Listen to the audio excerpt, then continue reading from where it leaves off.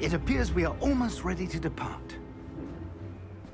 It's a pity we didn't have a bit more time to spend on spellcasting. I presume you've been practicing the spells we worked on. I have, Professor. Well, I'm quite sure I've never seen anyone take so quickly to a second-hand wand. You'll be a force to be reckoned with when you get your own. Thank you, Professor Fig. I appreciate you working with me before the term begins. Oh, Eleazar!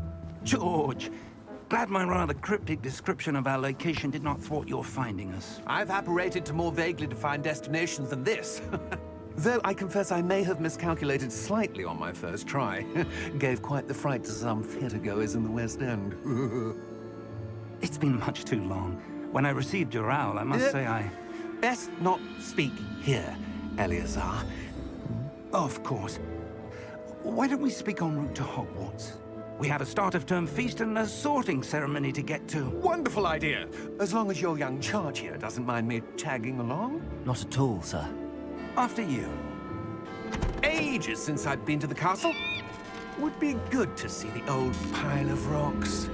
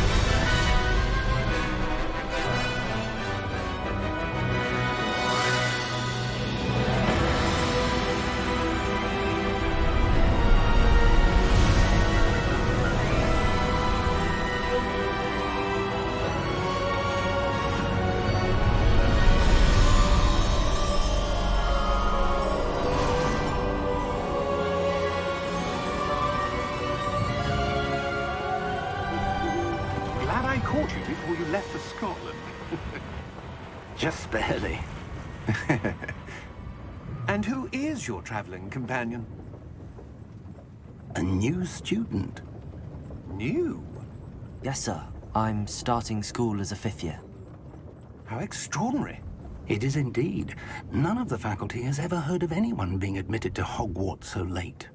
Nor have I. Of course, as the other 5th years will have been honing their magical skills for 4 years now, the headmaster asked if I could get our new student up to speed a bit before the term begins. Well, you couldn't have asked for a better mentor. Professor Fig is not only an exceptional teacher, he's also a remarkably intuitive and gifted wizard. Mr. Osric is prone to flattery. I dare say it's one of the reasons he's risen so far at the Ministry. Have you seen this? I have. Opinions differ as to how great a threat Ranrock really is. Although I've yet to convince my colleagues at the Ministry, I believe he is a significant threat. And it was your wife, Eleazar, who alerted me to his activities months ago. Miriam? How? She wrote to me about Ranrock before she died, wondering what the Ministry knew about his activities. Before I could respond, I received this. It was the last thing she sent me, Eleazar. It came to me via her owl, but with no correspondence. I can only assume That she had to get rid of it quickly, to keep it safe. presumably from Ranrock. I cannot open it. Whatever magic protects this is powerful indeed. It looks like goblin metal. That symbol. What's that glow? I don't see a glow. Nor do I.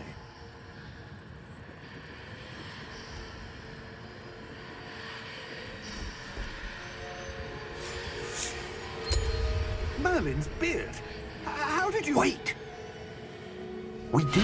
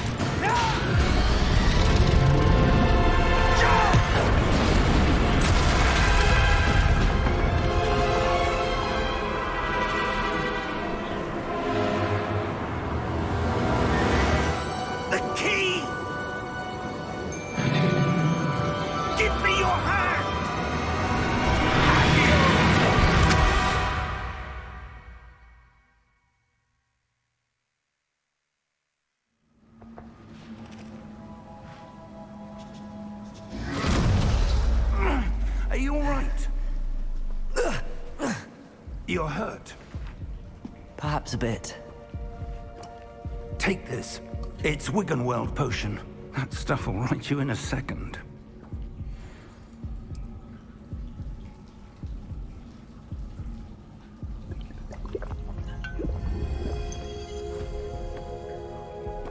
What happened? Poor George. I can't believe he...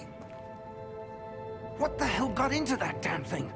Attacking a carriage mid-air? A typical dragon would never... Professor?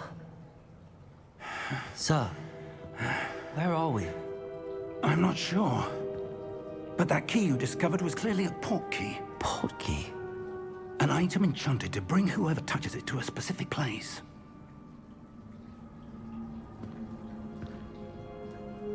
I'm feeling better, sir, if you'd like to look around a bit.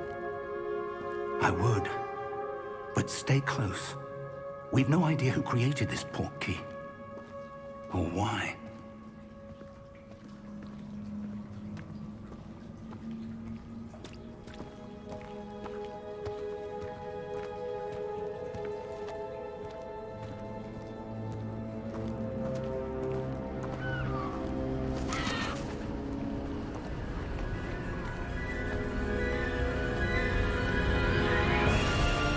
How far did that port key take us? Farther from London than the carriage traveled. We're somewhere in the Scottish Highlands. Sir, those ruins. Do you The think... port key was meant to lead us there? I do. This has not been the day either of us expected. But Miriam sent that port key to George for a reason. And I believe that she, and now George, died in pursuit of whatever it was meant to lead to. If you're sure you're all right, and wouldn't mind indulging me, I'd like to have a look around. Absolutely, sir. Good. Let's see if we can find a path, however faded it may be.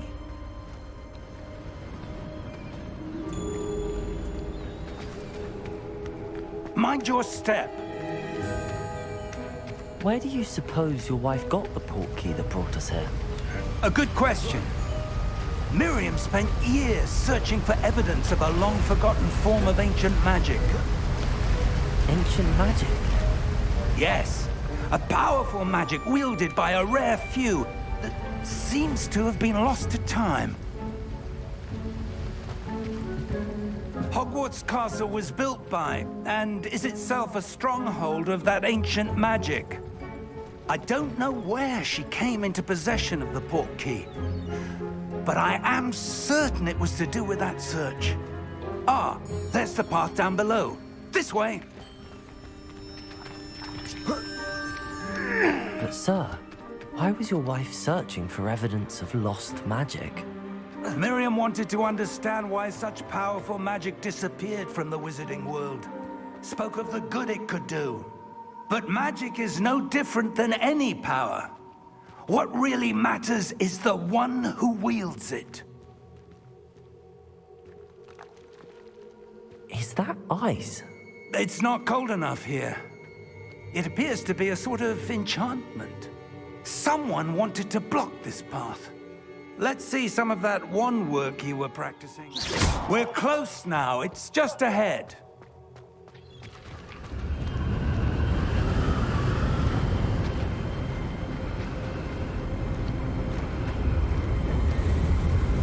Steady yourself!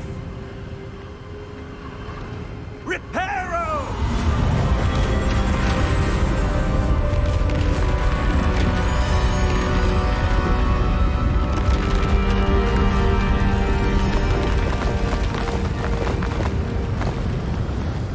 Why would someone have built this here? I suspect they valued their privacy. That port key led us here for a reason. Let's have a look around for anything that seems out of place. That enchanted crystallized stone again. But what could it be blocking? What's this? Professor Fig!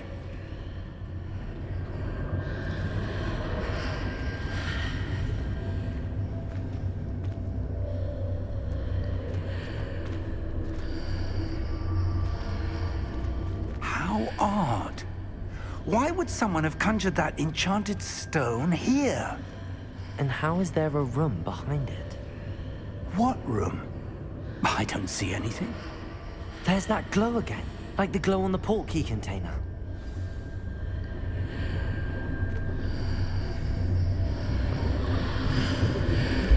What in Merlin's name? Godric's heart. Where are we? I don't believe it.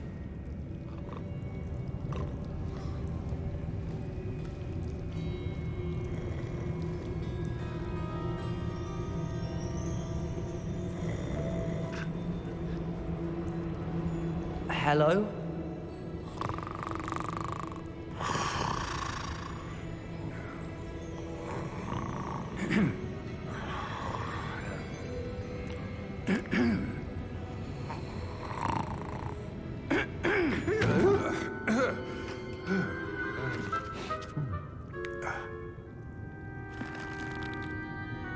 It can't be.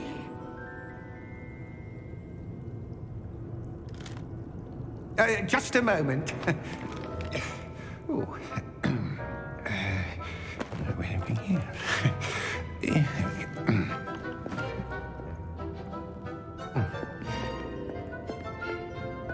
Welcome to Gringotts Wizarding Bank. Vault number 12, I presume. Precisely.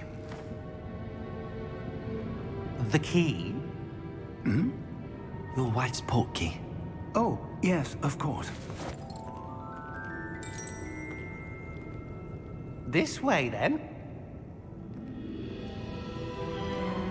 Stay close.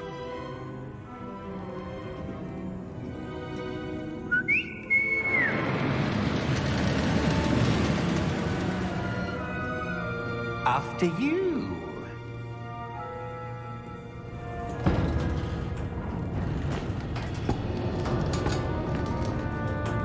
Keep your hands inside the cart if you don't wish to lose them.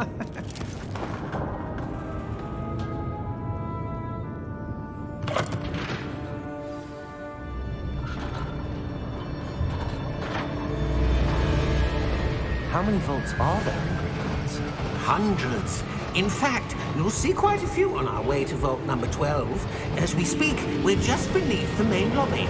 The vaults you see now are the newest. Are private entrances to the bank common at Gringotts? They are most uncommon. Only one with great wealth or power, or both, could have arranged for such a service. You'll want to take a breath. A what? That waterfall washes away all enchantments. It's a security measure. Experienced the thief's downfall before, have you? Heard of it? These are the lower vaults that we're passing now. How deep are we going? Vault number 12 was commissioned shortly after Gringotts was founded over 4 centuries ago. It resides in the deepest part of the bank. Settle in. We've quite a distance to go.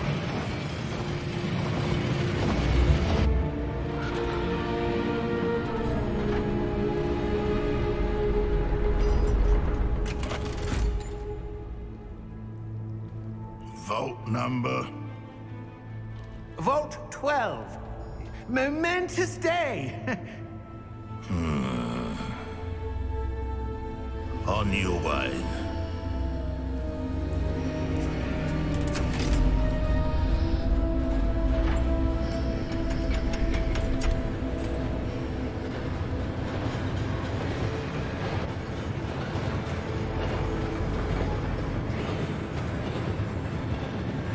Professor, the armband that guard was wearing was glowing.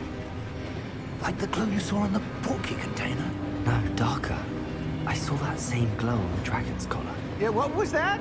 We were just wondering about that goblin back there. He watches over the oldest section of the bank. Rare anyone goes there anymore.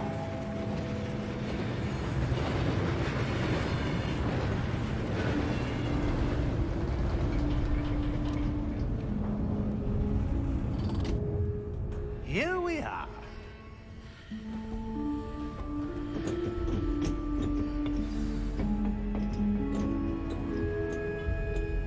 When was the last time this vault was accessed?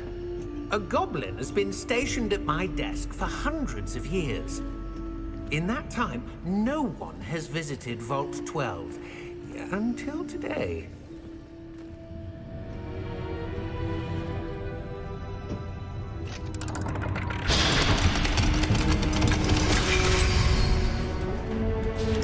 Vault 12. Thank you for your help.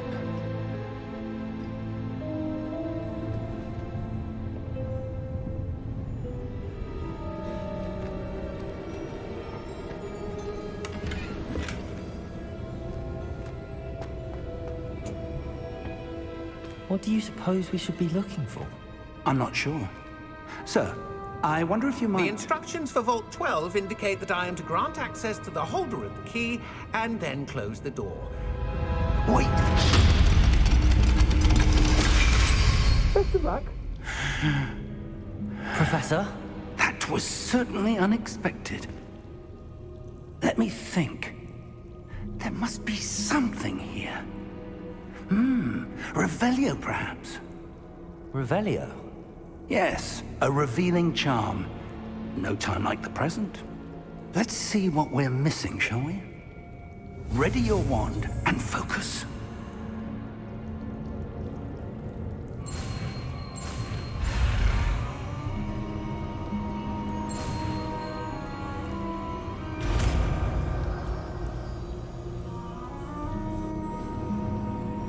Revelio.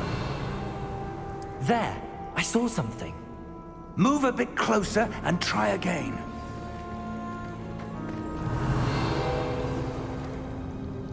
A door. Well, that's a start. There's that symbol again. I don't suppose you see a way to... I do, Professor. That symbol has the same glow as the one I saw on the port key container. If what you can see reveals the way forward, then I dare say we are about to discover the secret of this vault. Lead the way.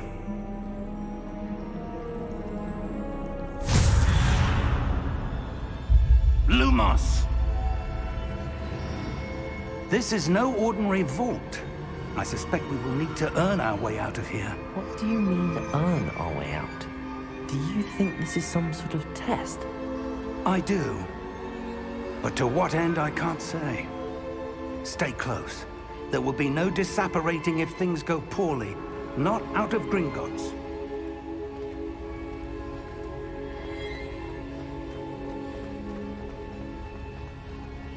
I see something up ahead. What is it? That glow again, but on the floor.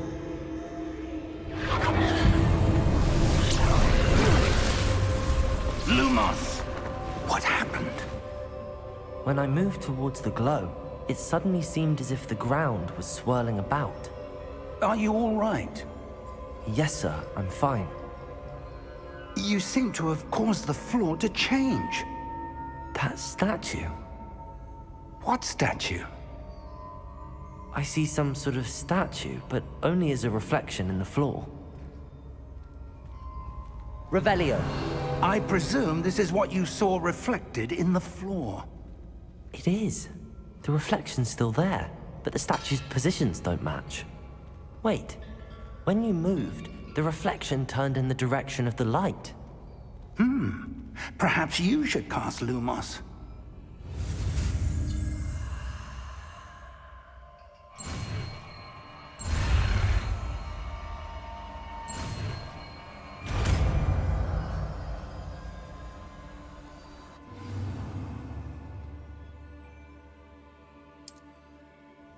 Lumos. Well done.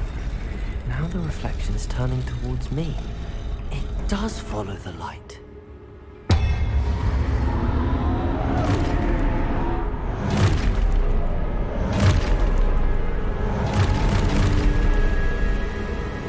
Look out! Protego! Accio!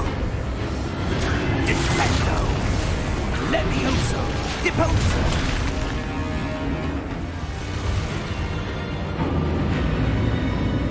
Stay close!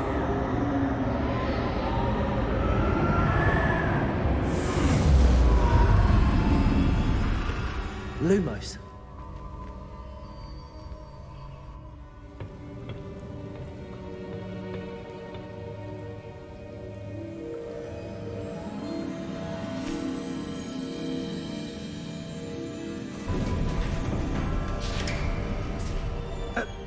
you are. How did you... What is this place? I don't know. But I found this floating above that basin. That is no mere basin. That is a pensive for viewing memories. I wonder...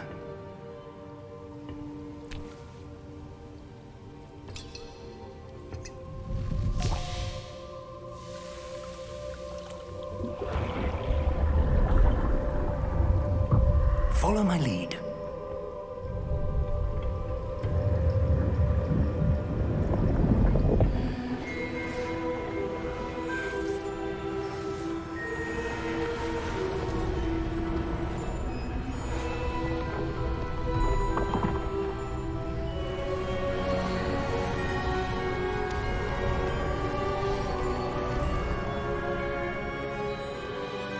All is in place. The portkey is well hidden. Perhaps too well. I wonder if the path we've created... May be impossible to follow. It will only be impossible for one who cannot see traces of ancient magic as I can. Your ability to see what others cannot will not be enough, Percival. We are entrusting the one who embarks on this path with powerful secrets, with knowledge others will do anything to obtain. Yes, and if we are correct, Charles, the ritual wizard who completes the trials will have proven themselves worthy of that knowledge, and the responsibility that accompanies it. We've done all that we can.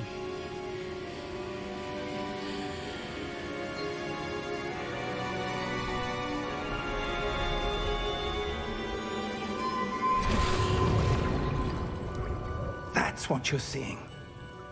The glow that surrounded them. Yes, sir. Astonishing.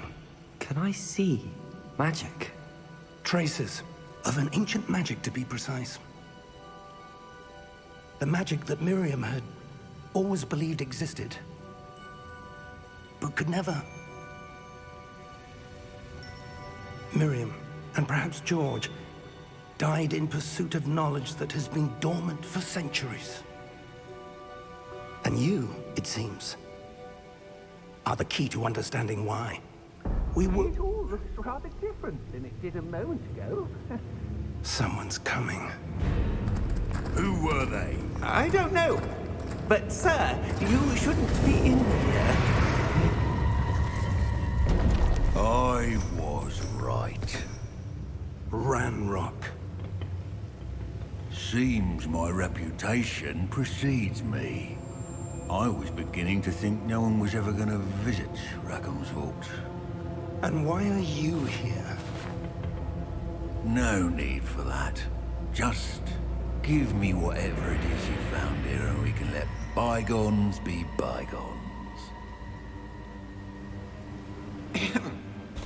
Sir, they have the key to the vault. Choose your next words wisely. I only meant that the instructions to Vault 12 were quite clear. Sir, I must insist. I was to grant access only to one with the key, and you didn't have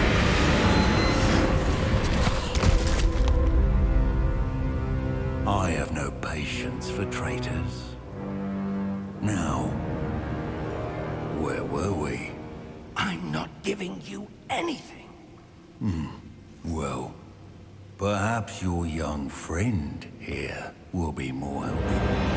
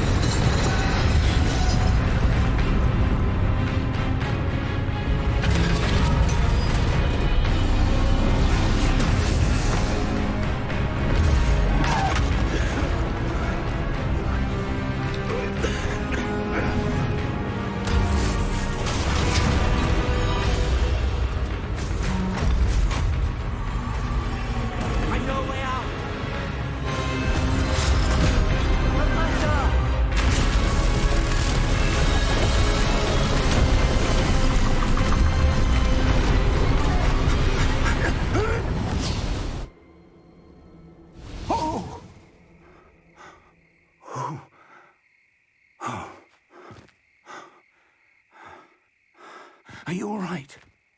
Fine, sir. I've never seen so powerful a goblin. He seemed wholly unaffected by my magic. Where are we?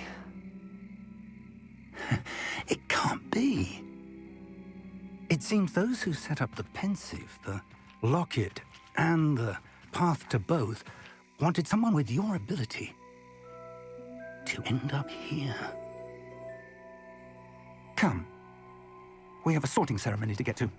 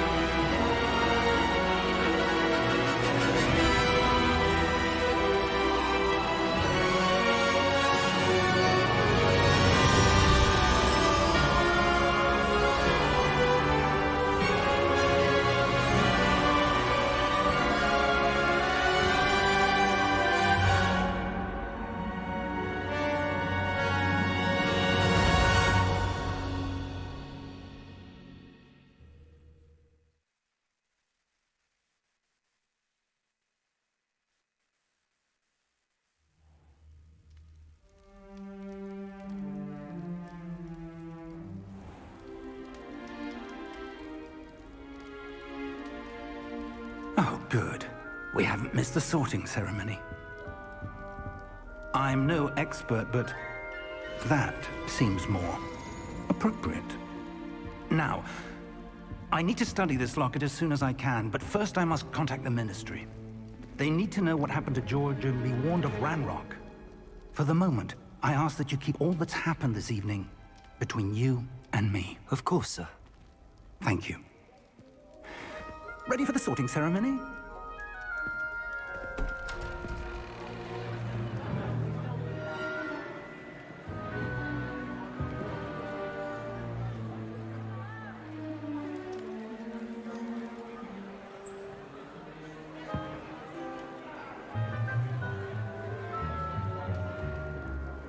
Phineas, Nigellus, Black. Prepare yourself to meet the headmaster. Fig, nice of you to join us. The sorting ceremony's over. There were complications. Complications? It seems the goblin problem has... Enough! Goblins. I've no time for rumors, Fig, and I'm rapidly losing whatever patience I had left. If you're lucky, we might still be able to get you sorted this evening. I'll be in touch.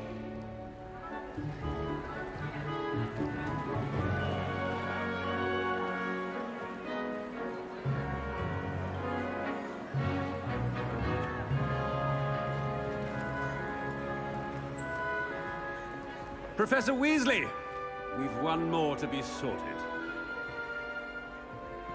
Welcome. You're just in time. Have a seat.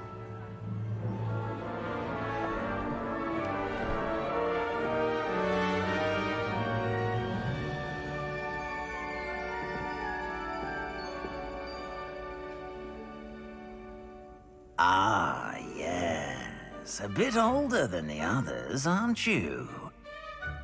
You come here with preferences and preconceptions. Certain expectations.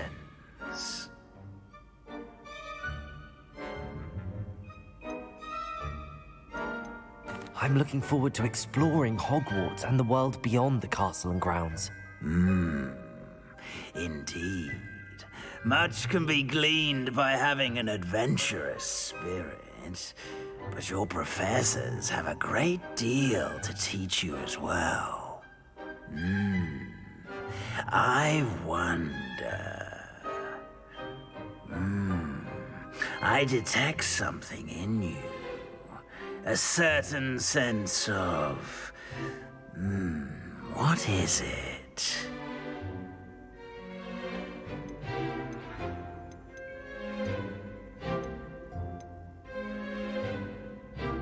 Is it ambition? I may seem single-minded, but it is important to go after what you want from life. Interesting. You've recently learned that you possess a rare ability.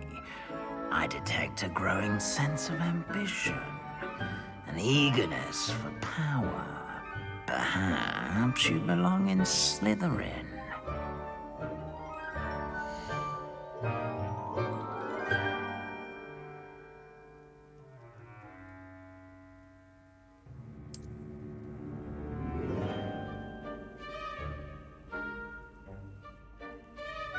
You belong in Slytherin!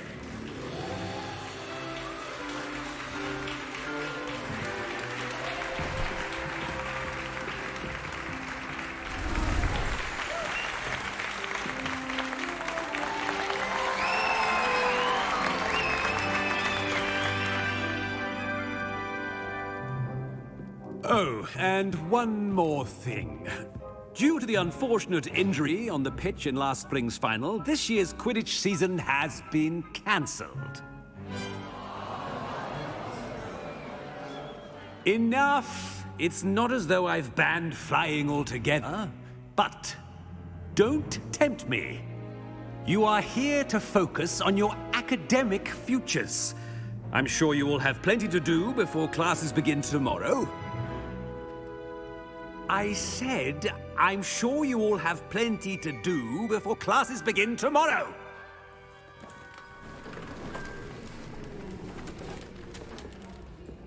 Quite an entrance. It's lovely to meet you. Professor Weasley, would you be so kind as to show our new student to their common room? I shall see to it, sir. As I was saying, I'm Professor Weasley. Pleased to meet you. Nice to meet you as well, Professor. As Deputy Headmistress, it is my distinct honor to show you to your common room. Right this way.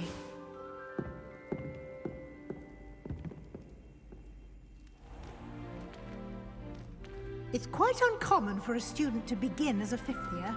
It may be a bit of a challenge, but one I'm sure you're up for. I can be quite resourceful. I suspected as much. This is the entrance to the Slytherin common room. In order to enter, one must simply speak the correct password. Aspiration. Very well. Aspiration.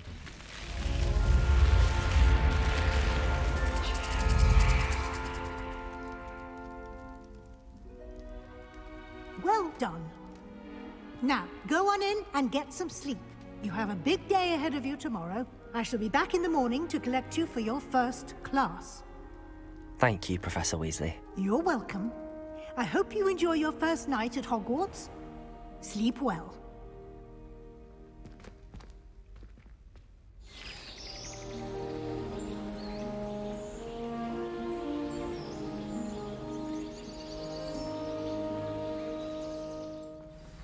Good morning. I trust you're ready for your first day at Hogwarts? I've been dreaming of this day for a long time. Can't believe I'm here. Well, you are here. Make the most of it. You only have one first day at Hogwarts. Now, in light of your unique situation, joining us as a fifth year, you'll need to catch up with your classmates and not fall behind. Especially as you'll be expected to complete your OWLs at the end of the year. OWLs? Owls? Yes, your ordinary wizarding level exams. They will determine what type of career you can have when you leave here. After much discussion with the headmaster and the Department of Magical Education at the Ministry, we've devised something extraordinary to ensure your success. Here you are.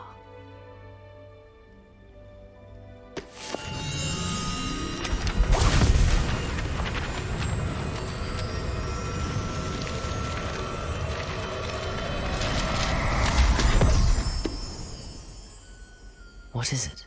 It is a wizard's field guide. It will help you to keep track of what you are learning so that you master all that's expected of a fifth year. You would be wise to take full advantage of this exceptionally valuable resource.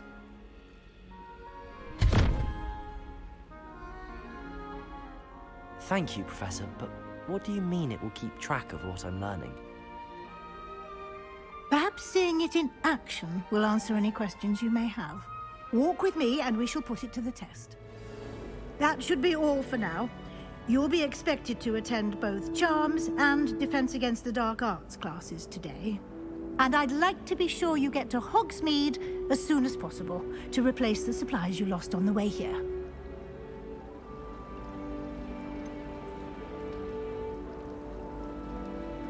What will I learn in Charms class? Exactly what you might expect. Spells, charms, jinxes, all terribly useful. I think you will enjoy Professor Ronan. He's a clever and entertaining wizard, and a talented teacher.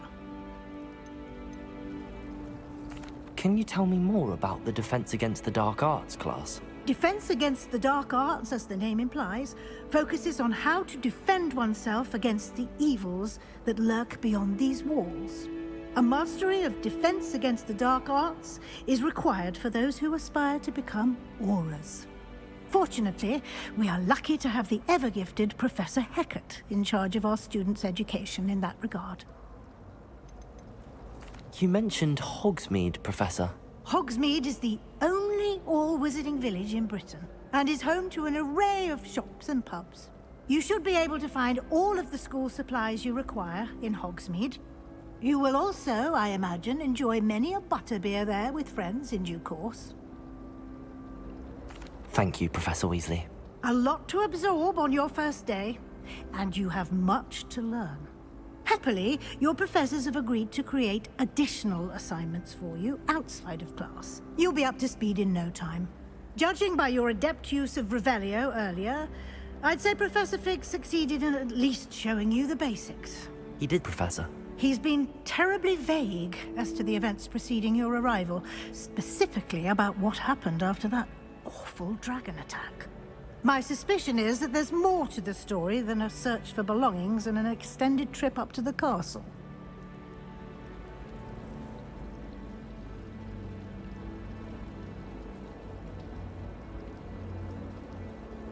We did take a bit of a detour on the way here.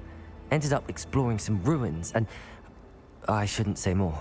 Exploring ruins? Well, I presume Professor Fig has his reasons for keeping the details to himself for now. Speak of the devil, Professor Fig. Your ears must have been burning. Oh? Yes. You seem to have provided our new fifth year with a solid foundation in the basics of spellcasting. Ah, I'm afraid I can't take all the credit there, Professor. They've a rare aptitude for magic, it seems. Well, I'm just glad you both arrived in one piece. Perfectly good boats and carriages to Hogwarts, and you chose to fly in the path of a dragon. I wouldn't say I chose the dragon's path, Professor. Rather unfortunately, it would seem that it chose us. Very well. Enough chit-chat. I need to get to class myself. Might I rely on you, Professor Fig, to explain the details of the field guide's map? Of course. Thank you. Good luck today. And remember to use your field guide. It will be invaluable to you. And invaluable to me, as I'll be using it to keep up to date on your progress. Yes, Professor. Come and find me in my classroom after you've attended both classes today, and I'll explain more about those assignments I mentioned. And we'll see if we can't get you to Hogsmeade for those supplies.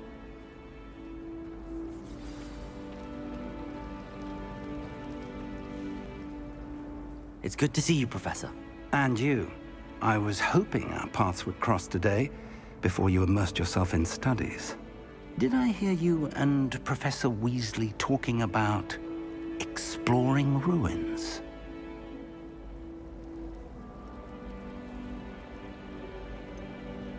She caught me off guard. I didn't tell her anything else about our travels here. I will say, I think she suspects we're not being entirely forthcoming. Yes, well, Professor Weasley is a brilliant and astute witch. It was right to keep the details to yourself for now. We don't know where this path we've embarked upon will lead, it may require a bit more flexibility with your time than she would approve of. And she may feel obliged to share details with the headmaster that would be better left between us. Understood, Professor. Good. Now, as capable as you are, I believe the ability you possess obliges you to be well-trained. Happily, you have the benefit of an exceptionally skilled team of witches and wizards to guide you. Speaking of guides, and so that I may avoid another not-so-subtle reproof from Professor Weasley, why don't I show you the clever enchantment we included in the field guide's map? Unfold it and have a look.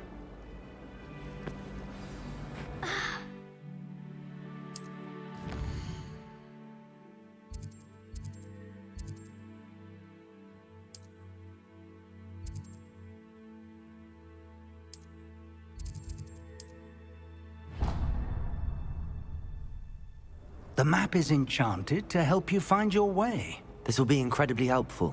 Thank you.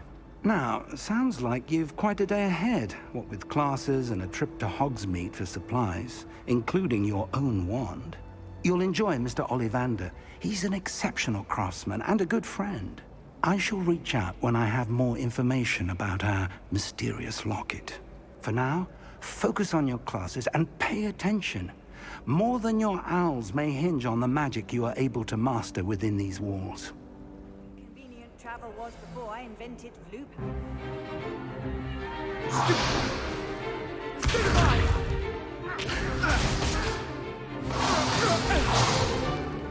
Is that all you've got? Levioso!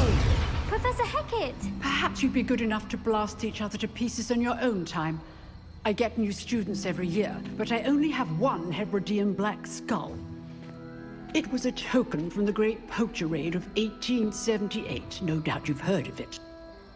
Now, you may be asking yourself how an old woman like me single-handedly took out the largest poacher ring in eastern Wales and lived to boast about it. Knowledge. To the wise, age matters very little.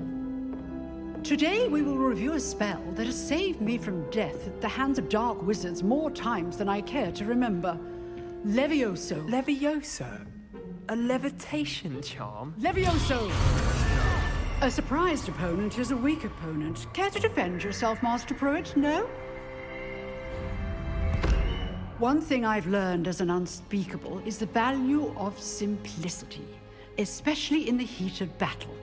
Now, let's practice what we've just learned, starting with something small.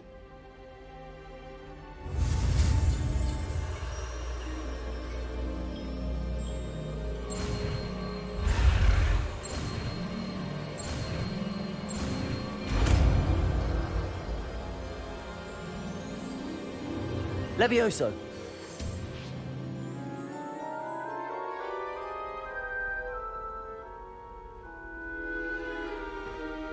Now, let's try something a little larger.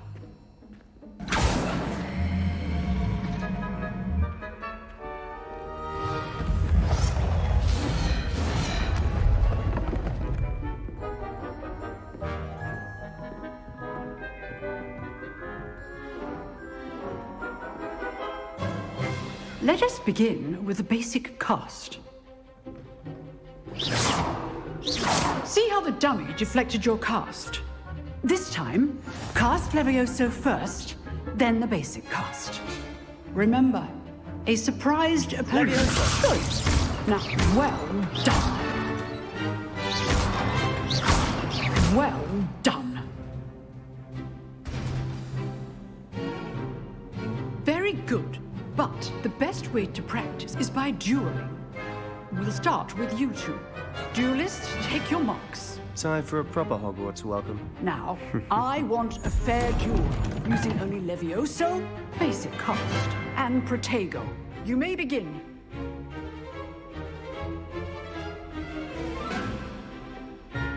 Levioso! Protego! Lucky. Nothing lucky about it. I know. Levioso. Let's just say I'm a quick learner. I do enjoy lively duel. Not bad for a beginner. You give as good as you get.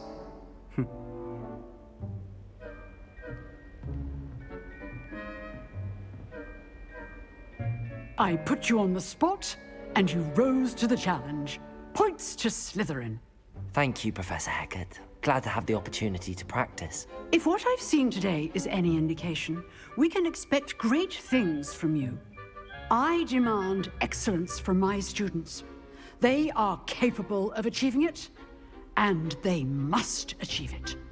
A classroom duel is one thing, but battling dark wizards, or as ever more likely, goblins, is a different kettle of Grindylows entirely.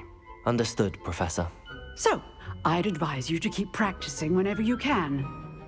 Perhaps Mr. Sallow will have some ideas for you. Again, well done today. I shall reach out soon with additional assignments.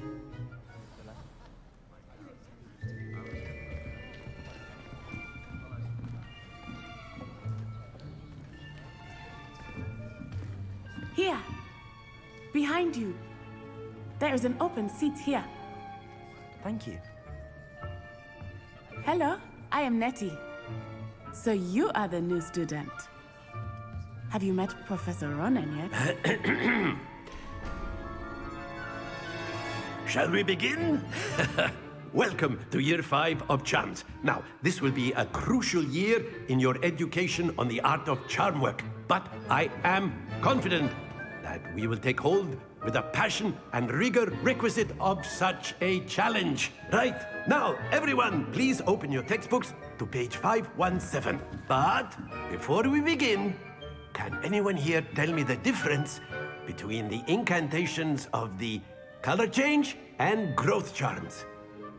Anyone? Anyone? I am afraid it is too late to study now. My, the summer months must have really taken a toll on you all. By the looks of it, you all spent your holidays practicing Obliviate on one another.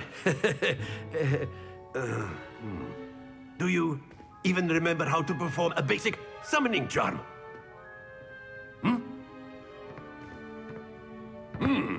Well, it seems that we are in dire need of review. Everyone get into pairs and take positions on opposite sides of the classroom. Now let's put those textbooks to use as the blunt objects you so believe they are, and take turns summoning them out of one another's hands. Only one book will be needed per partnership, Miss Dale. Thank you. Get into place now.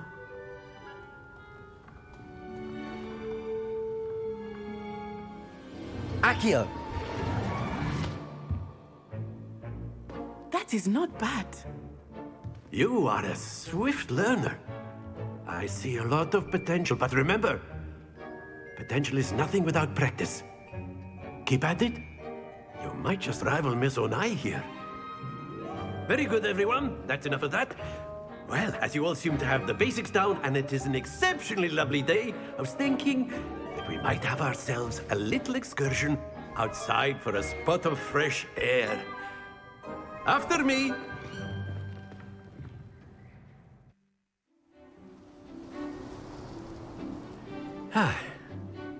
I've always found that fun goes hand in hand with mastery, as I'm sure the Quidditch players amongst us would agree.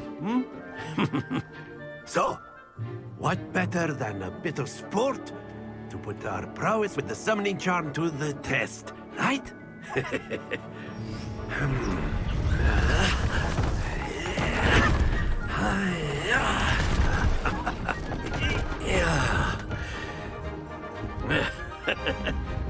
So why don't we have our newest student start us off?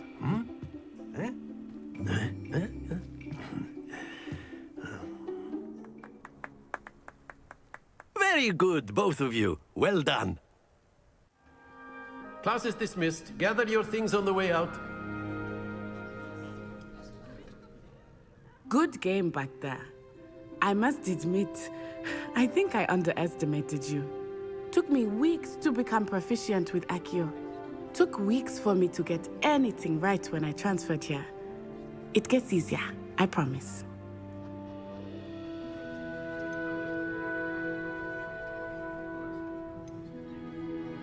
That's good to hear. It's a lot to take in all at once. To put it lightly, I remember how I felt when I first arrived. I transferred here from Wagadu just before my 4th year. My mother received an offer to teach divination here. Before I knew it, we had left Uganda and were halfway around the world at a new school in a new country. Is Wagadu much bigger than Hogwarts? Wagadu School of Magic is the largest wizarding school in the world. So yes, bigger than Hogwarts. But it never seemed intimidating or overwhelming to me. It always felt like home.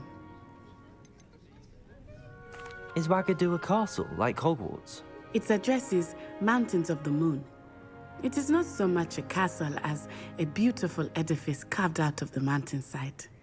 I remember the first time I saw it, the mist was so thick I could hardly make out anything at all. And then it just materialized before me, this enormous school that seemed to be floating in midair. This may seem an odd question, but is magic the same there as it is here? Mostly, yes. But I did have to learn how to use a wand when I arrived here. Hardly anyone at Wagadu uses one. You can cast spells without a wand? Oh, yes. I find wandless magic to be much more instinctive. Not to mention quite convenient if one is without their wand. I must admit, however, that I am growing quite fond of using a wand. It seems very dramatic. It's nice to learn about another wizarding school. Thank you for asking. I do miss Wagadu, but I am glad to be here at Hogwarts. I think Professor Ronan wants to talk to you. Better not keep him waiting. Until next time. If you would. You know it won't work on You wanted to speak with me, Professor? I did. I trust your first charms lesson lived up to expectation? Well, an outdoor competition wasn't exactly the lesson I was expecting, sir. What charm is there in the expected? You did well, managing to best as gifted a student as Miss Onai. Thank you, Professor. I enjoyed the match. Miss Onai is always a fierce competitor, though I sense that she is a bit distracted of late. Now, Professor Weasley has asked that your professors give you instruction outside of the ordinary curriculum. Expect to hear from me soon regarding a special assignment that I am preparing for you.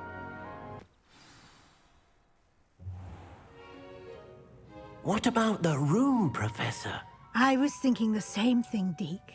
Perhaps you could help. Oh, excuse, Deke. Ah, there you are.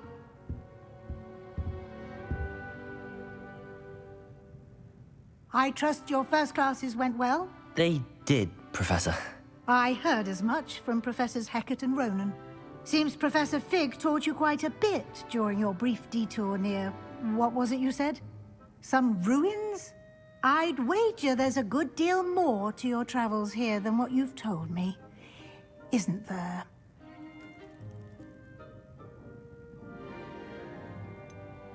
Nothing more, Professor.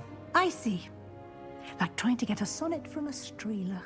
Regardless, you must continue to build upon what you've learned. In that regard, I've asked your professors to help hasten your progress with some extra assignments.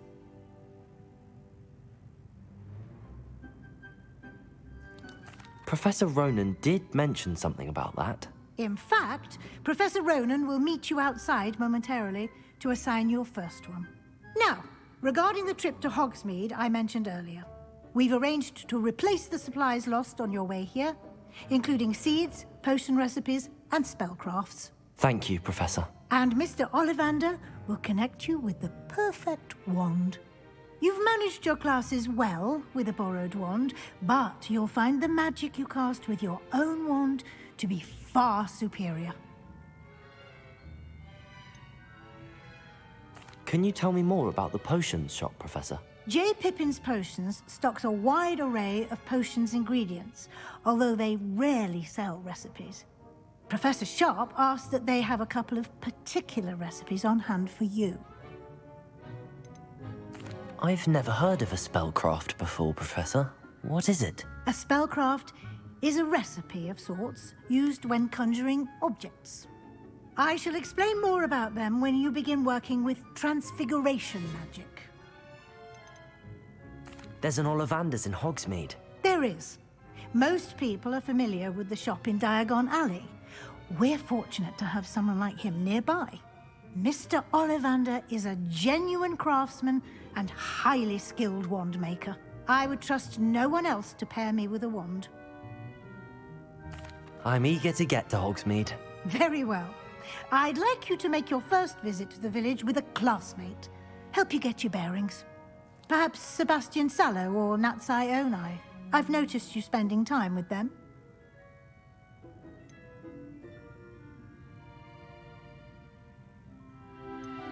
I'd like to go with Natty. Excellent choice. Miss Onai is one of our most talented students.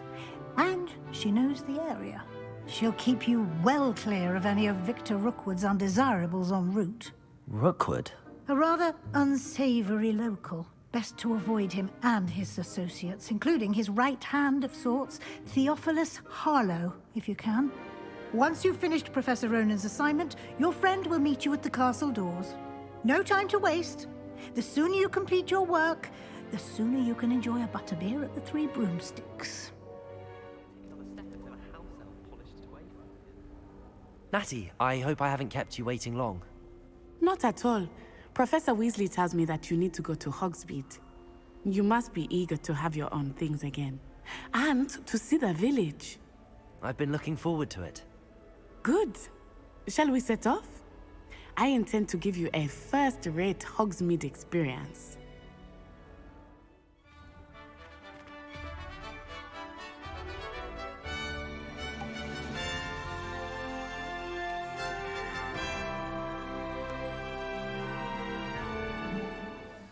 Professor Weasley said that you need to get potion recipes, spellcrafts, some seeds, and... a new wand. Of course! You will enjoy Mr. Ollivander, and I am keen to see what you will do with a wand of your own. You should be able to collect everything you need and still have time to explore a little as well. Experience Hogsmeade at your own pace. We can meet up in the town circle when you are finished.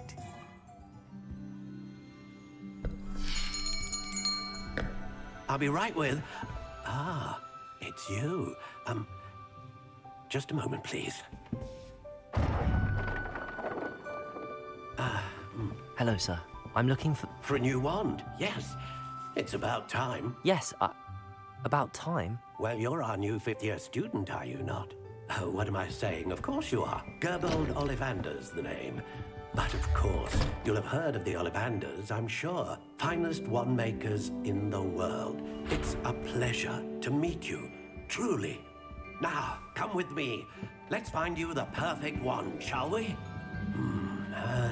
No, not you. Yes. Powerful core. 10.5 inches. You might do. Here, give this one a try. Well, go ahead, swish. How odd. Once more, come on, really swish it. Oh dear. Well, this isn't a good match at all, is it? We'll find you something, not to worry. No, not you. Perhaps... Yes. A rare wood, 13 3/4 inches, dragon heartstring. Let's give this one a try.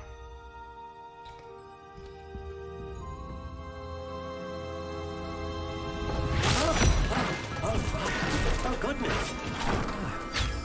Looks like it's back to the shelf for you. This is proving to be trickier than I had anticipated. How perplexing. Where are you? Perhaps you? There you are.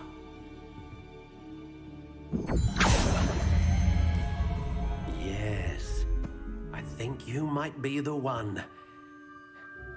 Here. Take it. What do you think?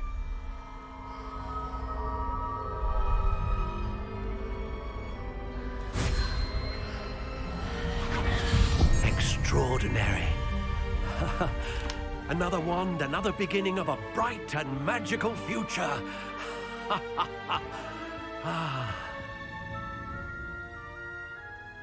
Now, how did that feel? Good. Different. I sensed a sort of surge of some kind. A match.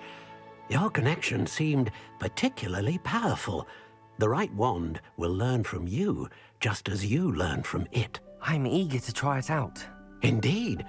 Treat it well, and you shall find no more dependable a wand than one with a unicorn hair core.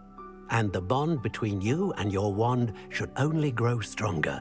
Do not be surprised at your new wand's ability to perceive your intentions, particularly in a moment of need. That sounds wonderful, Mr. Ollivander. I'll let you get to it.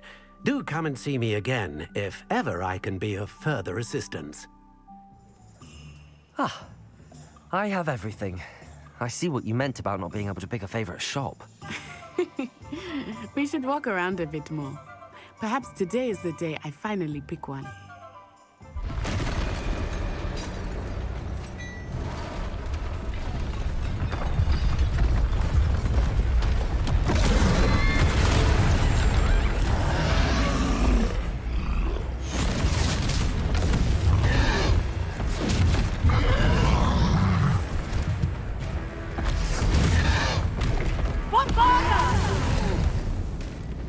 Draw it away from the building! Away from the village!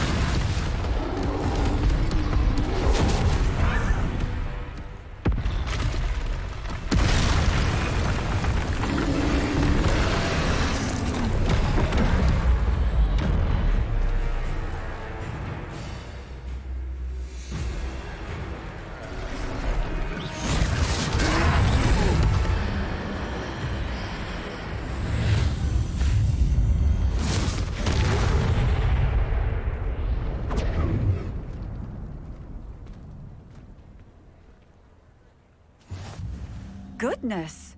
A second troll! Did you two take on a fully grown troll? By yourselves? I suppose so. It's all a bit of a blur, to be honest. Merlin's beard. Are you all right? We are, and we were glad to help. I'd say help is a bit of an understatement. Nerve like that. The makings of an aura, if you ask me.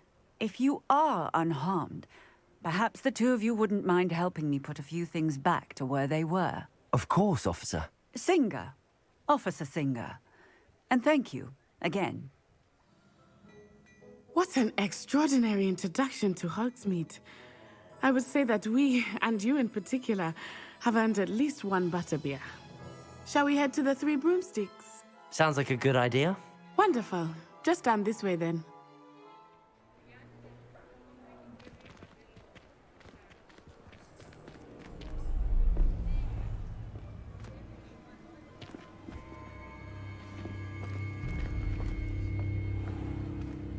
You said you could get to the child when they came to Hogsmeade.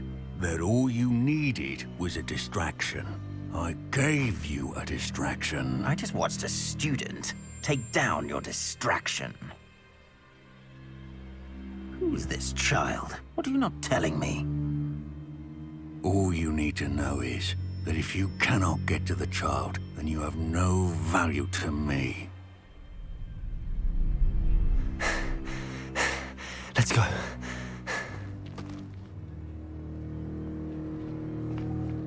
Did they see us? I don't think so. What was that goblin doing with Victor Rookwood? Ranrock is working with Rookwood. The goblin from the Daily Prophet.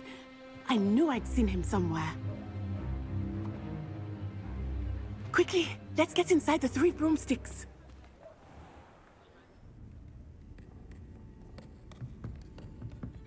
It's a treat to see you, Lodgok.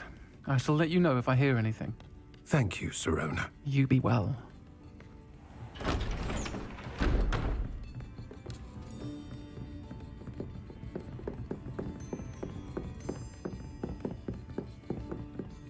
Now, what can I...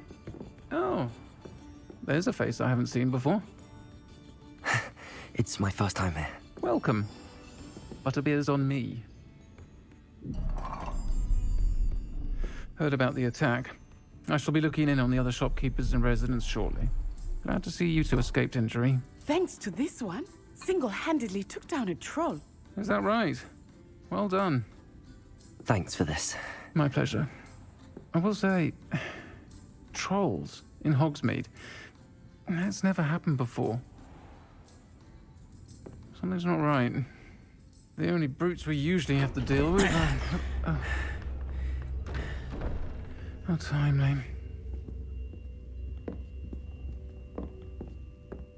Was that Lodgok I saw leaving just now? Your clientele's not what it used to be, Serona. Not to worry, Victor. Once the two of you leave, the caliber of my clientele will greatly improve. I wouldn't do that if I were you, Theophilus. Come now.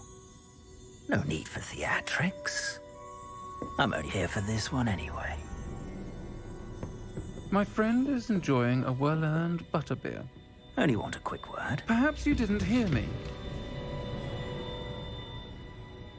I said, my friend is busy. One would think you all had enough bloodshed for one day. Come, Theophilus. The Three Broomsticks isn't what it used to be. Let's take our galleons elsewhere. Can't drink butterbeer forever.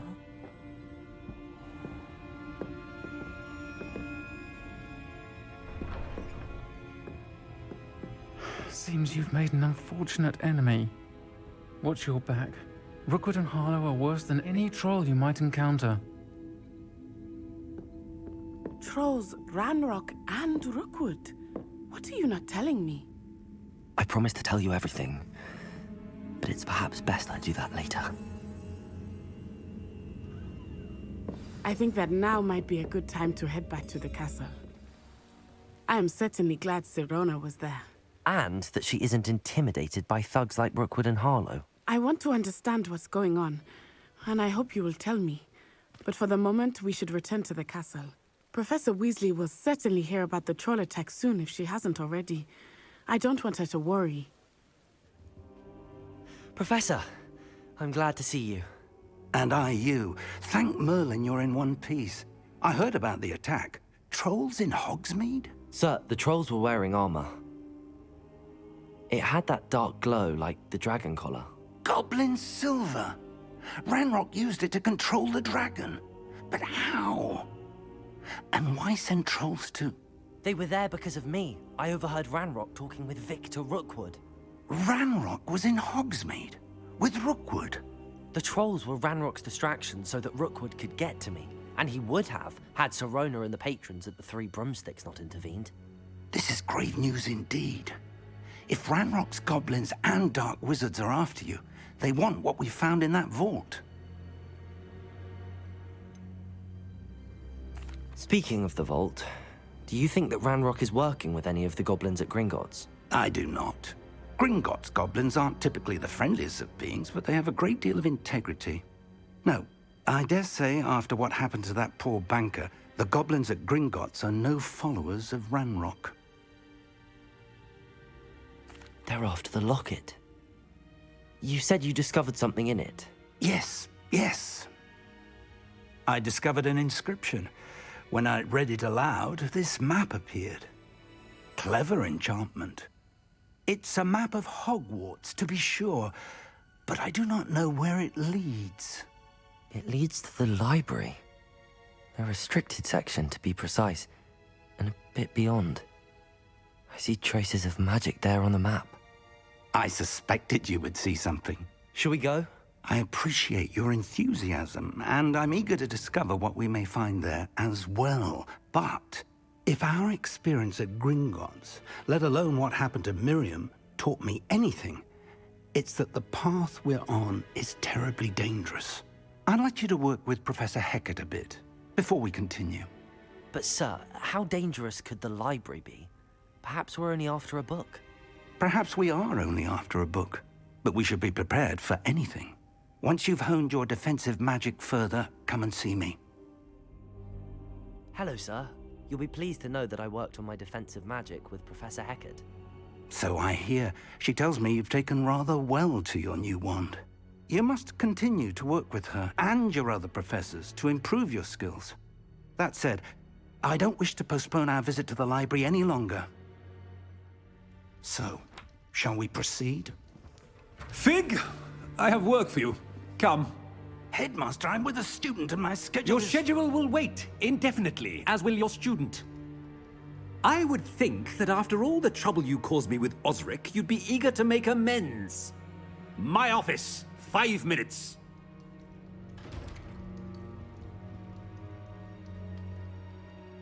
That man is exasperating. Unfortunately, our trip to the restricted section will have to wait a bit longer.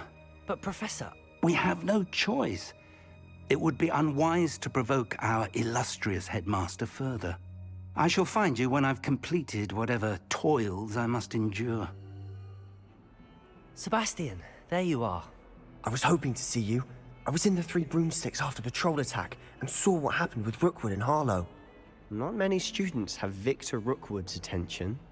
What was that all about?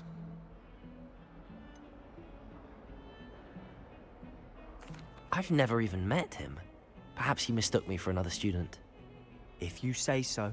I won't press you now, but you will have to tell me what's going on at some point. You might need me. So, why were you looking for me? I need to find something for Professor Fig, but it's in the restricted section of the library. He can't get it himself? He was called away by Black at the last moment. I suppose I could wait to get a note from him, but... You want to show some initiative.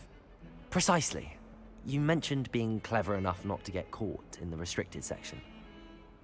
And I am. Meet me outside the library tonight, and tell no one. How concerned should I be about the librarian? Madame Scribner doesn't take kindly to clandestine activities taking place amongst her precious books, so do all that you can to avoid her. She and I have had our entanglements, but I can hold my own against her. You may not be so lucky. What will happen if we're caught in the restricted section? Detention, no doubt. But a word of caution or two will help. For one, avoid Peeves, the poltergeist. Aside from wanton destruction of property, he loves nothing more than telling on the likes of us. Thank you, Sebastian. I'll meet you later.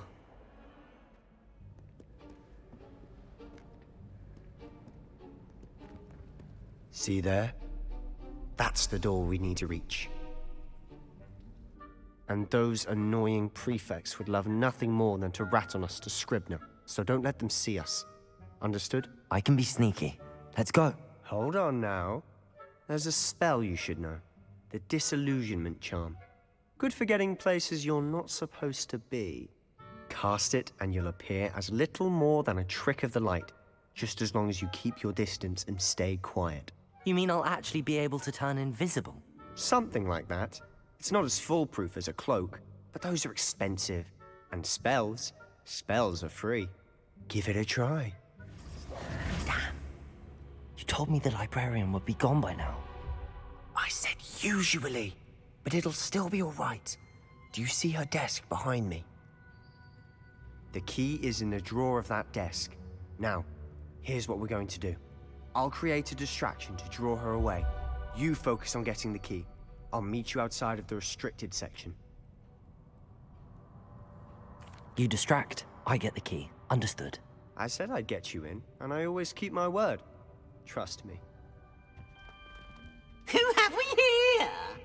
Sebastian Cello and his new little friend. Out exploring where they shouldn't be. Naughty, naughty, you'll get caughty. Peeves, don't you... I'm going to tell, I'm going to tell, I'm going to tell. Oh, blasted Peeves! I've got to stop him, or at least get to the librarian with a good excuse for all of this. Wait, I don't want you getting into trouble for me. I have a way with the faculty when it comes to disciplinary matters. Besides, I like having friends who are in my debt.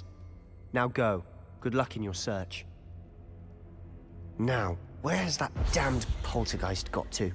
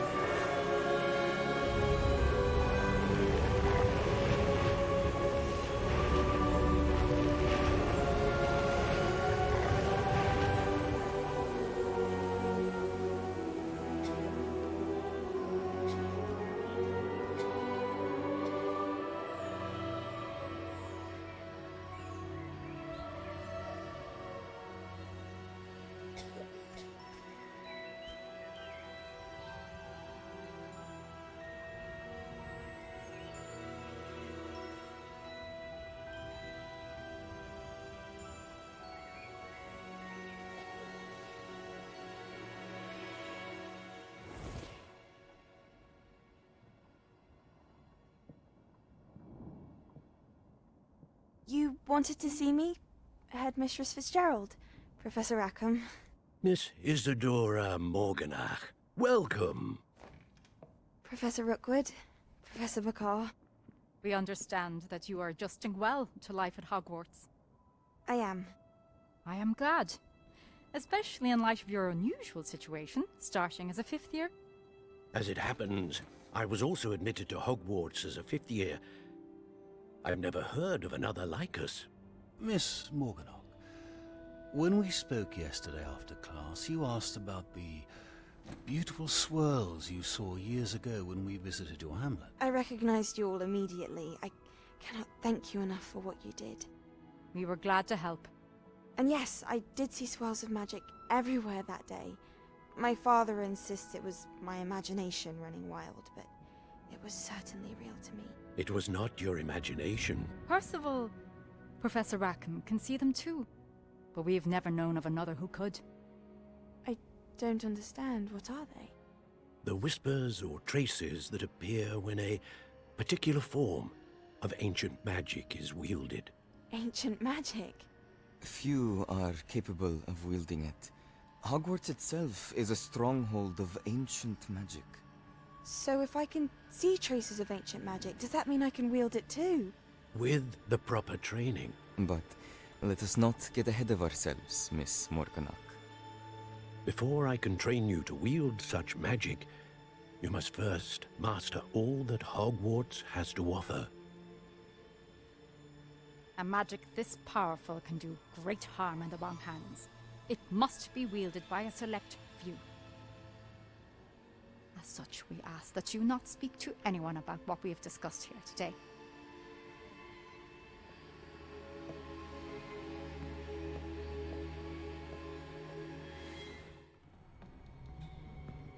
Sebastian.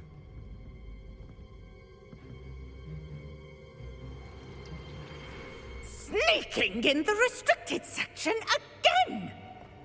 I had thought we were through with this mischief. Clearly detentions are insufficient. I'm afraid I must take this to the headmaster. But that being said, Peeves informs me that you didn't come alone tonight. If someone has coerced you, I would have you tell me. You're a bright boy. Don't waste this. There was nobody else. I came alone. Oh, Sebastian. What will your uncle say?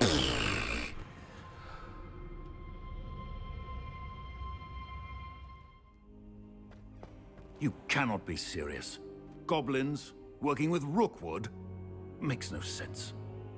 It is rather unorthodox, to say the least. Unorthodox? It's inconceivable. It's... Ah, Fig. You have a visitor. I'll see what I can find out. Sir, I was able to search the restricted section while you were with Professor Black. It was a book we were after. What? That's... Wait. You accessed the restricted section? But how? Thinking on it, perhaps it's best you spare me the details. Fair enough. In fact, the book was below the restricted section as it appeared on the map. I want to hear everything. First, let's have a look.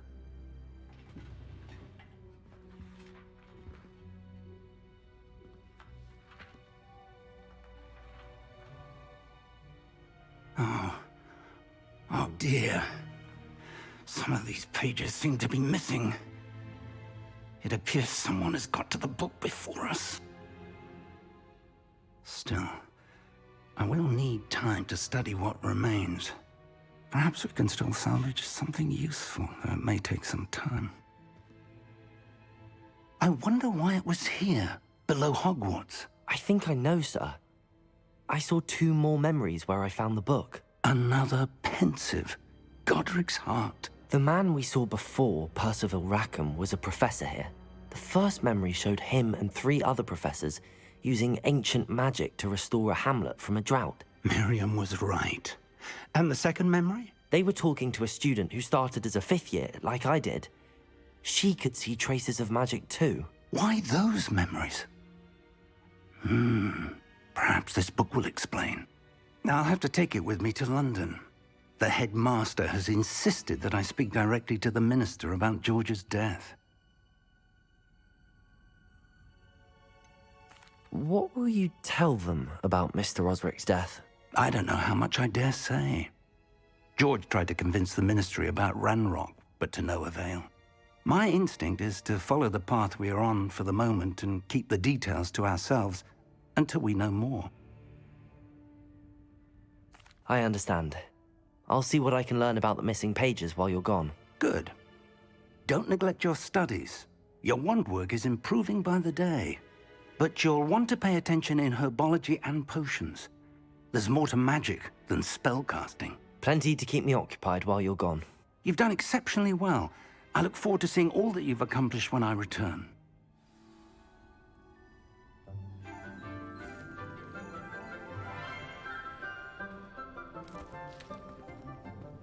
Good morning, Professor Garlick. How wonderful it is to see you again, Lenora dear. Oh, here. You'll need these for today's class. A little treat for your auntie.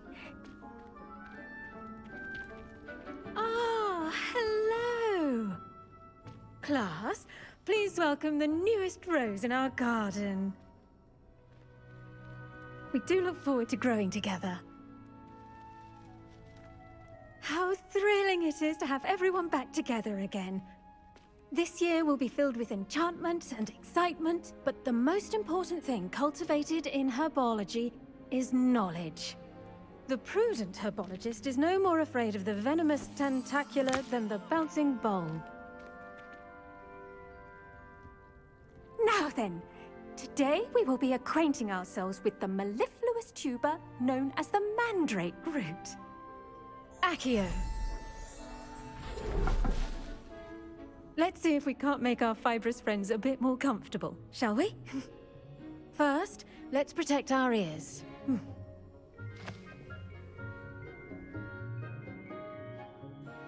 Now, everyone, grip their mandrake by the tendrils and give it a firm tug.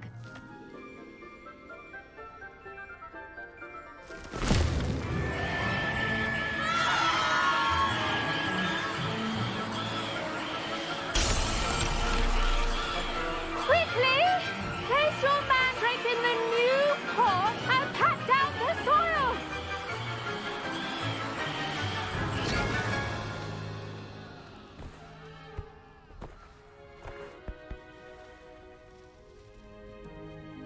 The soil should envelop the root like a warm, dirty blanket, putting the mandrake right at ease. Reparo! I'm very sorry about that. Yours was a bit mature, I'm afraid. All right then, off you go. Splendid work, everyone. Yes, Professor? Firstly, well done with your mandrake. They can be rather difficult to get a grasp of. Actually, I enjoyed it. I couldn't help but catch your enthusiasm. How kind of you. It seems you're already taking to herbology like a mandrake to fresh soil. Now, as I mentioned, next we'll be planting dittany. Let us find you some seeds. I already have some, Professor. Picked them up in Hogsmeade. You visited the Magic Neep. Wonderful! A prepared student is bound to bloom. I've arranged for you to have your own potting table here in the classroom. Wasn't easy to spare one on such late notice. Plant the seeds there now, and you can return to harvest them later. Even with soil, sunlight, and a bit of magic, they will take time to grow. Well done! Once it can be harvested, your dittany will be ready to use in Wiggenweld potion. I'll let Professor Sharp tell you about that. Now, what say we branch out? Introduce you to a different sort of flora, the Chinese chomping cabbage. You'll find that some plants are better suited to uses outside of a cauldron. The cabbages do get testy without something to chew. Fortunately, I have a dummy for them to gnaw on. Be a dear and let them have a good chomping.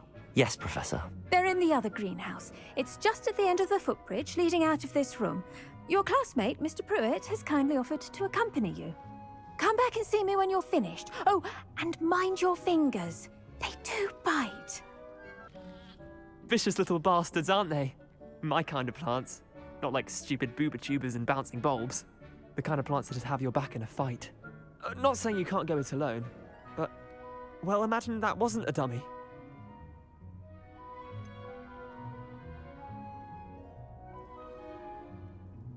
Just because those cabbages will chomp on a dummy doesn't mean they do the same on, say, a goblin. It's chaos out there. Trolls in Hogsmeade and such. You can't be above throwing a cruciferous vegetable if necessary. Dogweed and deathcap has more of them, if you're keen. Other plants too. Ones your parents wouldn't plant in the garden. You get the idea. Anyway, we probably ought to head back to class. I tended to the Chinese chomping cabbages, Professor. Remarkable plants, aren't they? I hope they weren't too much trouble. Oh, don't see any bite marks or missing digits. And good, as you do seem to be quite green-fingered. Oh, I'm eager to see your skill in the soil continue to blossom.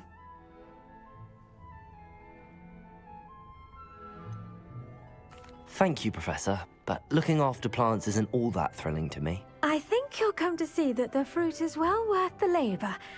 As we herbologists like to say, tend to your plants and they'll tend to you. Huh. Well, I suppose that's everything. Do come by for a chat sometime. I so enjoy checking in with my new students. Hello, Natty. How are you?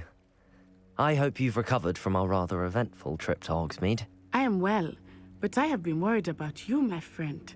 With Ranrock and Rookwood and Harlow after you? I'm all right at the moment. We did not speak about it at the time, but I am hoping now you might tell me why they were looking for you.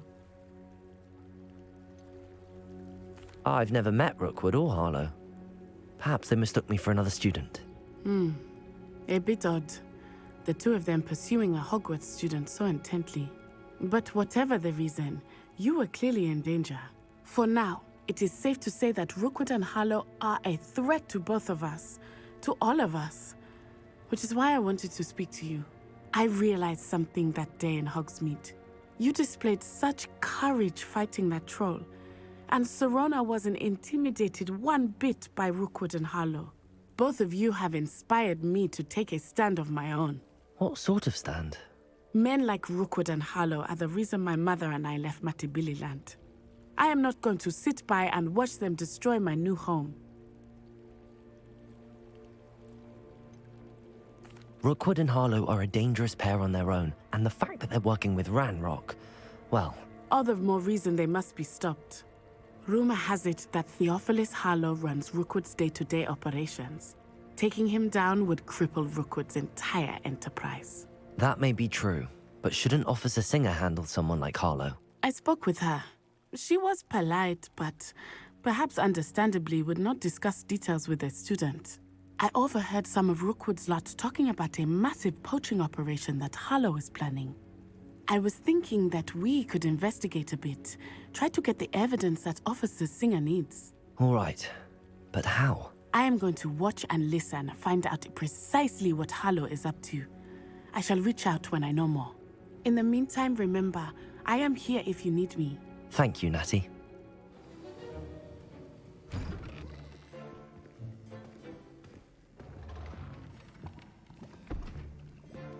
Potions is one of the most challenging and hazardous subjects taught at this school. As fifth years, you will be required to reach new heights of both discipline and intellect. You will begin this term by brewing a Wigan-Weld potion. Mr. Takar, can you tell us why this particular potion might come in handy? Yes, Professor Sharp. The Wigan-Weld potion can be used to sterilize and even heal a variety of injuries. It can heal some injuries, but not all. Points for Ravenclaw. Before today's class is completed, each of you will have brewed a Wigan-Weld potion of your own. You never know when you might need it. Please begin.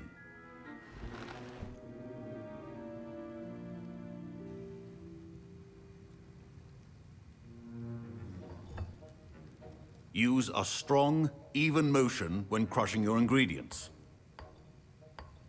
Please be meticulous when adding powder to your potions. One errant sneeze could be disastrous.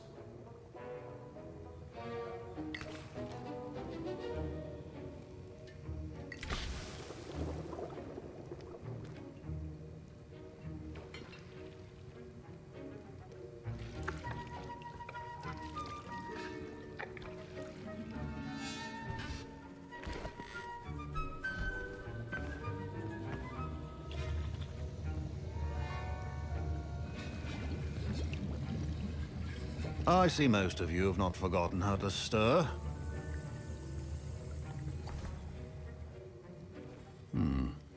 Not an easy potion to brew.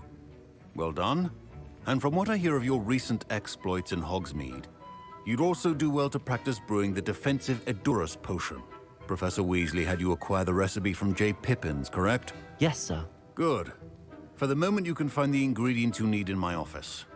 But in the future, you'll be expected to provide your own ingredients. Some can be harvested from the plants you grow in your herbology class, and rarer ones can be purchased. Others, however, may be harder to obtain, and will require you to be a bit more resourceful. Come and see me when you've finished brewing, and we'll see if it was skill or luck the first time around. Did I hear Professor Sharp say that you have permission to go into his office? Yes, but why does that matter to you? Brilliant! And it matters because you can be a part of something truly creative. I'm Gareth, by the way. Gareth Weasley.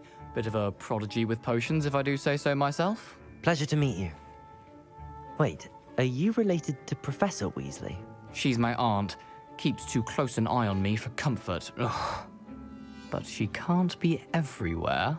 Listen, anyone with a troll-sized brain can brew an Edurus potion. I'm working on something that's certain to be spectacular. I'm just missing one tiny last ingredient that will add that extra spark. I suspect that's where I come in. You're as clever as I'd hoped. I simply need a single Fwooper feather, As you'll already be in Sharp's office with his permission, perhaps you could grab it for me. I don't know, Gareth. I don't want to get on Sharp's bad side. You won't. Fwooper feathers aren't that valuable. Sharp won't even miss it. I've enough to worry about collecting the ingredients he wants me to get. I'm afraid I can't help you. I understand. I'll sort something else out. I brewed an Edorus potion as you asked, Professor. Glad you managed to stay on task. Not every class is so eventful. I saw Mr. Weasley speaking with you earlier. He can be quite persuasive. Glad you managed to resist. You've done well today. I confess I was skeptical, given the advanced nature of this class and the fact you're a new student. I'm glad I was able to meet your expectations. A rare occurrence. And you do well to remember that you're not a potions master quite yet. In addition to having a solid grasp of how to combine various ingredients, you should gain an understanding of the ingredients themselves. Pay particular attention in herbology. The plants you nurture there are often essential to the potions you brew here. Now, I recommend that you find a safe location in which to practice brewing. You cannot leave a hot cauldron simply anywhere. That'll be all.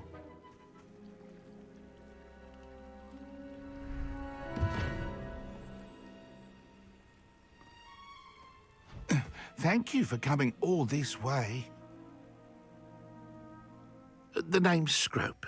Scrope serves the headmaster. Been in the Black family for years. Apologies for the abundance of notes. Scrope wanted to be sure you weren't followed. What's this all about? Your notes mentioned the book I found in the restricted section. Scrope can tell you more in exchange for your help, but no one, especially the headmaster, can know.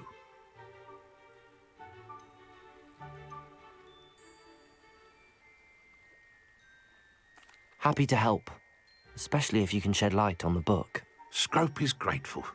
Scrope's late mistress, Apollonia Black, may she rest in peace, was a student at Hogwarts over 50 years ago. Before she died, she spoke with passion of pages ripped from a book. Scrope suspects she took them to her private grotto. She was delirious at the end, poor thing. Mistook belladonna for elderberries. Scrope tried to warn her. I'm sorry to hear that. But how do you benefit if I find the pages? Scrope believes that a treasured Black family ring is also in the grotto. Scrope wishes to give it to the headmaster. Apollonia forbade Scrope from entering the grotto long ago. Scrope continues to honour her wishes. Scrope would not dare ask a student for help, but when Scrope learned you were looking for those pages, Scrope thought you might also find the ring. How did you know that I'd found a book and that it's missing pages? Scrope and the other house elves are good at staying out of sight. Scrope hears and sees many things in the castle. Scrope knows how to keep secrets. Tell me more about this treasured ring. Oh, it's adorned with the Black family crest. The headmaster would be pleased with Scrope for returning it.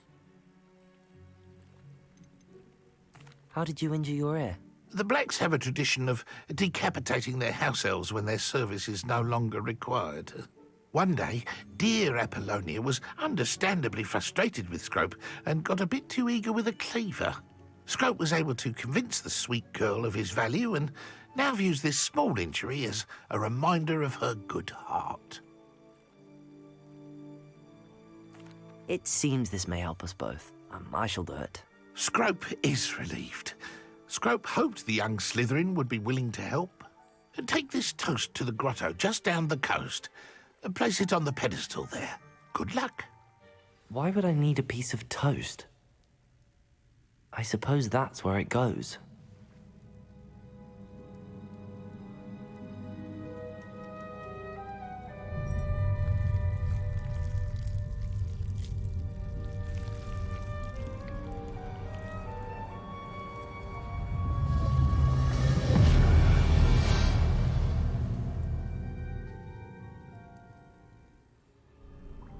Could it be? A visitor?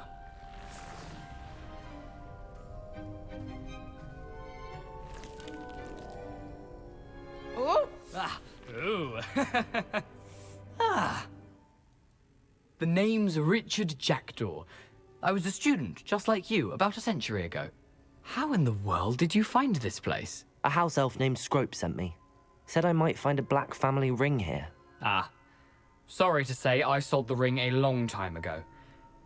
Poor Scrope. Still holds a candle for Apollonia, I reckon. Can't say I blame him. I stole all these treasures just to impress her.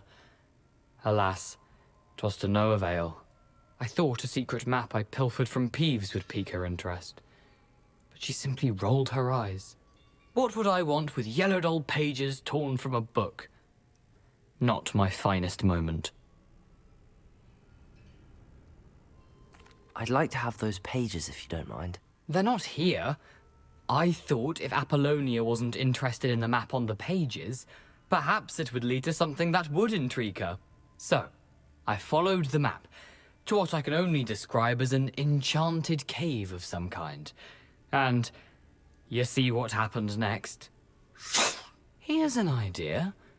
Why don't you meet me at the edge of the Forbidden Forest, and I'll show you where to find the pages? I think I could guess how you died, but who did it to you? I was having a look around when I suddenly sensed a refreshing breeze. After that, I felt, well, lightheaded. That's all I remember. Hence, if you do visit the cave, be prepared. I can't tell you what for specifically, but you seem a perceptive sort. Beware a light breeze. Why did I need the toast to get in here? Oh, that was Apollonia's idea. Seems some squids love toast. They should have taught you that at Hogwarts. How is it possible to steal from Peeves, a poltergeist?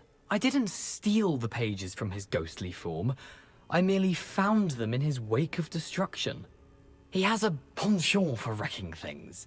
Books, bottles, suits of armor, whatever's sure to cause the most chaos. He dropped them after a particularly aggressive romp through the library. I suppose if that's the only way for me to get those pages, I'll meet you at the forest. I'm sure the pages are still tucked in my waistcoat. If you don't mind the sight of a, well, my decapitated skeleton, they're yours for the taking.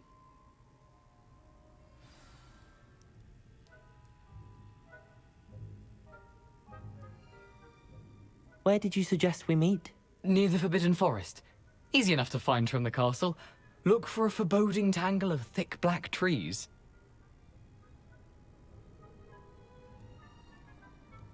I suppose if that's the only way for me to get those pages, I'll meet you at the forest. I'm sure the pages are still tucked in my waistcoat.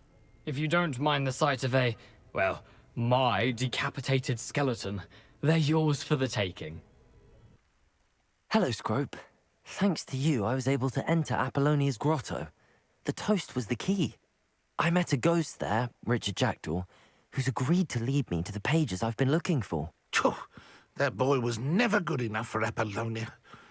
Oh, what of the Black family ring? I'm sorry to say that Jackdaw sold it long ago. Sad news indeed. Scrope shall need to think of another way to impress the headmaster. Well, Scrope takes some consolation in knowing that the young Slytherin found what they needed. I did. Thank you again, Scrope. You're a credit to house elves. We meet again, Richard Jackdaw.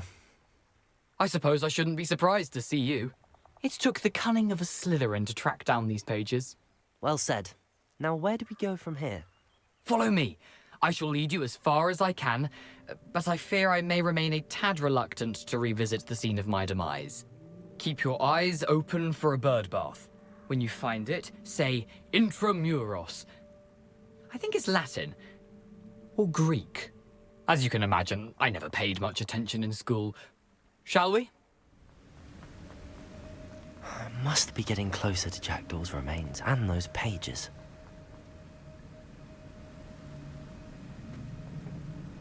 Revelio. There's Jackdaw looking dead as ever. What happened here? Here it is. The map that brought your doom, Jackdaw. Is there something beyond this room? Oh no! The room's starting to flood.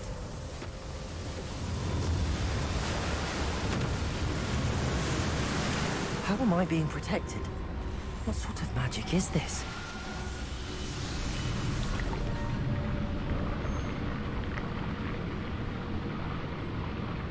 I can only hope this magic protects me until I'm able to make my way out of here.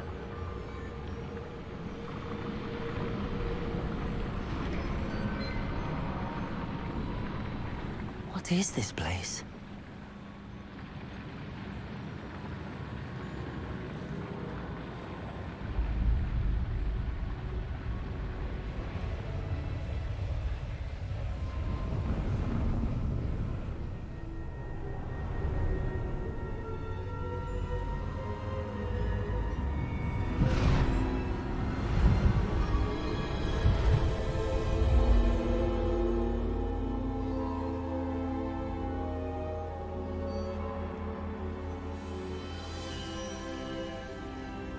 Can it be?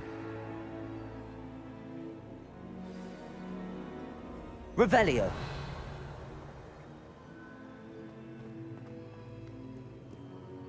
It's you. Has someone finally found our map chamber? I recognize you from the Pensives.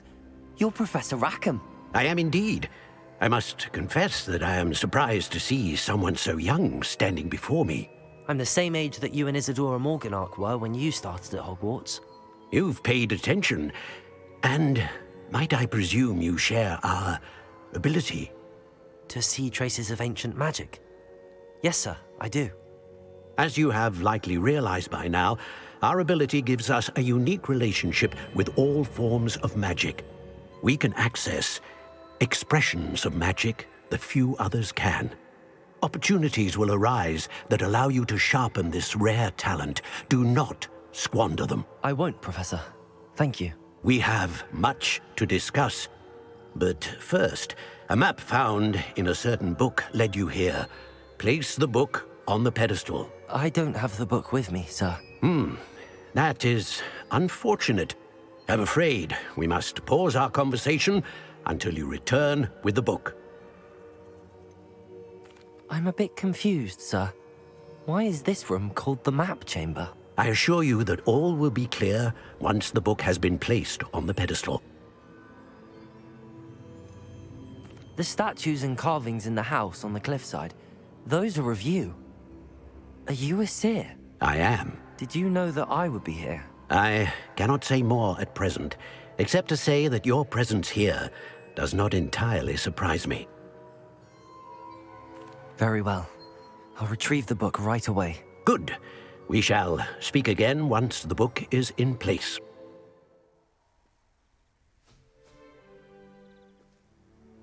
Mr. Clopton, your attention, please. Sorry, Madam Kagawa. Everyone, please welcome a new student to our flying class. Hello. The goal of today is to remind all of you how to maneuver on a broomstick safely, as broom flight is, first and foremost, a means of transportation.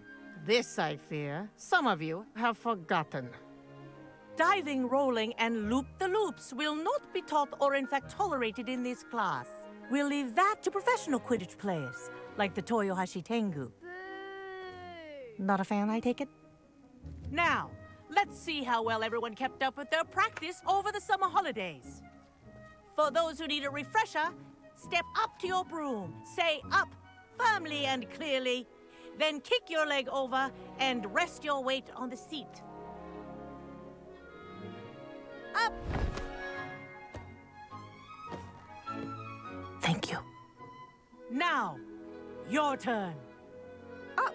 Up. Up, you stupid ratty school broom. Up.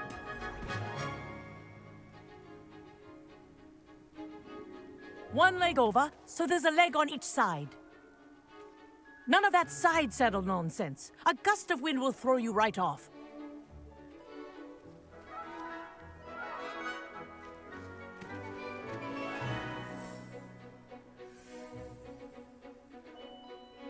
And if you hear my whistle while you're in flight, ground yourself at once. Good. Now, for your first lesson, fly through each ring in the courtyard. Do take Wish care. I had my own broom. The brooms are school property. I want them returned in one brilliant. piece.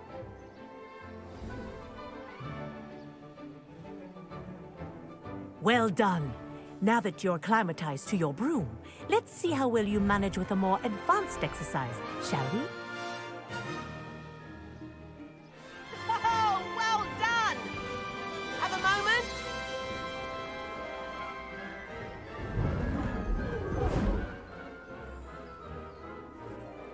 I say, I watched you fly through those rings. You seem to handle yourself on that dusty school broom well enough. I'd imagine you're ready for something a bit more challenging. But I'm getting ahead of myself. We haven't properly met. I'm Everett Clopton. Am I right in suspecting that a Slytherin like you might be interested in making an escape from class? Can't say no to that. What did you have in mind? A bit of a detour, so to speak. Follow me. And where have you two been? Oh, hello, Professor. We were trying to get a bit of extra practice in. Hefty points will be taken from each of you for not following my instructions. Mr. Clopton, I'm disappointed in you. You're in this class because you're still not showing yourself, or frankly, your broom the proper respect. But, Professor... Enough! Class is finished for the day. As for you, you do well to use better judgment in the future. Chin up. That was some rather good flying.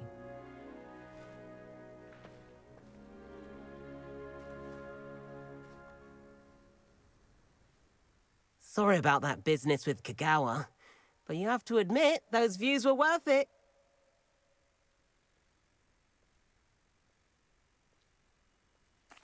It was worth losing a few house points for that detour.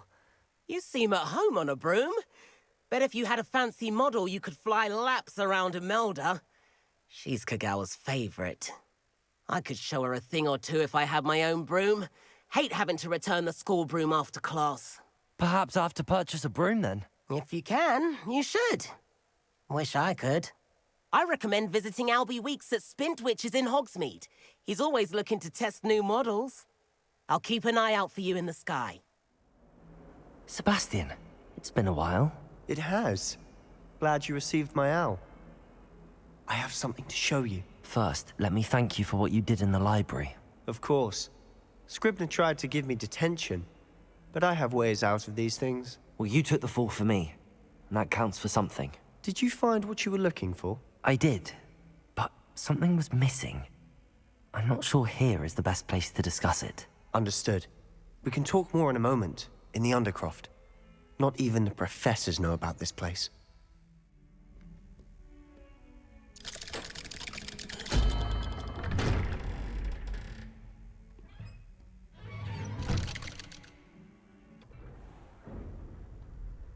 How did you find this place? My friend, Ominous Gaunt. He named it the Undercroft. We used to play gobstones here all the time. Revelio. With my sister, Anne. She loved that infernal game. What I wouldn't give to lose to her again. I should tell you, I swore to Ominous I would safeguard this place. So please, keep this between us. He never confides in anyone. But he's trusted me since the day we met. I wouldn't want to jeopardize that. We used to sneak in here almost daily. We've never been caught. I know Ominous. Met him in our common room. I've noticed he uses his wand to navigate the castle. He does. No idea how, though. Ominous was born blind, and no spell could reverse it. His wand seems almost sentient. Not surprising, I suppose. Ollivander always says, the wand chooses the wizard. Is that how he found this place? No, someone in his family knew about it. The Gaunts are full of secrets. I've never heard anyone else speak of it, and I've certainly never seen anyone else here. Again, mention this to no one, especially Ominous. He has no love lost for his family or their secrets, but this place is special to him. Of course. Ominous spoke to me about his family when we first met. To say that he has no love lost for them is an understatement. Glad you understand. Anyway, The Undercroft has been a perfect place to sneak off to, away from prying eyes, and even practice otherwise forbidden spells. Really? Like what? Like the blasting curse. Professors say it's not an appropriate spell to teach students.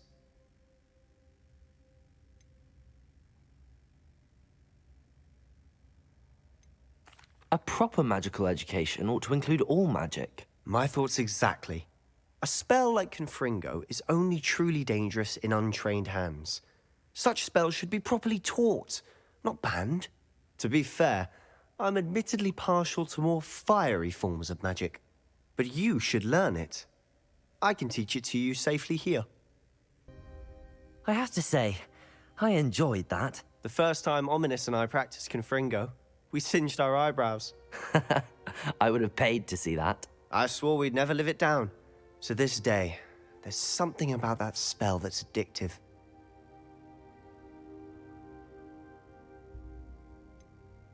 This is exactly the type of magic I've been hoping to learn. There's more where that came from. Been practicing similar spells here for ages. Although, I didn't tell Anne and Ominous about every one. Haven't been here in some time. It's not the same without Anne. I'm sorry about your sister. If there's anything I can do... Perhaps when I next head to Feldcroft, you could come along. Meet Anne. She could use some cheering up.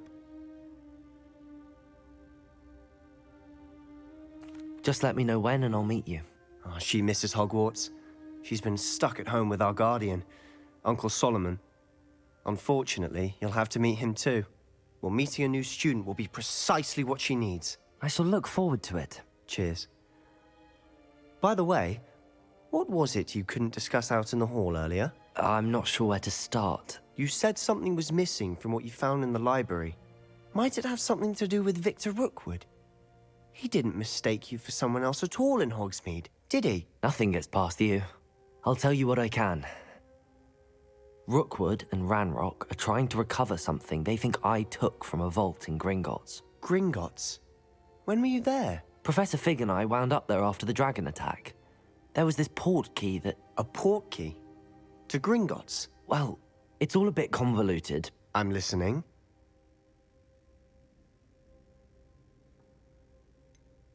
The book I found in the restricted section was missing some pages. That's about it. Pity. Didn't think you'd disappoint me with so vague an answer. I suppose with both Rookwood and Ranrock after you, a bit more time practicing the blasting curse is in order. Spend as much time here as you'd like. And remember, keep this place between us.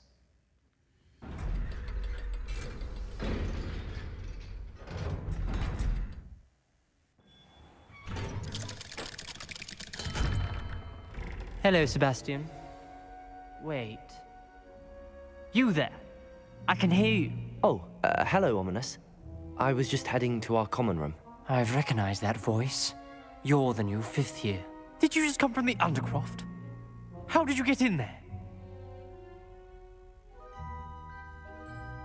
Actually, Sebastian brought me there, but he made it perfectly clear to keep quiet about it. That rat! You breathe a word about this place to anyone, and not even your precious Professor Fig will be able to help you.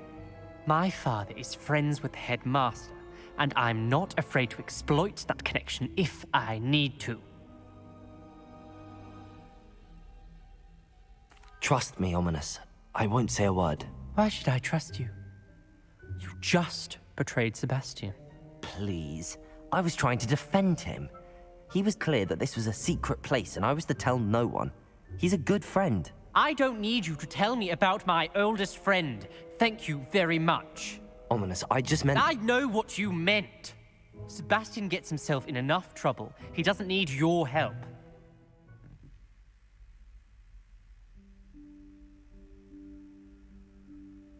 Professor Weasley?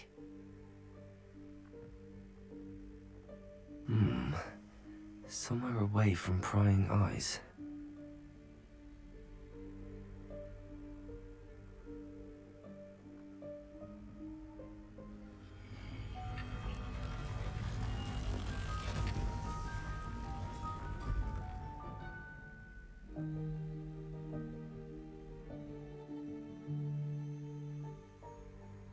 Forgive me, the headmaster stopped me and I... Merlin's beard. I see you've wasted no time. Well done. Shall we? After you, Professor.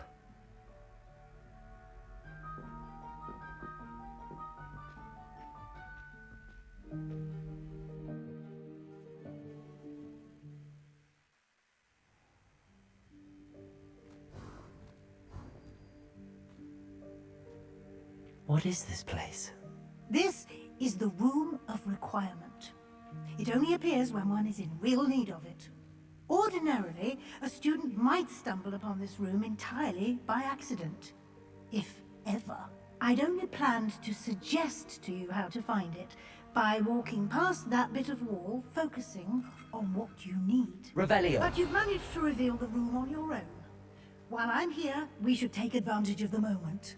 Now, where is Deke? He must have sneaked past and gone ahead. Deke, Professor.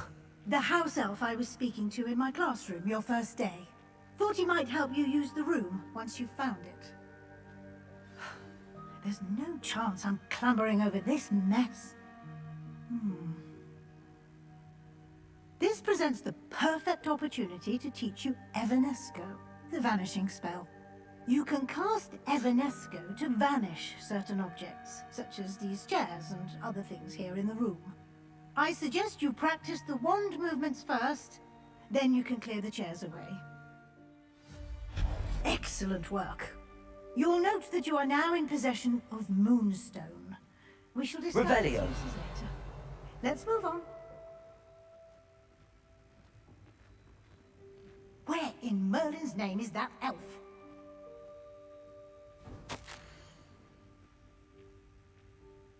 Is that... Goodness. My old school bag. I wondered where that had got to. I can't believe it's still here. I'll just take a quick look at this. Give you an opportunity to explore on your own until we locate Deke. Yes, Professor.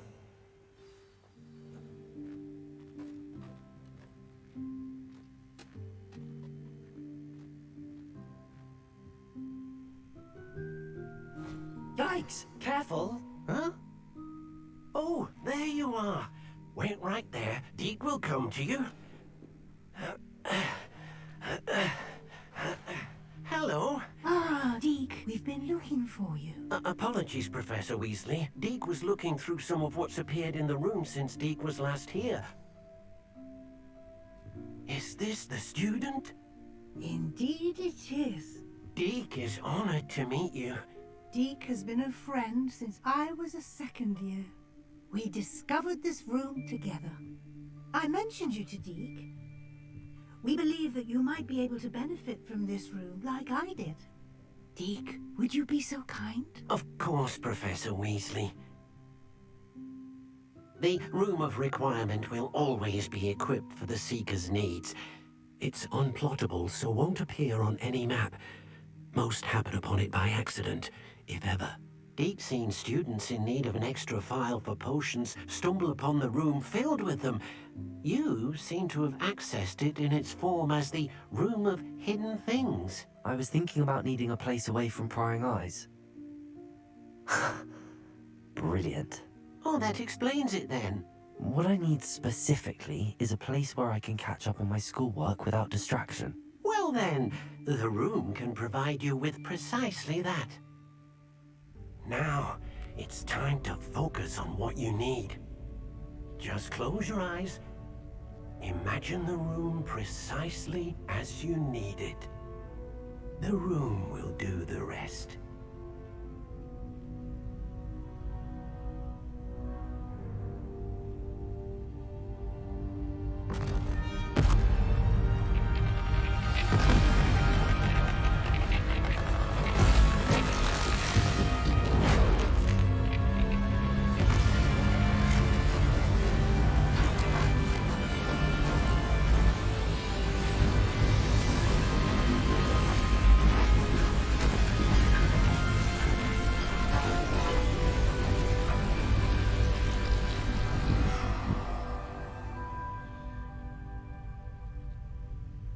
given yourself quite a canvas to work with.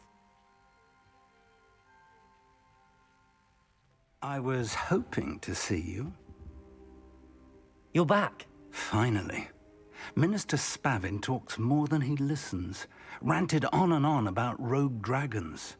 Wouldn't listen to a word about goblins. Speaking of which... Listen, Professor. So much happened while you were away. I received a flurry of messages from Professor Black's house elf, Scrope. Scrope sent you messages? Yes. I thought it was odd too. He asked me to meet him and then told me to take the toast. Why would you want to take toast? To a cave under the lake. That's where I found Richard Jackdaw's ghost. Who on earth is Richard Jackdaw? He was a student here long ago. Anyway, he told me about a secret cavern. I went there, and right next to Jackdaw's skeleton, I found the missing pages. You found the pages? I did. And because Jackdaw had followed the map they contained, when I found the pages, I found the location on the map. Believe it or not, it's a room below Hogwarts. Why am I not surprised? Shall we? I was hoping you'd say that. Oh, and we'll need to bring the book. To think it was beneath us all this time.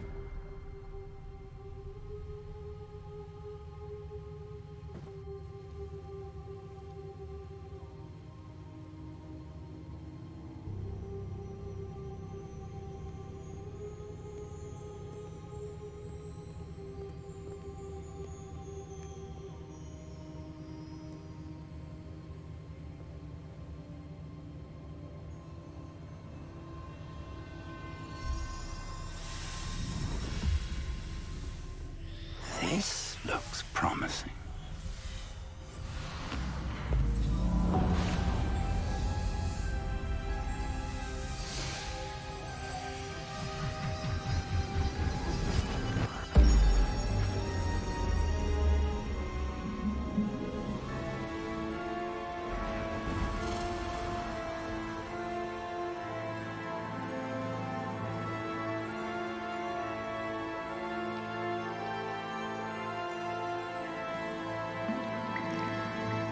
A map.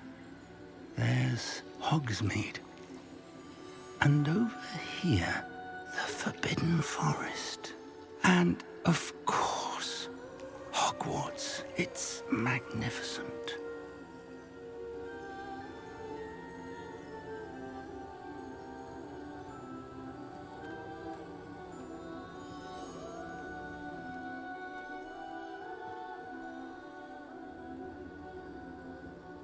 If only you were here to see this.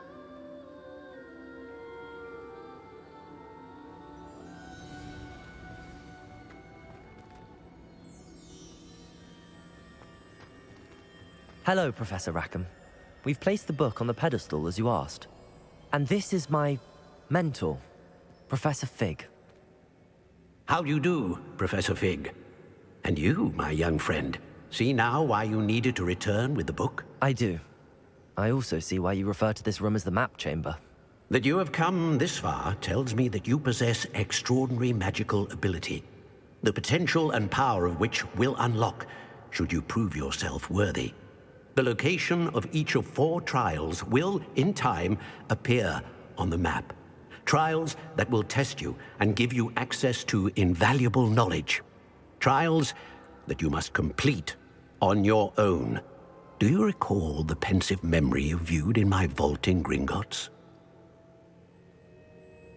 You and your friend Charles spoke of the portkey, and of trials you'd created for one who could see traces of ancient magic. Precisely. Charles is another of the Keepers, a designation we gave ourselves centuries ago, in light of the knowledge that we have been bound to keep hidden. Until, perhaps, now. So, the passage from your ruins to Gringotts, everything in the vault, the restricted section, finding this room, none of these was a trial. They were an important part of the journey, but they were not trials themselves. The fact that you have come this far, however, bodes well. The trials were designed to ensure that the power and knowledge we have kept secret for so long does not fall into the wrong hands. They will test your abilities, both innate and learned. But of equal importance, everything you witness as you complete the trials will inform what you choose to do with all that we share. You will need patience. The trials have much to teach you. It will take time. I'm afraid we don't have the luxury of time. We have waited this long, Professor Fig. Surely a few more. Respectfully, sir, while I do not know the secret you keep, I do know that our young friend here has seen traces of a powerful dark magic being wielded by goblin kind. And we encountered an uncommonly powerful goblin wielding such magic as we prepared to leave your vault at Gringotts. We may already be too late. This is grave news indeed. Young friend, do you trust Professor Fig? I do. Then, in the light of your considerable skill and all you have already accomplished, we shall begin. You will find the location of the first trial marked on the map below you. Whilst Professor Fig may assist you in locating the trials, they may be completed only by one with our ability. Shall we have a look?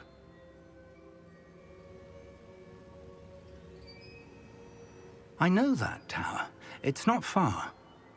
You may have seen it yourself.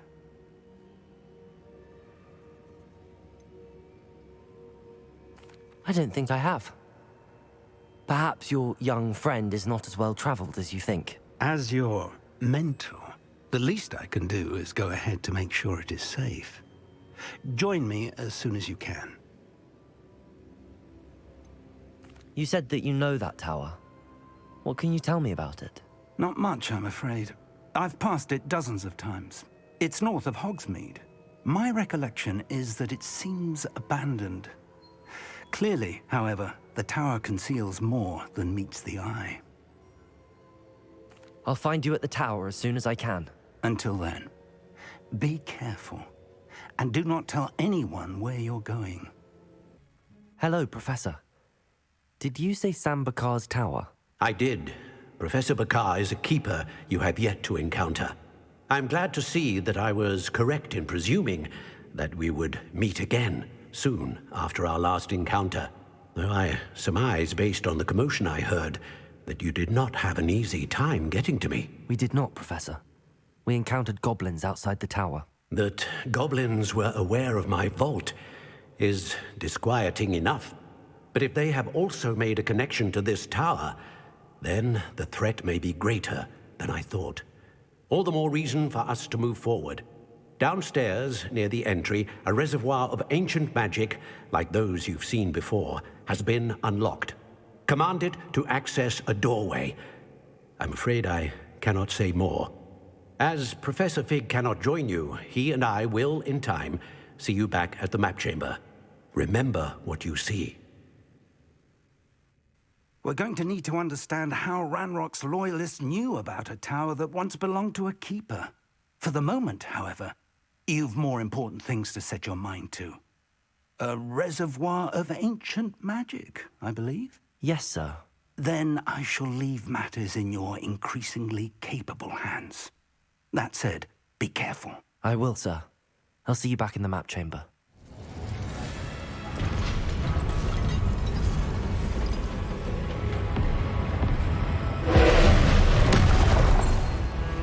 Glacius, Defender!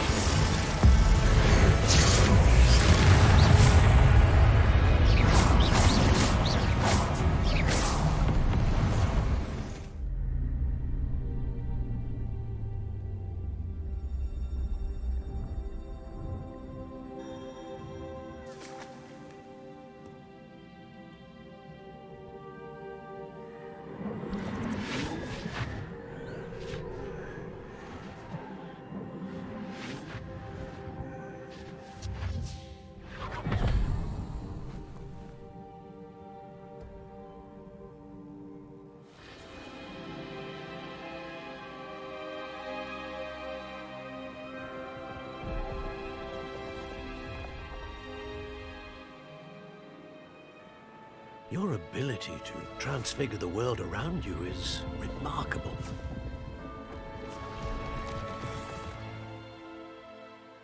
What is it? My father isn't getting better. I don't think he'll ever recover from the death of my brother. It is agonizing to see those we love suffer. The drought was years ago, but the pain of losing him is as deep for him now as if it had happened only yesterday. He doesn't need pretty pillars, he needs peace. What if I could help him, Professor? You do so much for your father already. It's not enough. I want to take away his pain. It is tempting, I know, to use this magic that you're mastering to transfigure more than the physical world. But human emotion is a potent force unto itself. Even the most well-meaning and competent witch cannot possibly know the consequences of irrevocably manipulating it. So I'm to watch as my father's pain destroys him. It is not your pain to take.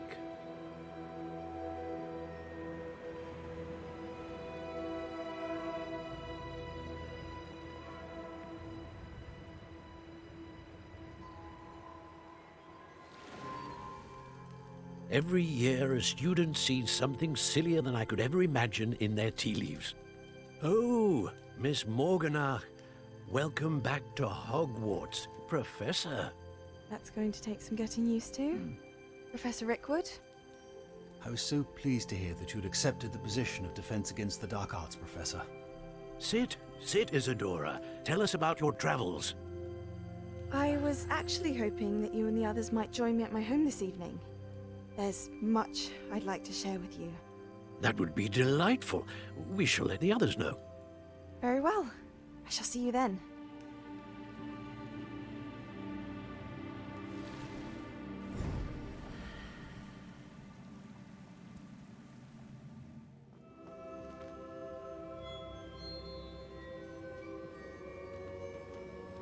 What have we here? I'm a student at Hogwarts, sir. And this is Professor Fig. Professor Charles Rookwood at your service.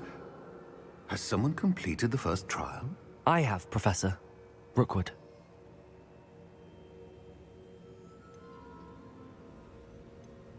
We saw you in the Pensive in Gringotts with Professor Rackham. Indeed. So, you found the portkey to access Professor Rackham's vault, and you deciphered the map within the locket you found floating above that Pensive. I did. I found something that I can't identify floating above the last Pensive. Ah, yes. You will find a similar artifact in each trial. You must take care to keep them safe. You'll need them to complete the journey we have set forth for you. Once you have them all, we will tell you what to do with them. Very well. Are you able to tell me anything about the next trial? Before you proceed, I would like to speak with Charles regarding the urgent situation involving the goblins. The goblins? The student has seen traces of a powerful dark magic being wielded by goblin kind. They and their mentor, Professor Fig, not only encountered goblins lurking outside of Sanbakar's tower, they also encountered a powerful goblin in my vault at Gringotts. I'm afraid it would be wise to halt the trials until we know more. We shall defer to you in this matter, of course. Now then... Wait, Professor. The name Rookwood. Do you think... that there's a connection to Victor? Perhaps, but we can't be sure of its significance, if any. For now, tell me what you saw in the Pensive. Before the witch from the last Pensive, Isadora, became a Hogwarts professor, she argued with Professor Rackham about using magic to remove pain. Hopefully the next Pensive provides more context. For now, we should learn what Ramrock knows. I will be honest, I've no idea where to start. Actually, I might know of someone.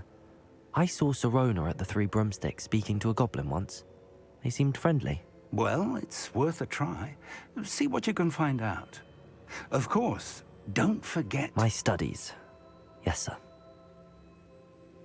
sir. Before you go...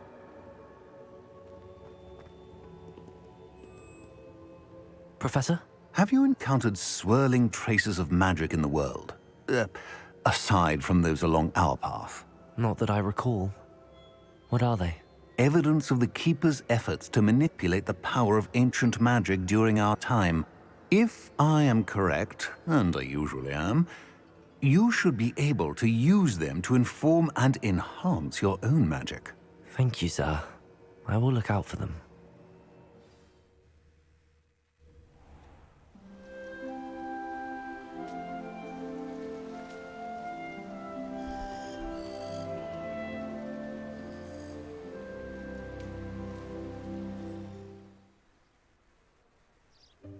Welcome, everyone. I see you've already met some of the many beasts we study in this class. Though be advised, none of these creatures should be taken lightly. They are all in their own way dangerous, especially if one does not know how to handle them properly. Now, it seems many of you are out of practice. Let's take some time to review the basics of how to care for a beast, shall we? Miss Sweeting, would you please assist our new student with the lesson today? Yes, Professor Howen. Hello, I'm Poppy Sweeting. Don't worry about Professor Howen's speech. She over-exaggerates sometimes. All the beasts in class are perfectly safe. Oh! Miss Sweeting, pay attention, please. The tongue of a puffskein can be a slippery devil. Yes, Professor. Here, you can practice on Gerald. Just keep an eye out for his tongue. You can use my brush. Just be gentle. Oh, and think pleasant thoughts. I think it enriches his experience. That's lovely. I'm sure he feels much better. I think he might be hungry. Would you mind giving him some beast feed?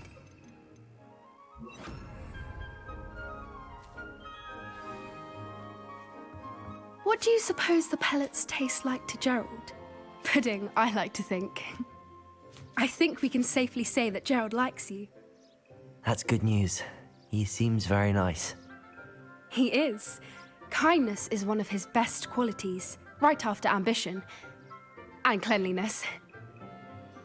Good work, everyone. Now, let's make our way to the pens and select another beast. And please, do be careful as you feed and groom them.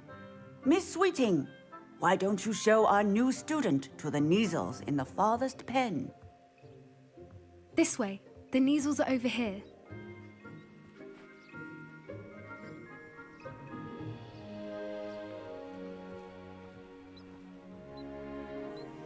Oh, couple of Kneazle whiskers ought to get me a few canuts at least.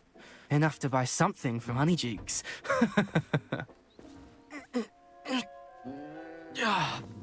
Stupid thing. Oh.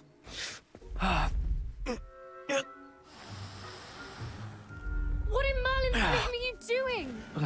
Tus peculiar Poppy. Worried about a worthless little rodent. Her name is Persephone!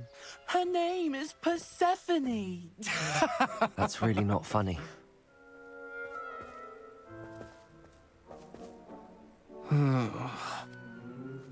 Let's go.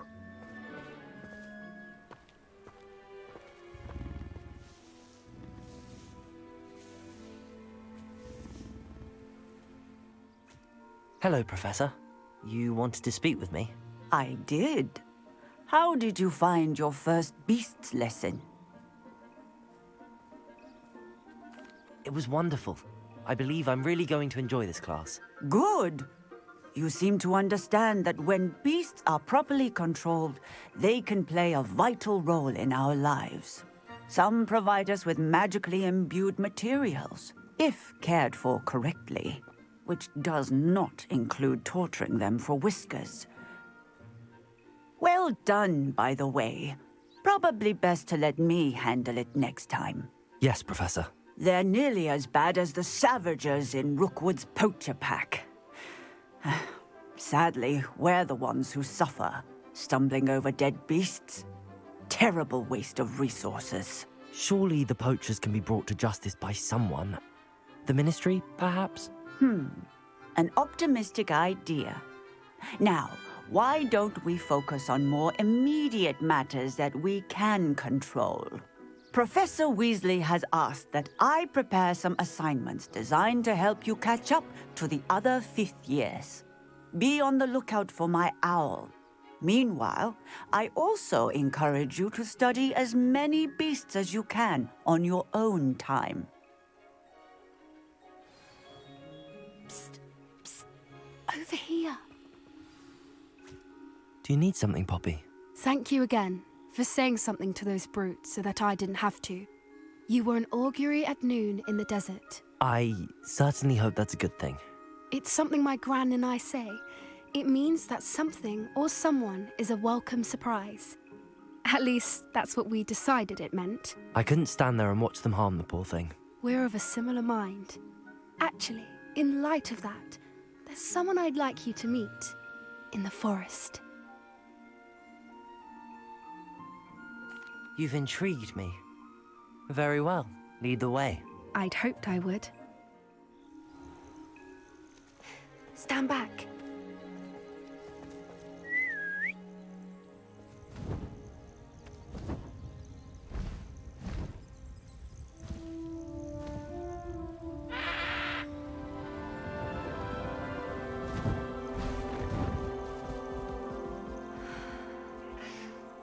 Please meet Highwing. Isn't she just magnificent? Go on, introduce yourself to her. But be careful. You must always show hippogriffs the proper courtesy before you approach them.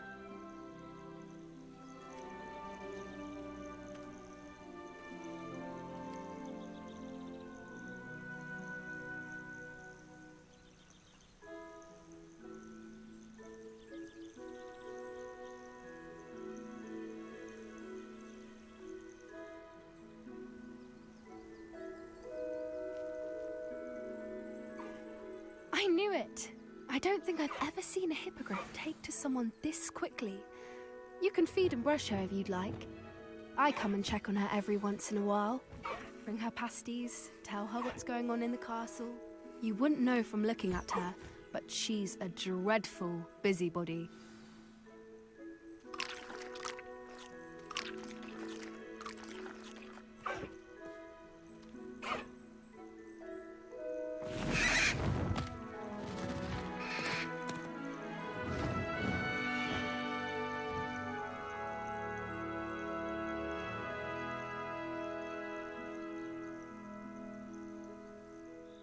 So, what did you think of Highwing?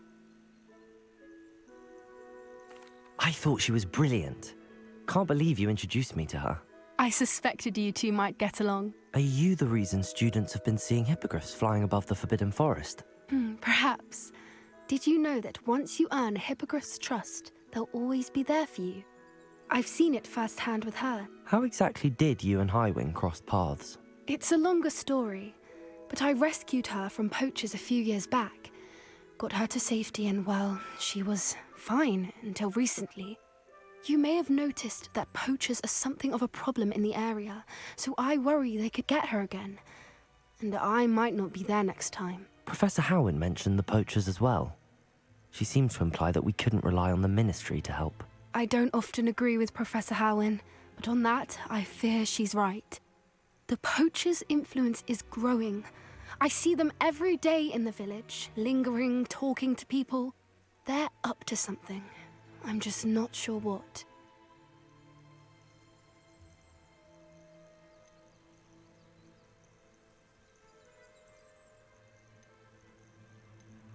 You may be reading into it. Talking to people isn't a crime. It's hard to explain, but something about it just feels wrong. I think I'm going to look into it. Find out what's going on, what they're doing.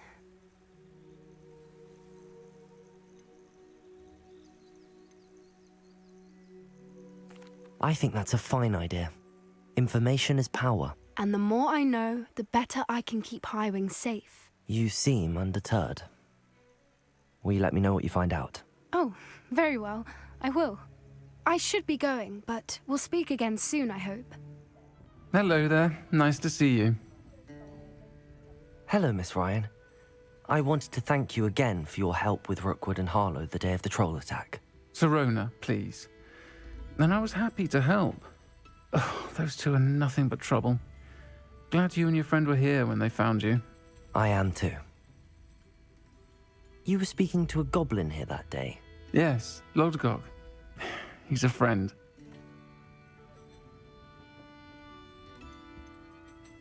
It seems as though you were on good terms with him.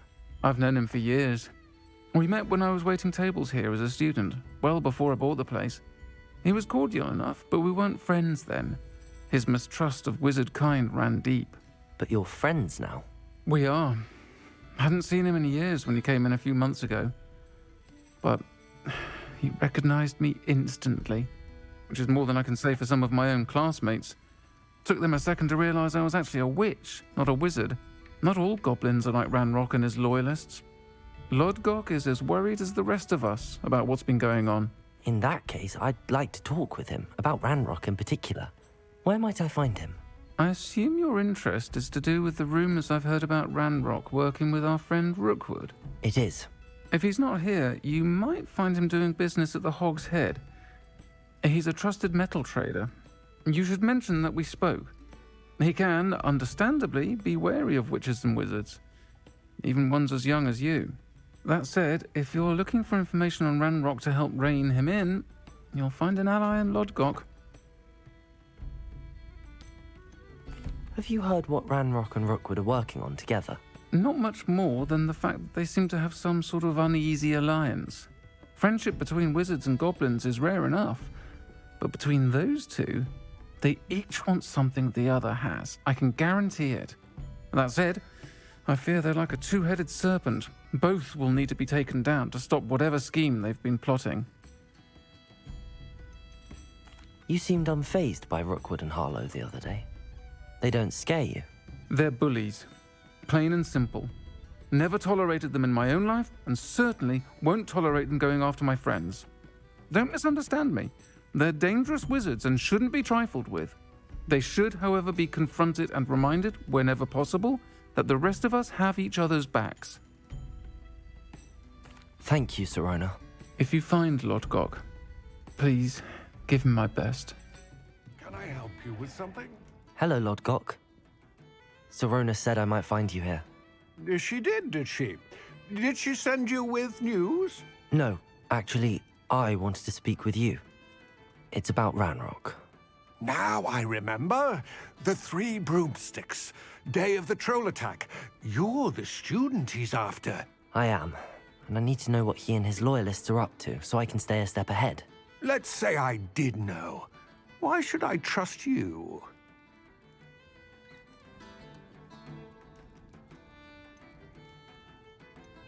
Sirona trusts me, and she thought our interests may be aligned. Well, if Sirona trusts you, very well. I may know of something that could help us both. A way to get Ranrock to confide his plans to me. I'm listening. Years ago, a heinous witch stole a sacred goblin relic. Rumor has it that it now rests in her sarcophagus, in a tomb accessible only by wizard kind. Ranrock and I had a falling out a while back. The relic could well repair the chasm between us.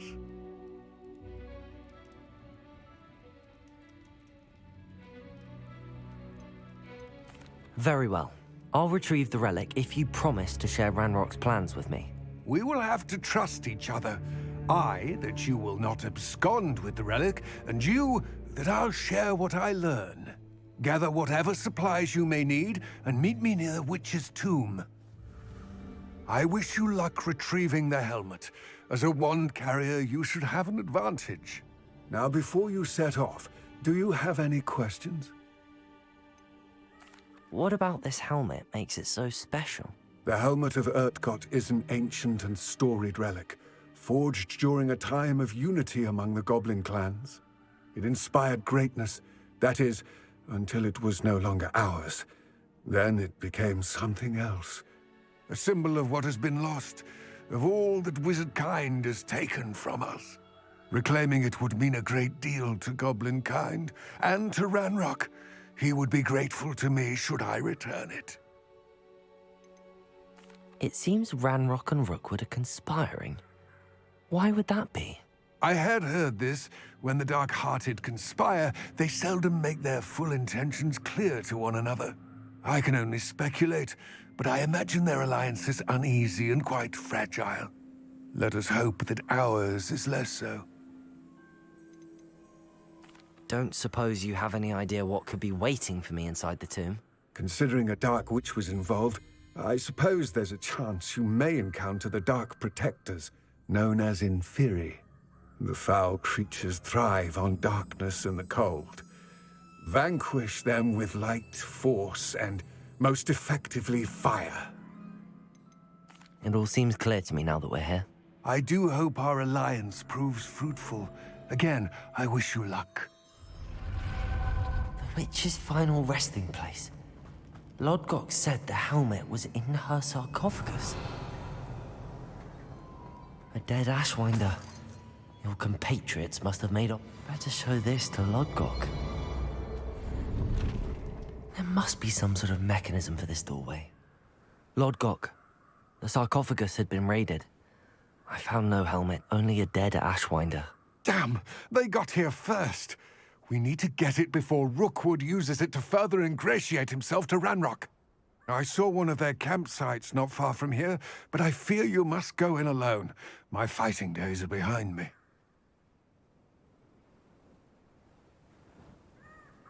I'll head there now. Good. There's no time to lose. Get to that helmet before Rookwood does, or we will lose our chance at any leverage, no matter how small, with Ranrock. That's it. This is for Rookwood! I'll make you... I'll watch the light. I retrieved the helmet from the Ashwinders. Well done! This is sure to impress Ranrock. The helmet shines even more brightly than I imagined. The etchings, the contour of the profile, remarkable. It looks stunning, Lodgok. I see why you wanted it back. You did the thieves a service by recovering it. I know many a goblin who would have killed for it. Ah, then I'm glad to be rid of it myself. Thank you. This should earn Ranrock's trust. I will take it to him immediately. It may distract him from his search. His search? It is merely an inkling. You have impressed me greatly, friend. I am glad that I trusted you. We shall speak soon. Best to keep our arrangement quiet for now.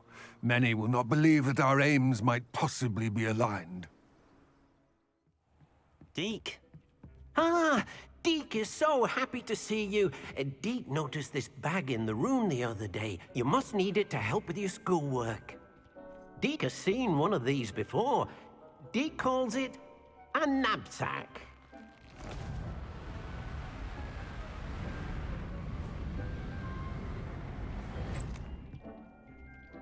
Perfect for gathering and transporting beasts. Pleasant little breeze. I have been thinking about something Professor Howin said in Beasts class, that I should study as many beasts as I can on my own time. She also mentioned that poachers have been active in the area. So, perhaps the beasts will be safer with us than out on their own. Precisely what Deke was thinking. You see, the room knew exactly what you needed, and luckily, Deke can show you how to best use the knapsack and where. Come along, then.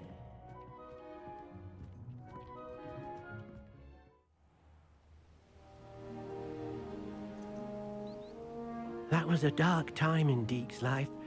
Deke found himself in service of the cruelest wizard he ever met. A nasty poacher. Deke hated working for him. He did horrible things to beautiful beasts. Oh.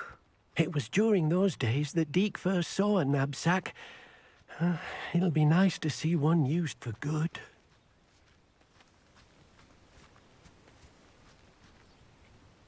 We have arrived. Deke enjoys coming here to watch the beasts, especially the potful of puffskeins nearby. It will be nice to keep them safe. All you will need to do is get close, direct the open knapsack toward the puffskein, and in it'll go. All right.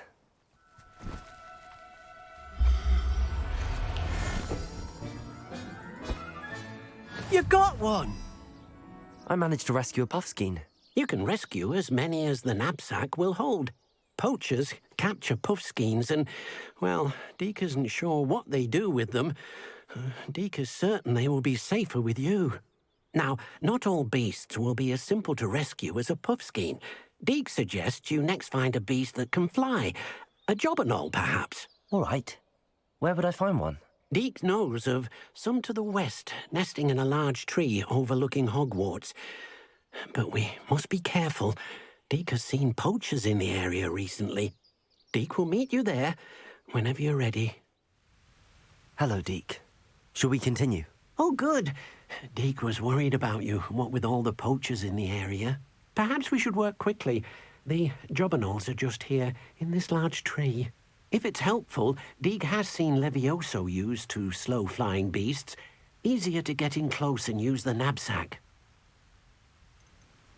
What if I can't find any beasts in their usual habitat? Beasts won't stray too far from their homes. Look nearby or simply wait a moment, and they should return. Do you have any advice on how I can rescue more elusive beasts? Levioso is not only helpful when rescuing flying beasts, it can also help rescue beasts that are generally hard to catch. Try using that spell the next time you encounter a small or otherwise elusive beast. Would you mind talking a bit more about what it was like working for your former master? Deke's master was not kind to beasts, or to Deke. He saw beasts only as a source of income, to be used for potion ingredients and labor, and Deke will not say more. But Deke is grateful to be at Hogwarts, where he can help care for beasts and make amends for the things his master made him do. Then I shall go and rescue a jobberknoll. Good luck. Deke will be waiting. Arrest them a minute.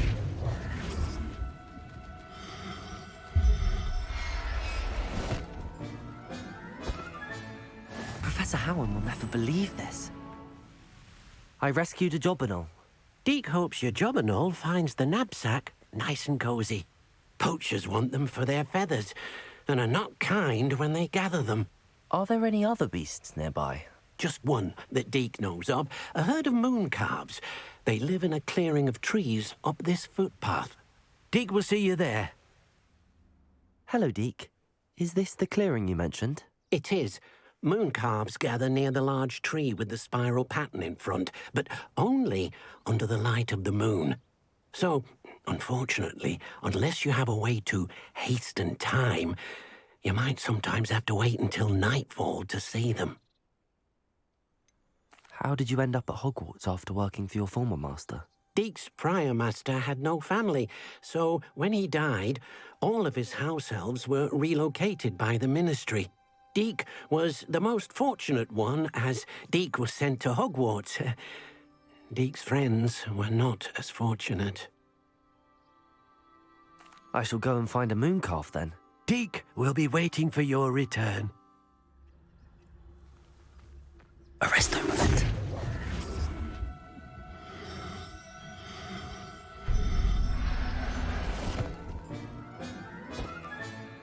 Everything's all right now. It was a bit trickier than the others, but I have a mooncalf now. Another beast, safe and sound. Shame we didn't see the mooncalves dancing. It's a marvelous sight. Deke supposes you're finished here. He'll be able to rescue many more beasts, but for now, let's bring the ones you've gathered back to the room. All right. Deke will meet you back in the room whenever you're ready. There you are. Now, we need to show the beast you rescued their new home. But, not enough room to let them out here. Imagine all those beasts running amok. That wouldn't do at all. Perhaps if you focus on what your beasts need, the room will provide.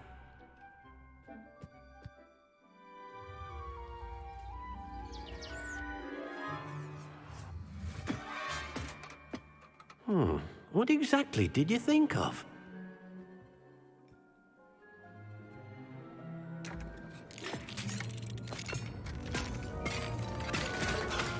Heavens! You've done it! But what is it? Deke isn't sure. Only one way to find out. Meet you inside when you're ready.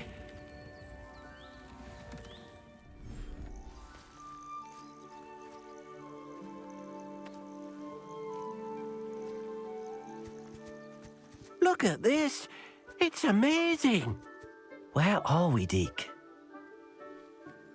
It seems to be a place for your beasts to live, a vivarium of some sort. Oh, your beasts will be quite comfortable here. They'll live healthy, safe lives. Perhaps you want to release them, let them see their new home. Oh.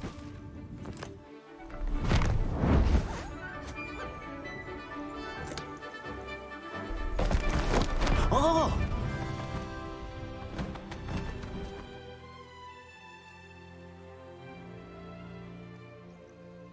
Deke thinks the vivarium will be a fitting new home for your beasts. Indeed.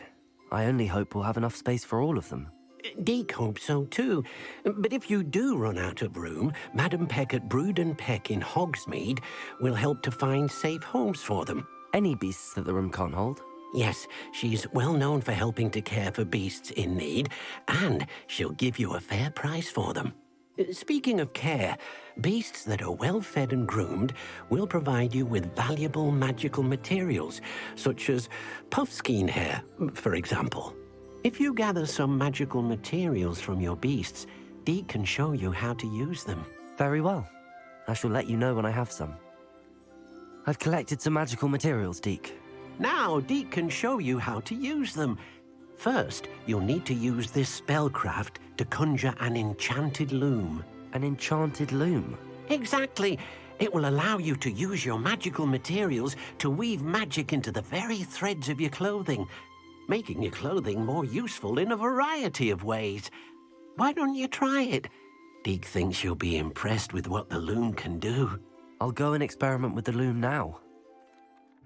I use the enchanted loom, Deke. Wonderful. Will I be able to weave even more powerful magic into my clothing with the loom? You will, by rescuing even more powerful beasts.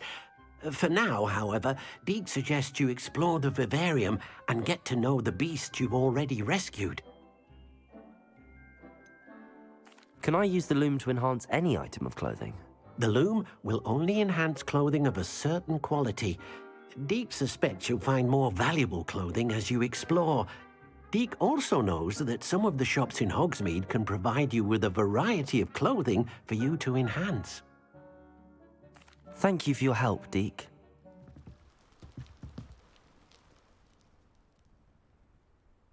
You made it. Enjoying the view? Keeping an eye on things. Feldcroft isn't what it used to be. No one has felt safe here since Ranrock's loyalists took a peculiar interest in that castle over there. Rookwood Castle. My uncle Solomon is a former Auror and refuses to look into it, even after Anne was cursed by one of them. Possibly with a wand, no less. I heard a goblin refer to wizard kind as wand carriers. Are goblins forbidden from carrying wands? Precisely. That's why I'm on the hunt for answers. If I'm to cure her, I need to understand what happened to her. Anne was always the most mischievous of the three of us. Which is saying something, knowing me and Ominous. I'm hoping a surprise visit from me and a new friend from Hogwarts will help lift her spirits. Bring back the Anne I used to know. Come on, I'll take you to my uncle's.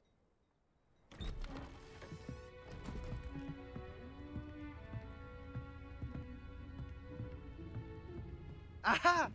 Sebastian, where did you... Is that what I think it is? We've been over this, boy. Hey! Shrivelfigs cannot reverse a curse. Nothing can. The sooner you accept that reality, the better. But we haven't tried everything. There is no cure! When will you accept that? Never. I can never accept it. Now look what you've done. I'm sorry. Leave.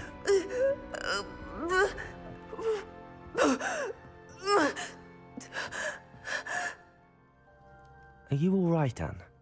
I didn't mean to intrude. You didn't, truly. And I'm all right. The pain from this curse comes in bouts, and often suddenly. It's not anyone's fault. It's nice to meet you, by the way. You must be the new 5th year Sebastian told me about. I am. Sebastian and I met on my first day at Hogwarts, in the Slytherin common room. Oh, the common room. I adored teasing first years about spotting mermaids through the window. I do miss Hogwarts, but I wouldn't mind being in Feldcroft really if it wasn't so dreary now. Between the goblins at the castle and my uncle fighting with Sebastian whenever he's home, it's not the cozy retreat it once was. Sebastian mentioned something about your uncle being an ex-Auror, but refusing to go after Ranrock's loyalists. I must say, I wasn't prepared for him to be as angry as he was. Uncle Solomon is frustrated by what happened to me, and by Sebastian for thinking he can fix it. They both mean well, I know they do, but my uncle is right. This curse cannot be undone. I can feel it. Sebastian cannot take away my pain. Perhaps you can help him to understand that.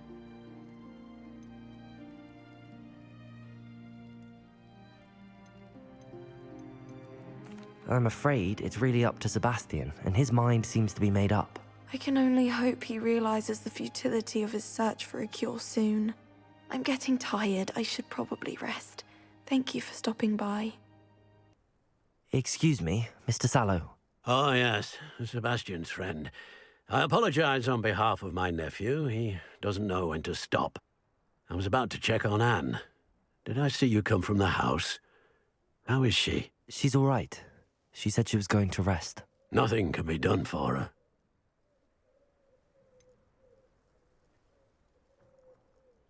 It could be that you've not yet discovered the cure. Ah, you sound like Sebastian, thinking you know better than the healers at St. Mungo's. Perhaps the healers don't know everything, sir. Sebastian is single-mindedly focused on finding a way to help his sister. If there is a cure, he will find it. Your faith in Sebastian is misplaced. Some sort of dark magic cursed Anne, and the goblins aren't likely to explain themselves anytime soon. Giving her hope is cruel. The only thing to do now is keep Anne comfortable and stay out of the Loyalists' way.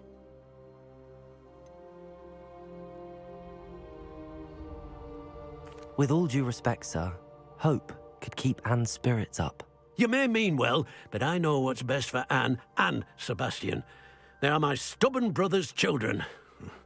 Especially Sebastian. If you really want to be of help, you'll make sure Sebastian does what he should do, not what he wants to do. He's no idea the harm he could do if he doesn't stop. How are you doing, Sebastian? You got a first-hand glance at what I'm dealing with. I apologize for my uncle. I know he's angry, but he's only trying to do what he thinks is best for Anne. He's always angry. He's been angry since my parents died. After Anne was hurt, he only grew worse. It's as though he blames me somehow, always calling me my father's son, as if that's an insult. I'm the one trying to help her. He's simply given up. Both Anne and your uncle seem genuinely convinced that nothing more can be done for her. I refuse to believe that. Anne's pain is more than physical. It has changed her entirely. I miss my sister. And I'm going to get her back. Come with me. I need to show you where it happened. Those loyalists deserved what they got. Couldn't agree more. This is where it happened. We smelled smoke in the middle of the night. When we looked outside, flames were shooting from the estate. Before my uncle and I could stop her, Anne rushed out, racing towards the fire, worried someone had been hurt. She came face to face with a horde of goblins, frantically trying to stamp out the flames. Suddenly, an icy voice drifted out from somewhere in the smoke. Children should be seen and not heard. A blinding blast followed. They didn't even give her a chance to run.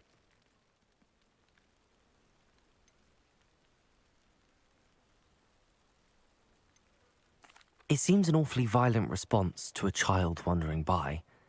What were they trying to hide? My thoughts exactly. It may be grasping at Billywigs, but I keep thinking that there might be something here that could lead me to whoever cursed Anne. Might be the only way to learn what type of magic harmed her, which could help me find a cure. Perhaps you're right. The Loyalists are everywhere, but they do seem to be spending a lot of time here, and it's likely they're hiding something. And at Rookwood Castle. Shall we have a look around? Sebastian, over here. Do you think that this was damaged by the fire the night that Anne was cursed? Could be. But it looks to me as though this was intentional. Sebastian, this house did belong to a Hogwarts professor, hundreds of years ago. Who? What do you... I found a pensive that day in the restricted section with a memory that showed this house. There was a little girl and a drought. The keepers have shown me other memories as well. The girl became a Hogwarts professor. Her name was Isadora Morganach. She was one of the keepers. The keepers? Like in Quidditch? And you found a pensive in the library? I'm not following you. I realize it's a lot to take in. I'm not even sure I understand it all yet. And no, not like Quidditch. They call themselves keepers because they're protecting some type of knowledge. It has to do with the vault at Gringotts. Let me see if I've got this straight. You have Ranrock and Rookwood after you because of something you found at Gringotts where you ended up via a portkey. And now you've been witnessing memories left by keepers. Oh, and this house belonged to a Hogwarts professor who was one of these non-Quidditch keepers hundreds of years ago. If I didn't know you, I'd think you were pulling my leg. It is all a bit much, isn't it, when you put it like that? The point is, we both have good reason to search this house. You for answers about what happened to Anne, and me for answers about the keepers. Look at this. Someone piled this here for a reason. Is it blocking something? Only one way to find out. A stairwell.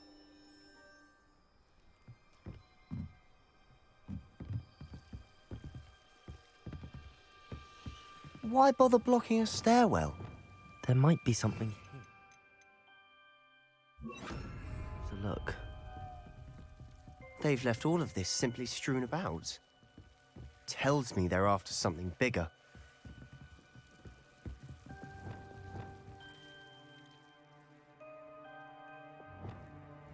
Confringo!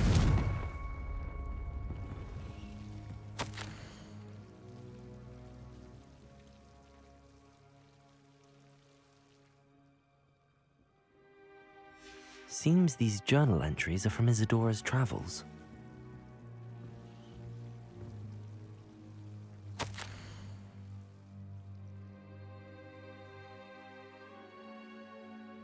A journal entry of Isadora's. I should hold on to this. You're not going to believe this. I can see the Undercroft. What? A daydream? Because that happens to me too.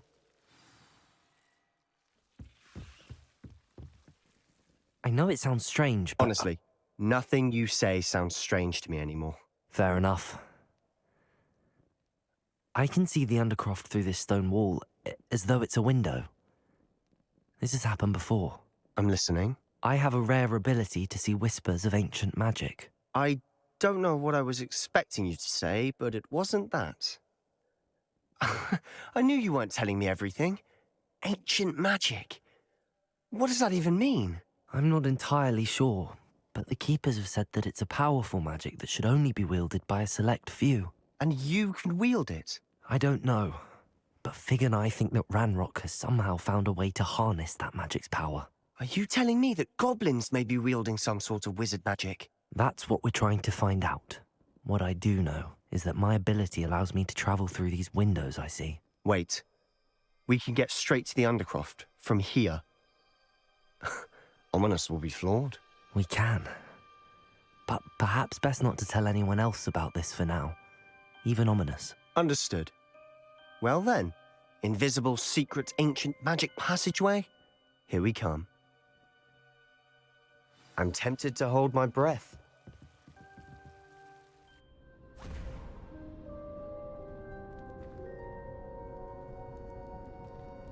Why would the door lead us here? Sebastian, look.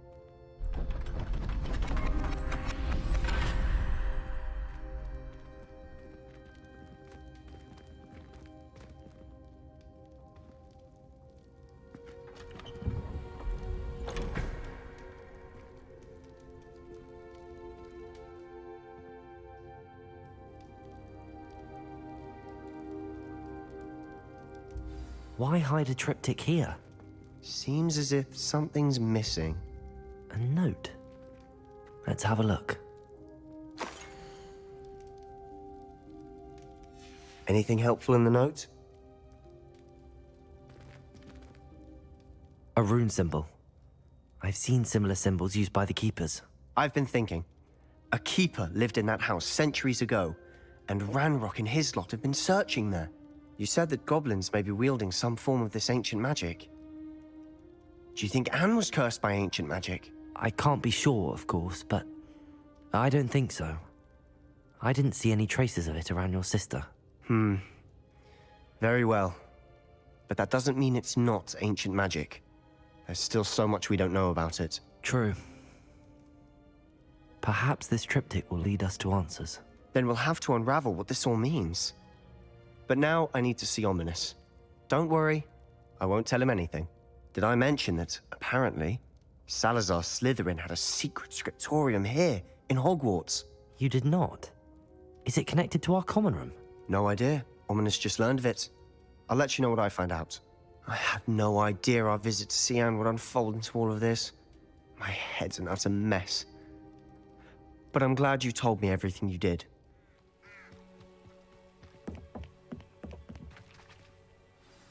Over here, quietly.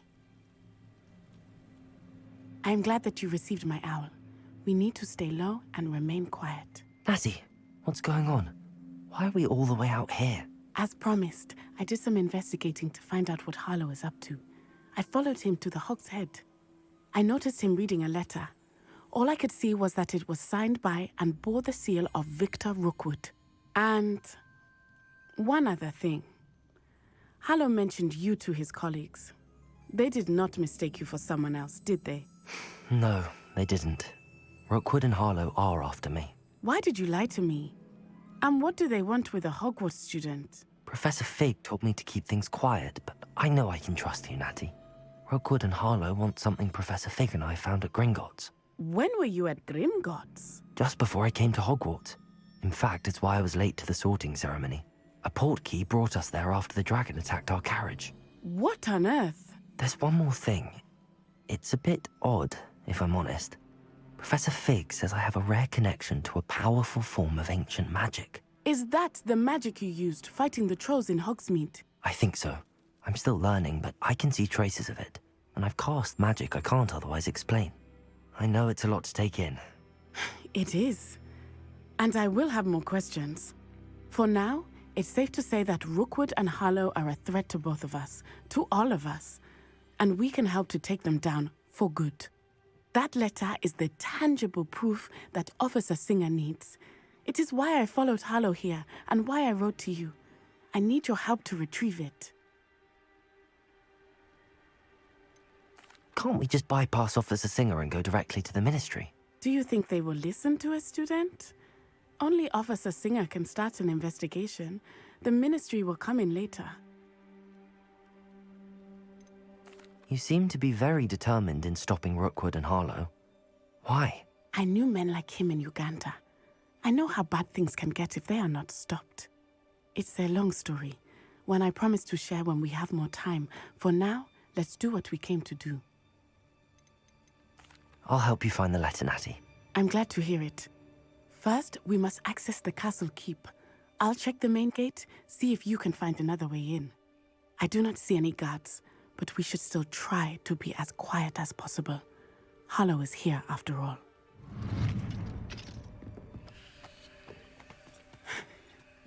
That is the main keep.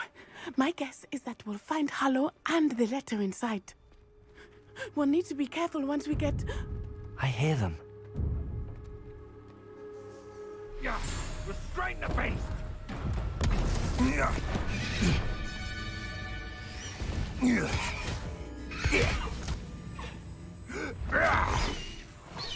Highwing!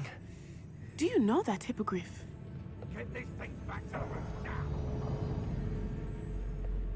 Very well. New plan. I get the evidence and you free that hippogriff. Agreed? This is our chance. Go!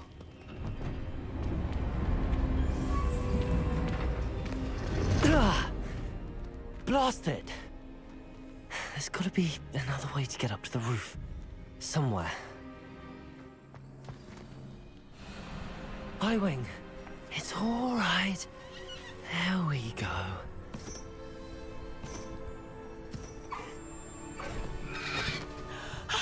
There you are.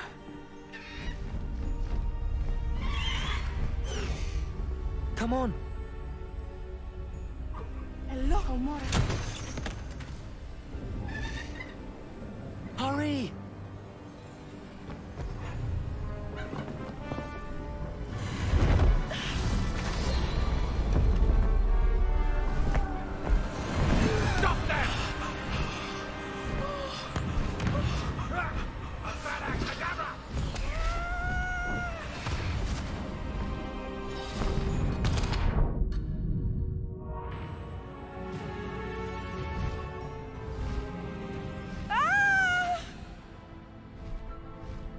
Oh! Highwing, go!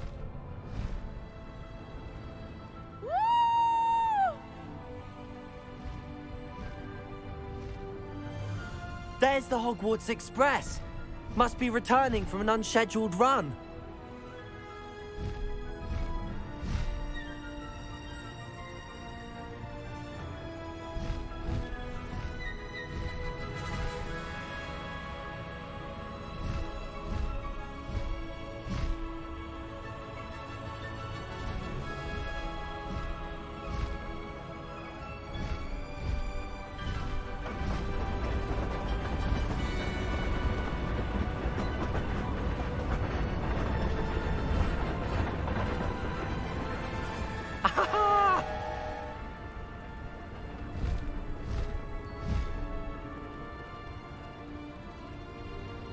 I wonder if anyone can see us from the castle.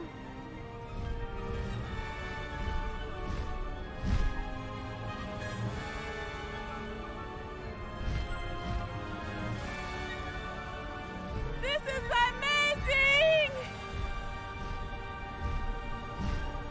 It's incredible, isn't it?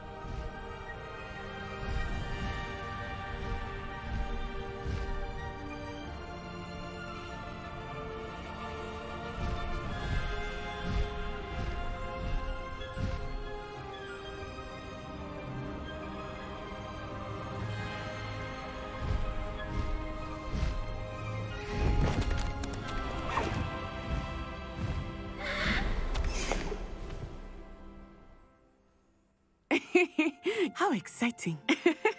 It was exhilarating, wasn't it? I wasn't sure we were going to make it out alive. There was no need to worry. I had it all under control. Were you able to find the letter? Summoned it straight out of Hallow's hands. I will say, I did not expect to see him cast the killing curse at us. He won't forget this. Be on your guard. Of course. What did the letter say? That Rookwood's looking for a phoenix. Not sure where he will find one. But it also included Hallow's orders to inspect that castle for the poachers. Enough to connect Hallow to the crimes. I shall deliver the letter to Officer Singer. She'll have to do something when she sees it. Now, tell me, where did you meet these hippogriffs? I've only met Highwing before. Poppy introduced us. Poppy Sweeting knows a hippogriff. Of course she does. Poppy will be relieved to know that Highwing's safe. I came to the right person for help.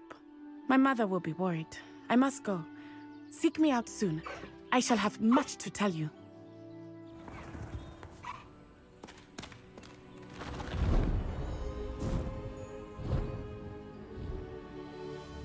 I received your owl. What happened with Ominous? I told him none of us will be able to avoid dark magic forever.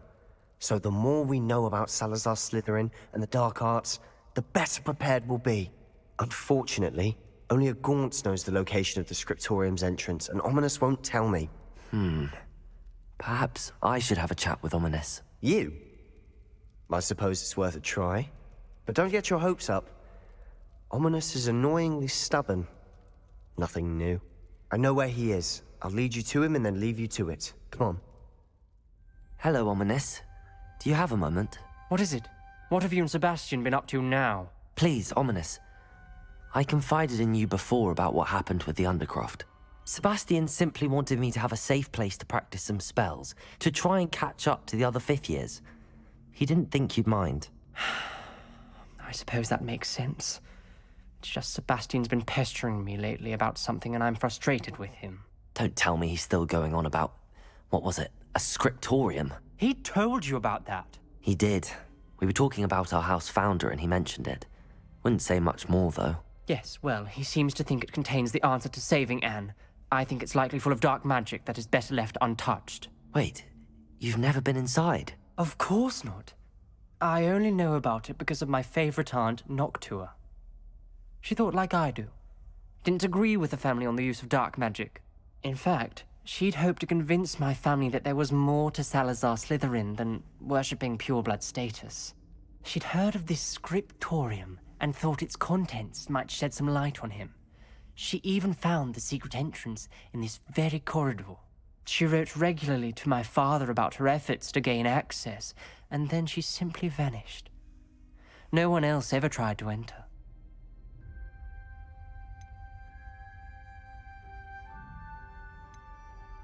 I'm sorry about your aunt. Don't you want to find out what happened to her? Aunt Noctua went down this path with good intentions and lost her life. I don't want the same to happen again. You don't know that history will repeat itself. Besides, you said your aunt thought like you. This could honor her memory, get you answers about Slytherin and Sebastian answers for Anne. Your aunt pursued this alone. We could do it together. I see what you've done here, and I confess, you've convinced me. I didn't think it possible. Very well. I shall tell you what I know. Fetch Sebastian, I'll wait. You knew? And didn't tell me? Reparo. The rubble formed a relief of a person facing a snake. Lumos. Must be the voice I hear. The voice is ancient, sinister. You hear a voice? It started when you repaired that relief. I hear a whisper saying, "Speak to me." I'm a parcel mouth. I can hear and speak to snakes. Nearly all known parcel mouths are descended from Salazar Slytherin. I wish all Slytherins could talk to snakes. You might not want the ability to speak parcel tongue. It's often associated with dark wizards. I haven't spoken it in ages, but I'd wager if I speak it now, the door will open. I'm hoping you're having second thoughts. Believe me, I am having thoughts, but I'm still convinced we should go ahead. It's ironic. When I left home, I vowed to leave the dark arts behind, and yet here I am. Stand back. I can't believe I'm doing this. Lumos! It worked! Ominous, you possess a rare ability indeed. Between the two of you, I'm starting to feel left out. Between the two of us? Never mind. You said you know what to do. Tortured faces on the door, and Crucios etched into the stone. My guess is if we cast the Cruciatus curse, the door will open. That's why Noctua died. She had no one to cast the curse on. Ominous has the most experience with this. He should cast it. You seem to be in Ominous's favor. Will you ask him about this? You know him better than I do. Very well. Wish me luck. Wish we had some liquid luck. Ominous, I know this is the last thing you want to do. Yes, it is! I thought you knew me better! But this is different. Whoever you cast it upon would have agreed to it first. It wouldn't be an innocent victim. We have to open the door. The spell won't work unless you mean it. That's true of all unforgivables. If it must be done, then one of you must cast it. What do we do now? Ominous is not going to cast the Cruciatus Curse again. Ridiculous. As if dying in here is a better option than casting a damned spell. It's up to us. I can teach you Crucio, or I can cast it on you. Wait, you didn't say you knew how to cast Crucio? Because I'm not sure I do. Ominous knows that, yet he's left us no choice. I don't yearn to follow in Noctua Gaunt's footsteps. I think I can cast it if I have to.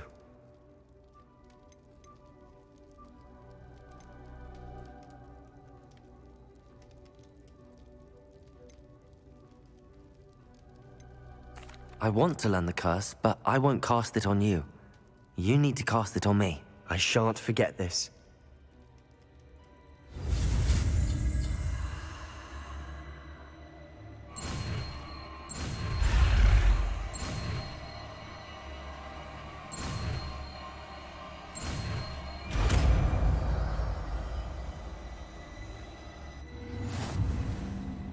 Ready? I'm ready.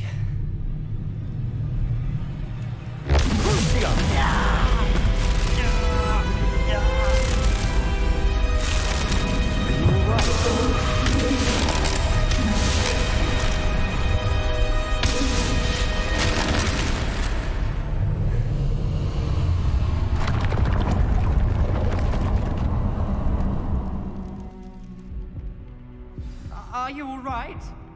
That pain, it was excruciating. But I'll survive. Let's keep moving. We made it. We found Salazar Slytherin's scriptorium. I can't believe we... What do you think? Looks like a spellbook of some kind. This is incredible. A Hogwarts founder's possession. What an honor. Still can't believe Ominous never told me about his aunt and what she found. What will you do with Slytherin's spellbook? What I do with every book. Read it. Having professors as parents ingrained that habit early on. But I can do that later. For now, I say we explore this room. You would be wise not to underestimate this student. Their aptitude for magic is beyond anything I've ever seen, and I've been teaching a long time. It is a joy to have such a student. It can be. There you are. I received your owl. I was able to speak with Lodgok, the goblin I mentioned before. What did you learn? He and Ranrock were close once, but they had a falling out. You believe he can be trusted? He seemed trustworthy. Difficult to know, really. But Sirona Ryan trusts him. Well, that's something, I suppose. Supposing he can be trusted, will he help us get to Ranrock? I retrieved a stolen helm. He hopes to return to Ranrock in order to regain his confidence. You have been busy. Let's hope your efforts result in our learning something about Ranrock's plans. Lodgok did mention that Ranrock is searching for something, but he couldn't say what. Perhaps that helm will yield some answers. Ranrock is searching for something. I feared as much. I've heard an unusual amount of activity, goblins and wizards, I surmise, when visiting my portrait at my castle. Rookwood Castle? My former residence, yes. That castle is also the location of your next trial. You didn't see anything? Speak with anyone? I did not. In fact, I did not make myself known. I only recently returned there and did not recognize nor trust anyone that I heard. I stayed out of sight so as not to tempt my portrait's destruction. I'm sorry to tell you that Victor Rookwood, evidently your descendant, is a dark wizard in league with Ranrock. My descendant? A dark wizard? I'm afraid we've no time to waste. Despite the obstacles that clearly await you, you must get to Rookwood Castle immediately. Not only is it the location of the next trial, it is home to a source of power that would be devastating in the wrong hands. I do wish we had the luxury of time. However, I do not doubt your abilities. Find my portrait there as soon as you can. Very well, sir. I'm on my way. Best of luck. No time to waste. I'll meet you at Rookwood Castle. What's going on here? Professor Rookwood was right. The place is crawling with Victor Rookwood's lot and Ranrock's loyalists. They're working together, all right, but it is not a friendly alliance. I'm sure you'll agree that we need to find a way in other than the front gate. Let's go. If I'd known your plan was to dig up half the country... I wouldn't have to dig if you could simply manage to bring me the child. We wouldn't need the child if you hadn't sent a dragon to retrieve the container I spent months and countless ministry favors tracking. You let them board the carriage. My options were limited once I knew it would be inconveniently beyond my reach at that infernal school. Have you not acquired enough power here? I allowed you to tunnel under my family home. Allowed me? You are here only because you are descended from a keeper and may at some point inadvertently become valuable. We had an agreement. I will share with you the power that I discovered if you locate the stores of magic that are yet to be found. So, unless you want another demonstration of my power, a power that you one day hope to wield, bring me the child.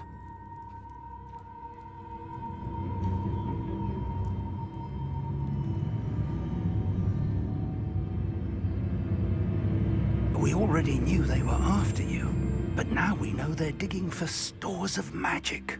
And Ranrock knows about the Keepers. Yes, I caught that too. Professor Rookwood said that you'd understand more once you complete the next trial. Let's get into that castle.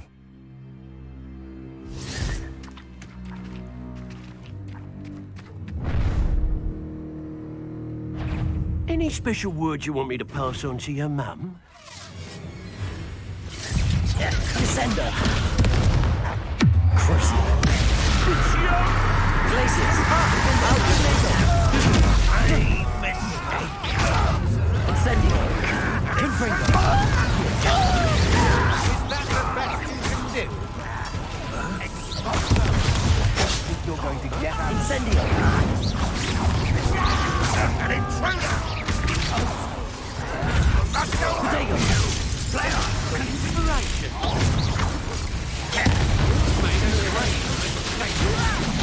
This is funny!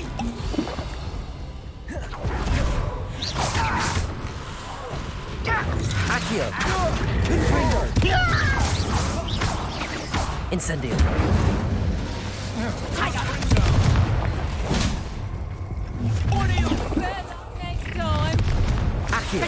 No more happy days for you! Confringo! Ranrock will unite! Where did you go, coward?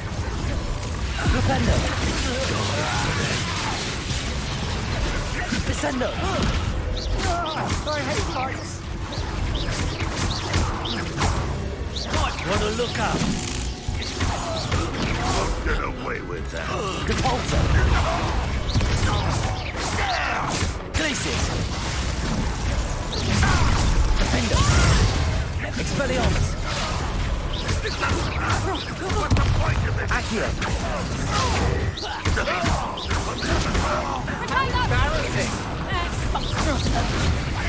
You'll feel that tomorrow. That's just pitiful. Incendio! Confringo! Accio! Incendio! Levioso!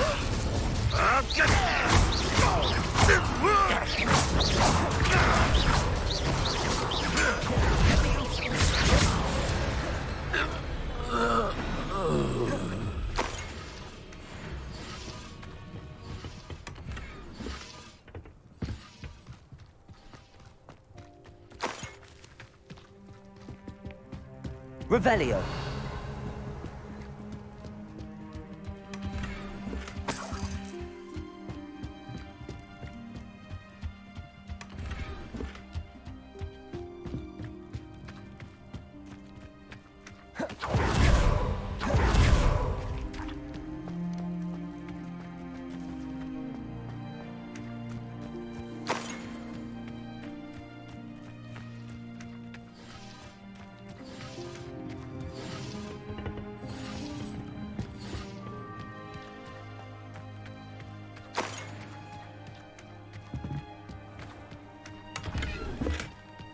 Revelio.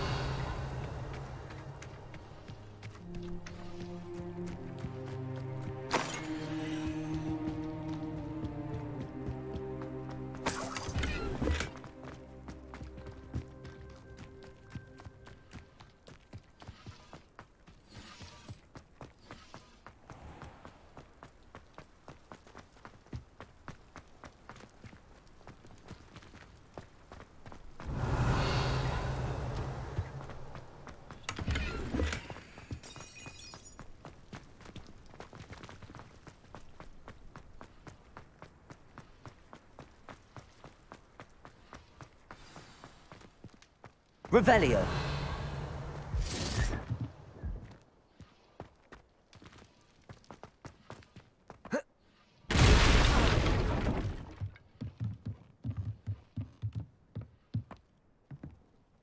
I suppose that's the quick way down.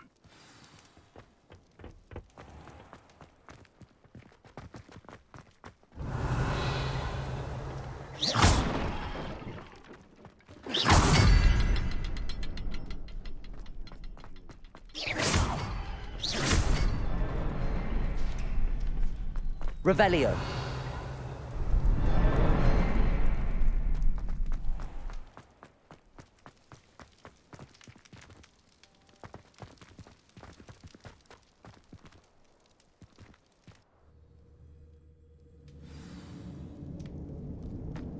Goblin tracks. They're a step ahead of us. Let's see where they lead.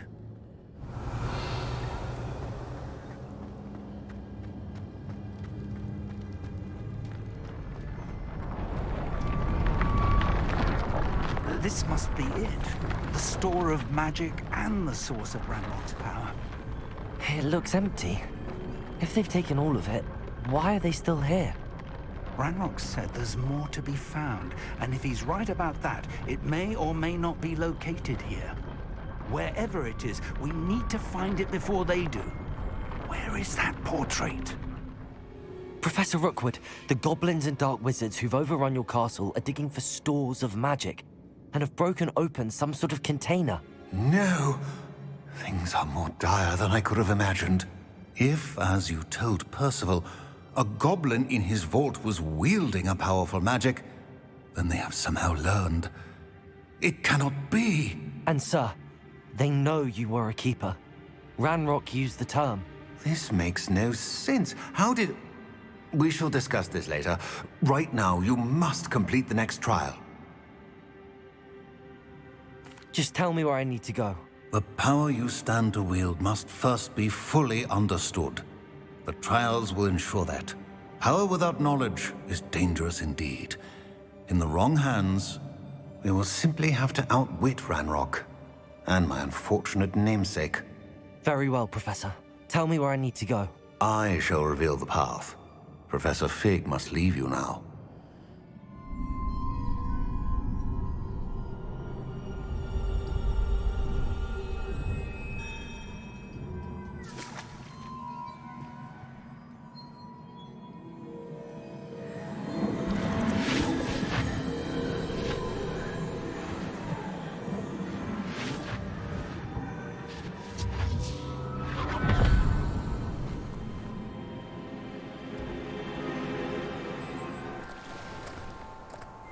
I must say I'm curious to hear of Isidore's travels. Do come in.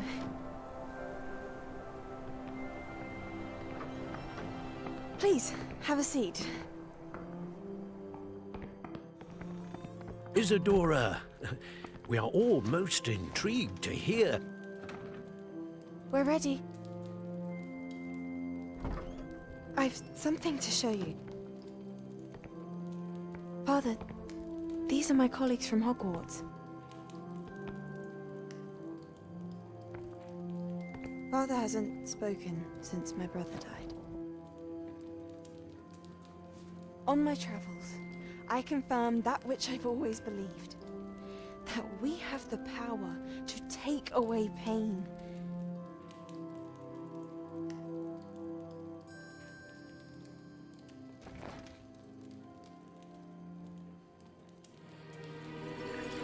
Isadora.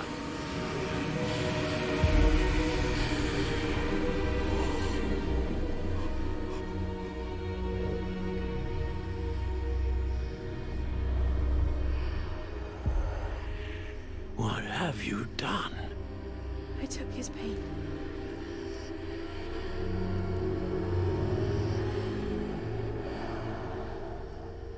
This is uncharted magic, Isadora. You can only see what has been sealed in the jar, and we do not know what power that may hold. But the traces of that magic are different from what I've seen before.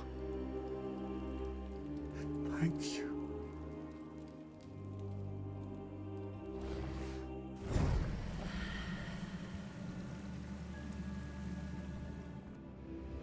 It is good to see you again.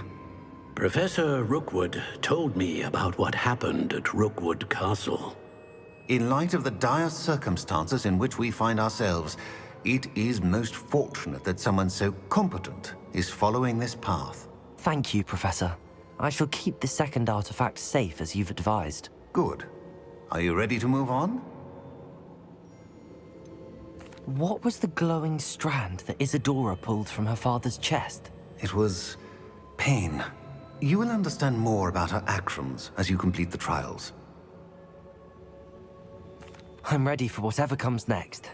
In that case, introductions are in order. Allow me to introduce former Hogwarts headmistress, Neve Fitzgerald.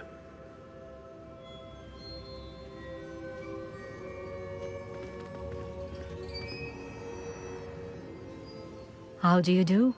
I must say that I was not entirely surprised to learn that a student had been completing the trials. I've always believed Hogwarts students capable of anything they set their minds to. Thank you, Professor. It's a pleasure to meet you as well. I am certain that you are more than capable of completing my trial. However, I must first, how shall I say, prepare the location of your next trial. We trust your judgment, Professor Fitzgerald. You should know better than anyone how to manage the inconvenience of, well... A vainglorious and exasperating headmaster? Indeed I should. I shall confirm that everything is in order immediately.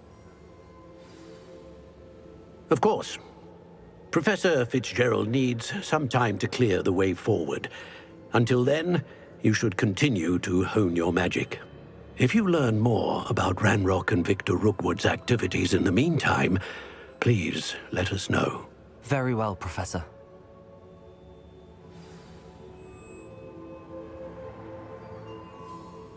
I know.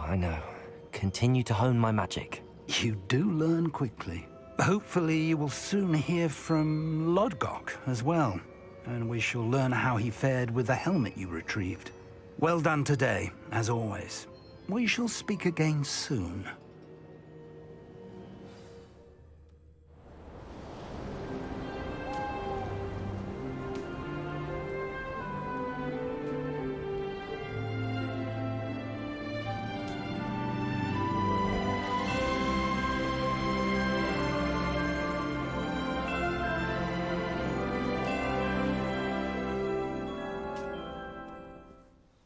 Highwing's fine. I'm keeping an eye on her. She's safe, Poppy, I promise. Good. Whatever the poachers are up to, I want Highwing far from it. You said you had news about the poachers, and that some of it had to do with me. It did. I overheard them talking in the Hogshead, and did you know that they have orders from Victor Rookwood to capture you on sight? Does this have anything to do with Rookwood and Harlow coming for you in the Three Broomsticks after the troll attack? It does, somewhat. But at the moment, I'm more concerned about what else you heard the poachers are up to. Fair enough.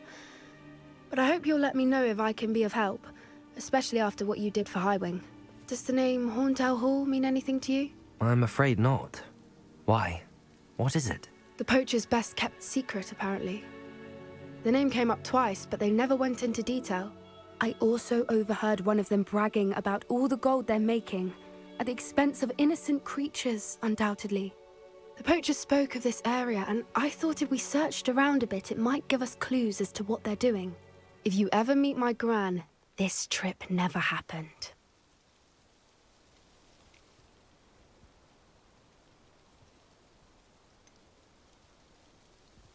Keeping things from Gran, are we? I normally tell her everything. She might be my best friend after Highwing, but she knows how I feel about the poachers. I think she worries I'll do something ill-advised. Whatever gave her that idea? Poachers were here. All sorts of evidence. But I found something else. It's goblin-made. I found goblin armor. Let's keep searching, but carefully. Merlin only knows what's going on here. What in Merlin's name? Are those dragons?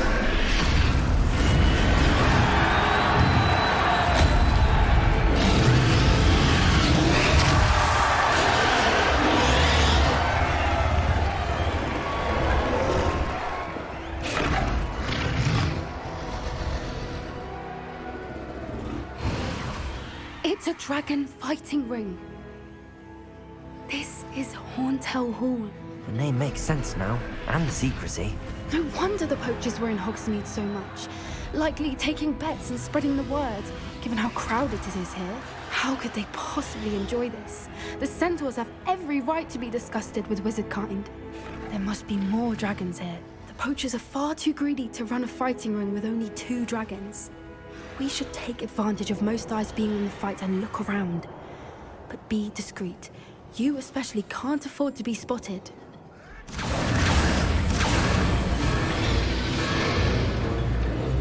They must have only just captured her. She's putting up quite the fight. Not a fair one, though. Not with her chained up like that. Let's even her odds, shall we?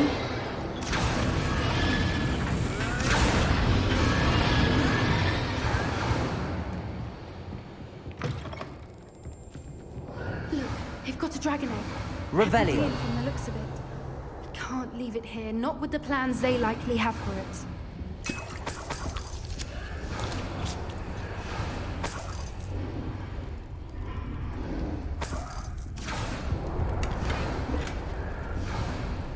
Aloha, Mora.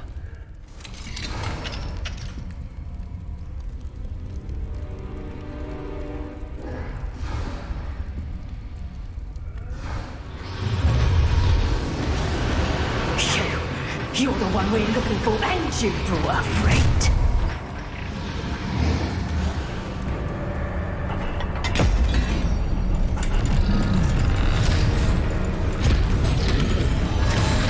This may have been a bad idea. I suppose we'll find out.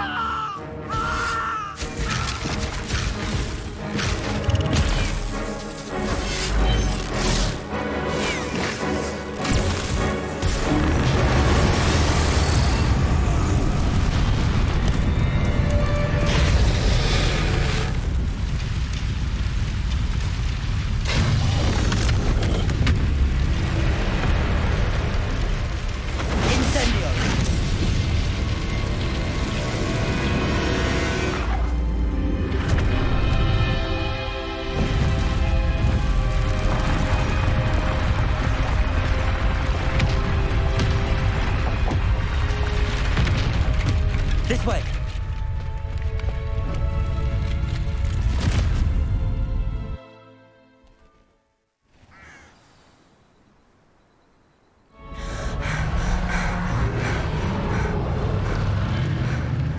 That was a Hebridean black. I'm guessing the egg we have belongs to that dragon. I don't think she knew they had her egg. She wouldn't have left without it. What now? She didn't exactly leave us a calling card. I don't know. Nothing about this day was expected. Not the goblins, and definitely not the fighting ring. The last thing I planned on was a dragon egg. And the poachers saw us, which cannot be good.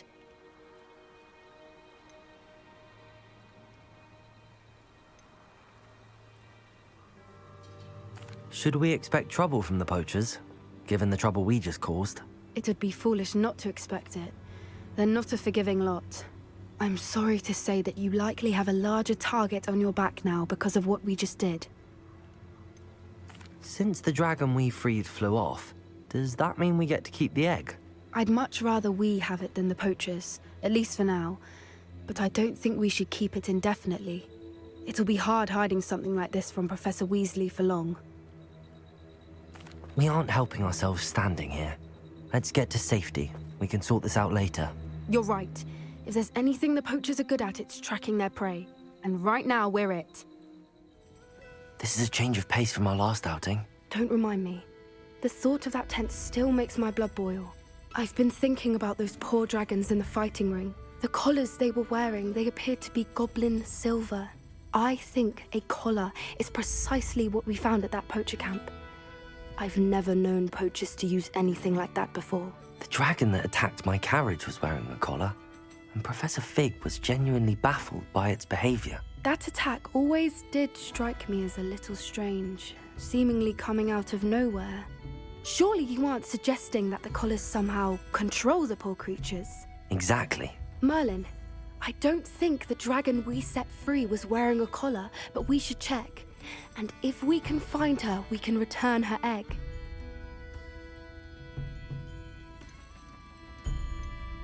That's a good idea. We need to see this through. I'll start looking into it right away. There was something else that I wanted to discuss with you. I didn't want to press it before. It seems I may have caused you more trouble with Victor Rookwood. Why is he after you?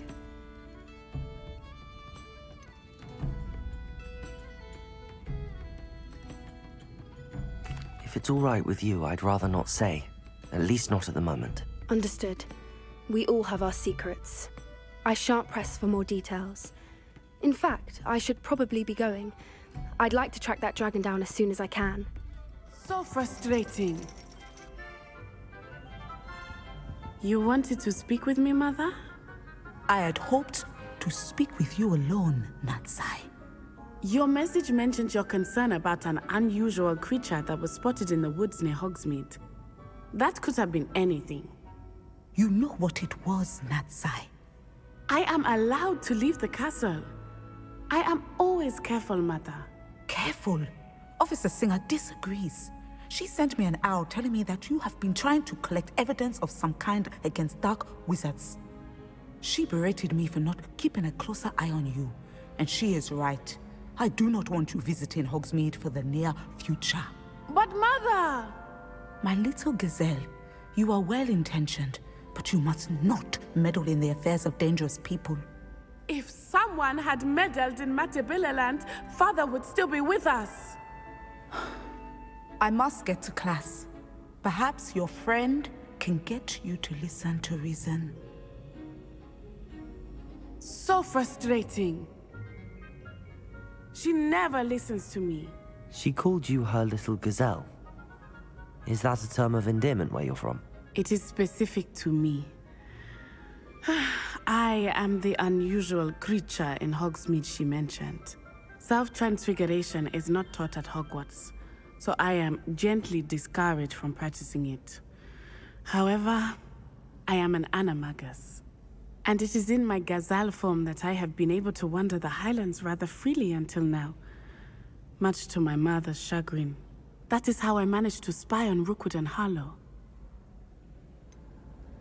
Were you born an animagus, or did you learn to become one? Animagi are not born. The process is quite elaborate. It involves holding a mandrake leaf in one's mouth for an entire month, then placing the leaf in a crystal phial so that it is imbued with moonlight, then adding one of your own hairs. And that is just the beginning. Self-transfiguration is common among students at Wagadu, but Professor Weasley considers it much too dangerous to teach at Hogwarts. Can you choose what form your animagus will take? Oh no, a person's animagus form is determined by their personality. My mother is convinced that my form is a gazelle because I adapt well to any situation. I believe it is because I can sense danger and keep my wits about me.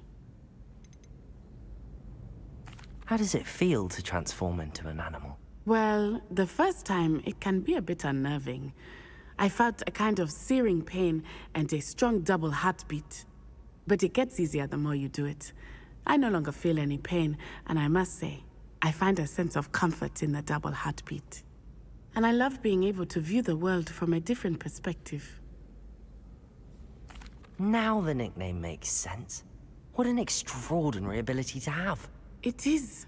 I love transforming, but Mother is less enthusiastic about it. She says that no creature, especially one as rare as a gazelle, should be bounding about where poaching has become so prevalent. She claims that she has foreseen tragedy befall me in my gazelle form. But she has used her sight to control me too many times. I no longer believe it.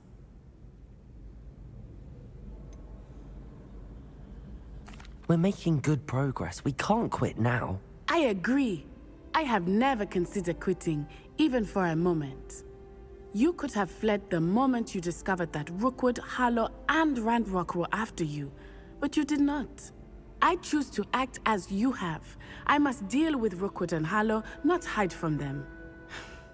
My mother cannot know where I am all the time. I haven't been called Puffskein Dunkeen once since you brought me that venomous tentacular leaf. I think I am actually braver.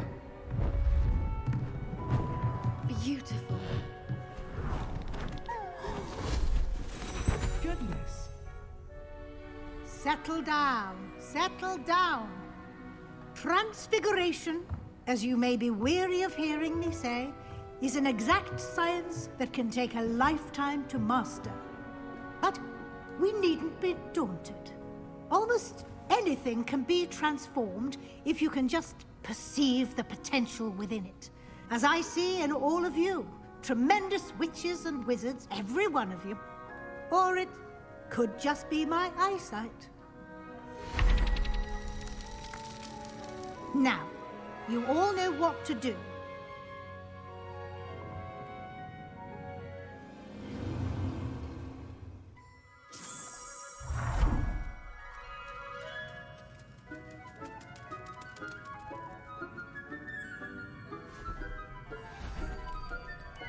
Beautifully done. Hello, Amit.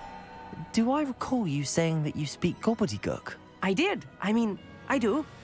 Speak it. Is this to do with the goblin I saw you with in Hogsmeade? It is. His name is Lodgok. We could use your help with something. He's waiting for me near a goblin mine. Would you be willing to help? Of course. How exciting. I mean, well, might this be dangerous? I think he simply wants to show me something that involves gobbledygook. If it helps, he's a friend of Sirona's. Good to hear. Good to hear. If Sirona trusts him, then I feel much better. You said you know gobbledygook, but how well? I've been reading it for as long as I've been reading English. My parents have an extensive library. Once I grew bored with the classics, I devoured goblin writings. I'd tell you some titles, but you wouldn't understand them. Have you ever spoken directly to a goblin? Unbelievably, no. I'm so looking forward to it. Actually conversing in gobbledygook with a native speaker. Cannot wait to confirm subtle bits of pronunciation and tone that may have eluded me, being self-taught and all. Lodgok is waiting. Should we go? Of course. I just want to check the pronunciation of a couple of key terms first. So I will meet you there. A friend who speaks gobbledygook is meeting us. Before he arrives, perhaps you could tell me why we're here? Of course. Unfortunately, presenting Ranrock with the Helmet of Urtkot did not have the effect I'd hoped. Because he knew the details surrounding its plunder, he presumed I'd had help from a witch or wizard in retrieving it.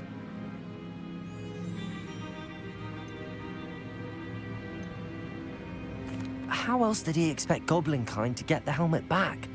Seems he has no interest in making amends with you. I'm afraid we do not have the luxury of rational expectation when it comes to Ranrock. Damn Bragbor and his blasted journals. Bragbor? An ancestor of Ranrock's, renowned metal worker. If we are to work together, I suppose I must tell you more. Not long ago, Ranrock sent me to collect a recently unearthed set of Bragbor's journals. They described repositories that Bragbor had been commissioned to build for a group of witches and wizards. What do you mean, repositories? Large, magically fortified receptacles crafted from goblin metal. Ranrock recruited others to help me locate the repositories. We were to search anywhere that was connected to 5 names mentioned in the journals. Rackham, Fitzgerald, Bakar, Morganach, and Rookwood. Rookwood Castle. That is where we began our search. Why does Ranrock care so much about these repositories? He cares about what they contain. For centuries, wizards have refused to share their magical knowledge with goblins. Your kind will not even let us carry wands. Thus, many goblins, myself included, have spent our lives mistrusting wizard kind. Ranrock was convinced that the repositories contained a magical power that wizards wanted to keep for themselves. He is determined to take it for goblin kind. But Here comes my friend Amit. Probably best to continue our conversation later. Greetings, Lord Cock. It is an honor, sir. You speak gobbledygook. Oh, Bacalio. Enough. Please do not tell me that was meant to be gobbledygook. Yes. Perhaps my pronunciation was a bit off. I imagine certain dialects differ. Pronunciation is not the issue. I barely recognize that as language. I trust you can read gobbledygook better than you can speak it? I can, Sir Lodgok. Just Lodgok. Thankfully, we only need someone who can decipher written plans, since I cannot join you in the mine. What written plans? And why can't you come with us? We need some idea of what Ranrock knows or is plotting. I suspect a careless loyalist may have left plans behind. And I'm unable to join you because I cannot risk anyone reporting my presence to Ranrock. All you need to do is not be seen, either by the eye above the enchanted door or a loitering loyalist. What else should we know about the enchanted door? The door will not open while the eye can see you. You and your friend must be invisible to it to gain access.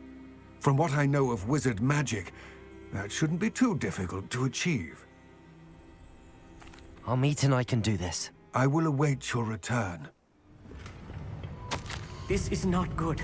They're building enormous drills, bigger than this mine could contain. Let's get out of here and tell Lodgok what we found. I need a moment to catch my breath.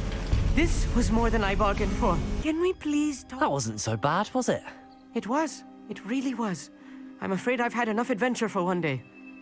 For a lifetime, perhaps. Thank you, Amit. I couldn't have done it without you. Now, if you don't mind, I'd like to have a word with Lodgok. Understood? I'll leave you to it. Your goblin secrets are safe with me, but I get to write the book about this escapade someday. They're building enormous drills. We found their plans. Ranrock must be searching for the repositories. I fear you are correct. Other than Rookwood Castle, however, I do not know where else he plans to search. I've been wondering about something else you said before we entered the mine. Yes? If you share Ranrock's views, then why are you helping me? I expected Rookwood Castle to be deserted when I arrived to begin my search. So was surprised to find a witch there who had set up a sort of improvised research site. She was studying something so intently that she almost didn't notice me. When she looked up, I thought she would react with fear or disdain. But instead she did something that I will never forget. Without a moment's hesitation, she smiled and asked me to sit with her. She told me that she was a researcher and showed me a small, oddly shaped container with a strange symbol on it. She was certain it was made of goblin metal, but was unable to open it. She wanted to work together. Miriam. Yes. But how did you... Professor Fig's wife. He told me of her research, and I know of the container. Ah. The reverence with which she talked of goblins and their intelligence and skill, it caught me entirely off guard. I'd never been treated with such respect by a witch or wizard. So, to my surprise, I let her study the container if she would allow me to search the castle on my own. We parted ways, with her promising to share what she'd learned. More of Ranrock's recruits arrived, and we began to dig, eventually locating the first repository. Ranrock was thrilled with our discovery, but furious when I told him about Miriam. Berated me for trusting a witch, and I heard she'd been killed. You think Ranrock murdered her? I don't want to believe it, but I don't know. After that, something shifted in me. I had seen how the power from the repositories was transforming Ranrock, transforming all of them. I could no longer remain a part of it. Thank you, Lodgok, for telling me this. I tell you all of this so that you understand what is at stake. Ranrock never found all of Bragbor's journals, but the ones he did find suggest that Bragbor at some point built a repository far greater in size than the one beneath Rookwood Castle. What you've discovered here today worries me deeply. If Ranrock learns of the location of that repository, I fear we shall be destined for a great war. I will find out what Ranrock knows. Watch for my owl.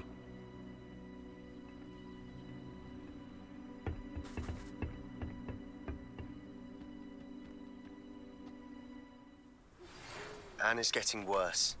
If there is any chance that the relic from Slytherin's spellbook can help her, I must find it.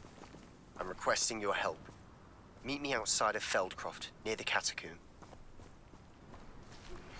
I have some promising news about the location of our Hebridean dragon friend and where to return her you-know-what. Meet me in the town circle in Hogsmeade. I came as soon as I could. I'd been so distracted by the scriptorium and Slytherin's book that I'd almost forgotten what it was that struck me about that triptych. This is the view painted on the canvas that was left on it. That's incredible. You know this area well. And while I was waiting for you, I scouted around and discovered an abandoned mine nearby, surrounded by Ranrock's loyalists. Do you think there's a connection to the triptych? I've no idea, but perhaps they're searching it, the way they did Rookwood Castle and Isidora's Manor. How do we want to handle this?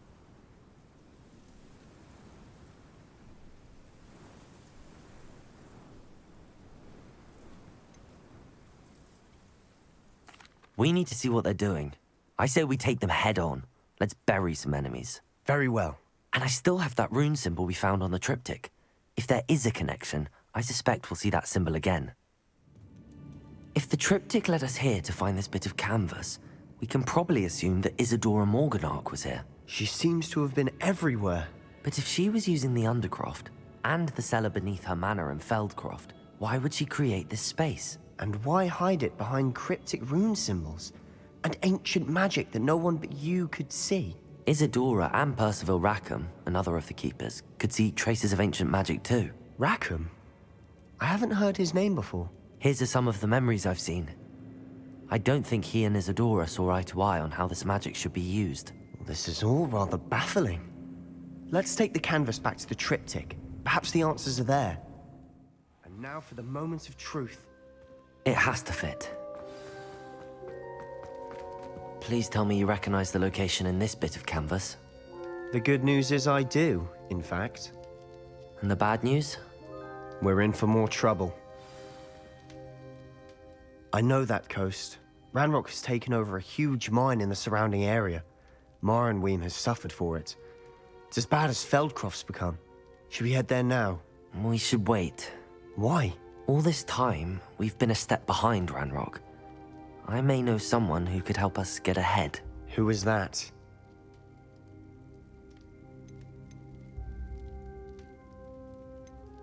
Someone who knows Ranrock personally. They asked me not to mention their name to anyone. A goblin? Tell me I'm wrong. You know goblins cursed my sister to shut her up. Said she should be seen and not heard. I do, but not all goblins are... Not all goblins what? Have you forgotten Feldcroft? Have you forgotten the mine we just went through? No, Sebastian, I haven't. You're not listening to me. Why would I listen to someone so ignorant? You don't know what you're saying. Take a breath for a moment. Oh, I know precisely what I'm saying. I didn't keep you waiting, did I? Not at all. I was just at the post office. Gran told me to expect a package, but it looks as if she forgot to send it. She didn't send me an owl this week either. Perhaps she's busy with her research. What was she sending you? Only some feed she's been developing. I was going to give it to Professor Howen for the measles. What kind of research is she doing? It varies from week to week, but it's always to do with creatures. Last week she was studying leg knots in plimpies. What did you find out about the dragon you were tracking? I realised that she didn't know the poachers had her egg, so when she left Horntail Hall, she would have headed straight to her nest. I went back to the tent and tracked her flight. How do you track a dragon long after she's gone? Tree canopies, burn marks, things like that. Well done. You certainly know what you're doing. I can't be certain, but I have an idea of one place she may have been heading. I thought we might go and see it for ourselves. Of course. Shall we leave now? If that's all right. I want to see how she's faring if she had a collar on. And she's likely frantic about her egg.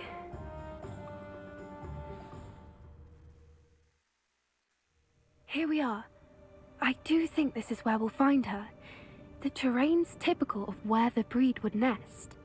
I suspect it's how the poachers found her to begin with. They likely camped here and logged her patterns. Perhaps nabbed her first and then her egg. Dragons are hard enough to wrangle, let alone maternal ones. You got all of that from simply standing here? You'd be surprised how easy it is to think like a poacher. Shall we see if she's home? We only need to return her egg.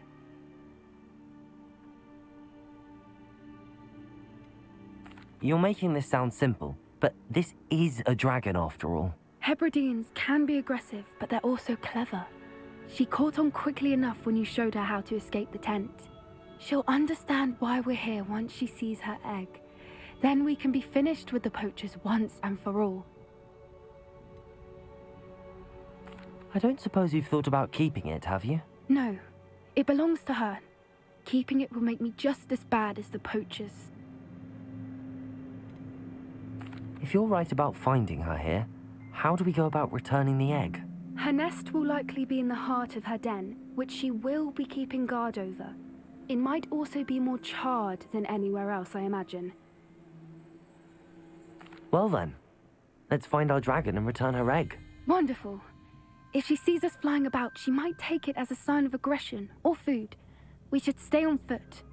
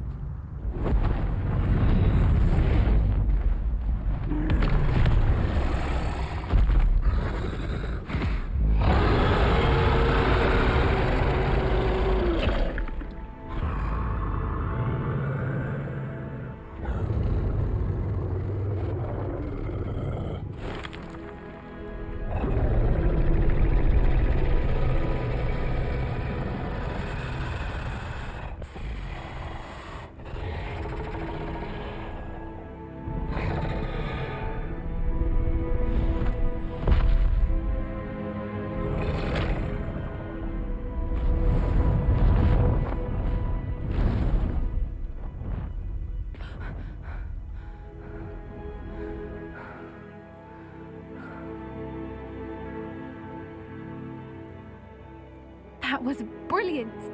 And did you see how clever? She left us perfectly unharmed. Creatures are a lot cleverer than most people realize. That's what Gran always says. The important thing is that we survived it, and we returned her egg. Thank you for doing this with me. Wouldn't blame you one bit if you wanted to head back to the castle and never think about dragons again.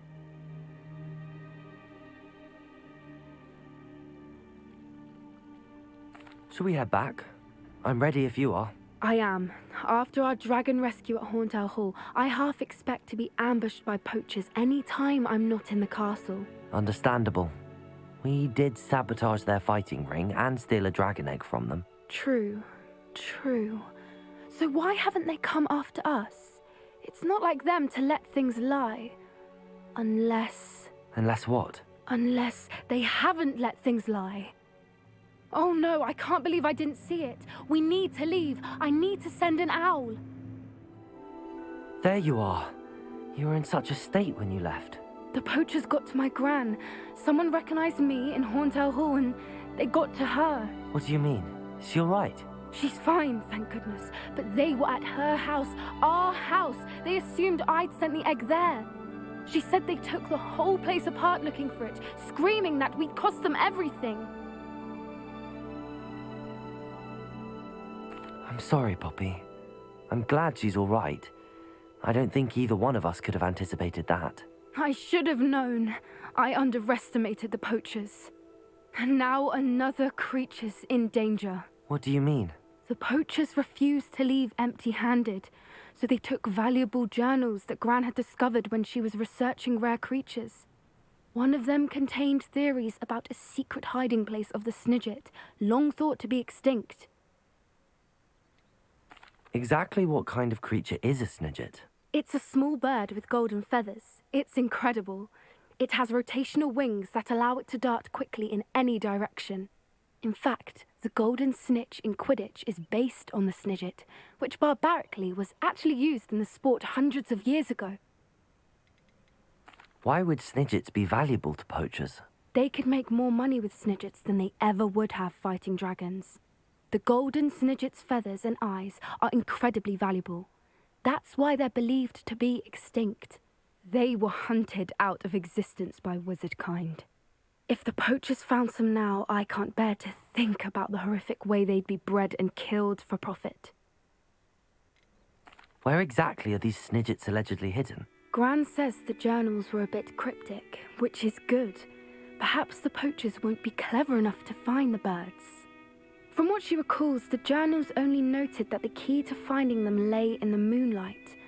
Gran thinks it can be narrowed down to a handful of locations.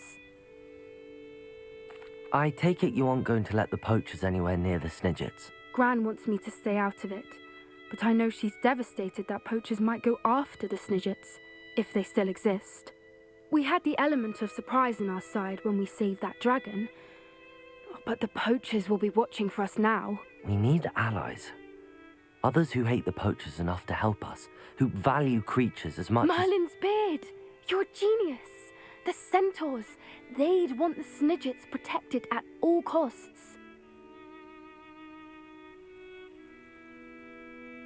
Sounds as if we need to go and talk to the centaurs. We'll need to be careful in how we approach them. Tensions with them are high. Still, I think they may be our only hope. Let me think on it. How nice to see you, my young friend. Here we go, the last house token. Time to see what's inside.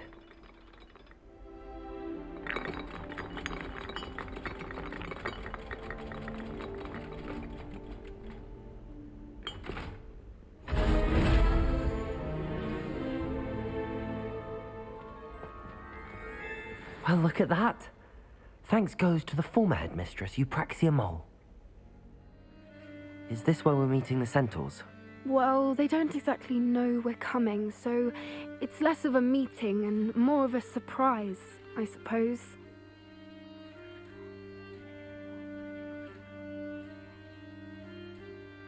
Once we tell them about the Snidgets, they'll understand why we came and they'll want to help. I hope you're right. Perhaps they'll be able to tell that we're sincere. There's something about them that's so knowing. It's almost unnerving.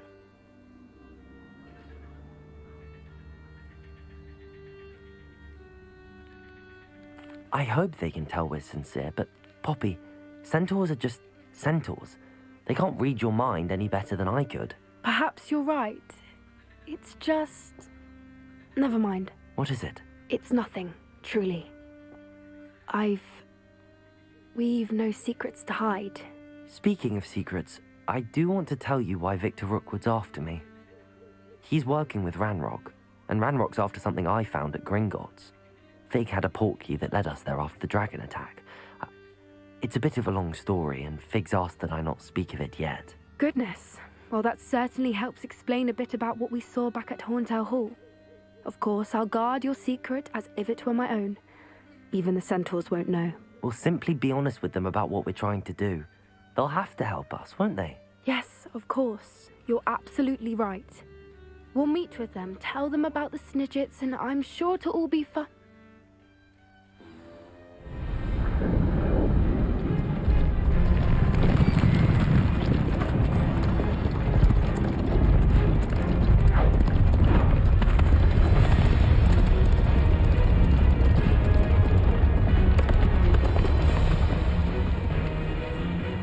What do you think you're doing here, humans? Please!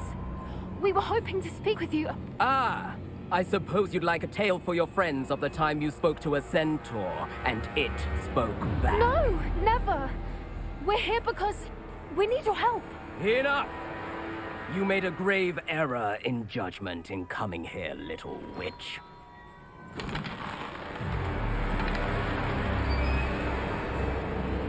Leave them be, Alec. We do not harm the young. It is not our way. You forget your place, old fool. I'm the leader of this herd, and while you cling to our way, their kind continue to slaughter beasts like us without a care! From what I can see, they have slaughtered no one. They will leave here unharmed. Mark my words, Doran. If I ever see them again, it will be all 3 of your heads.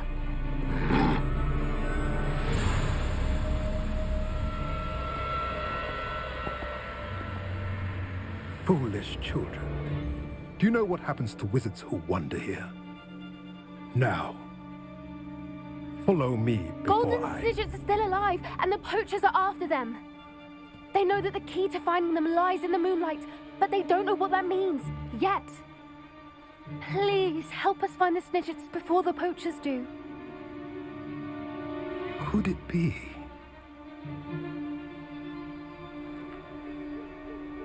In the south, there is a cave within which lies what the poachers seek. A moonstone.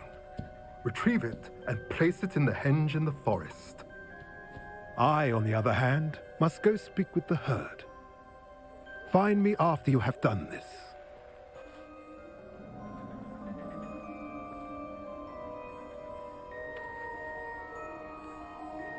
I don't understand.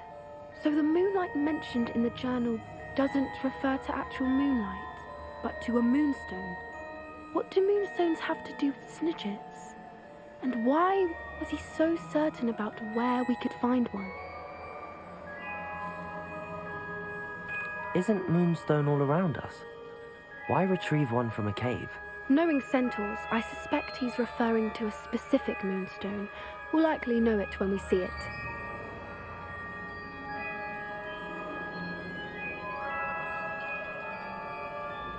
I don't know, but I am inclined to believe him, what with his being a centaur and all. I am too. It is a shame how quickly he left. What was his name? Doran. That's what the leader of the herd called him. Well, if Doran knows something we don't, I'd rather act now and ask questions later. I can head to the library and start looking into the cave you mentioned.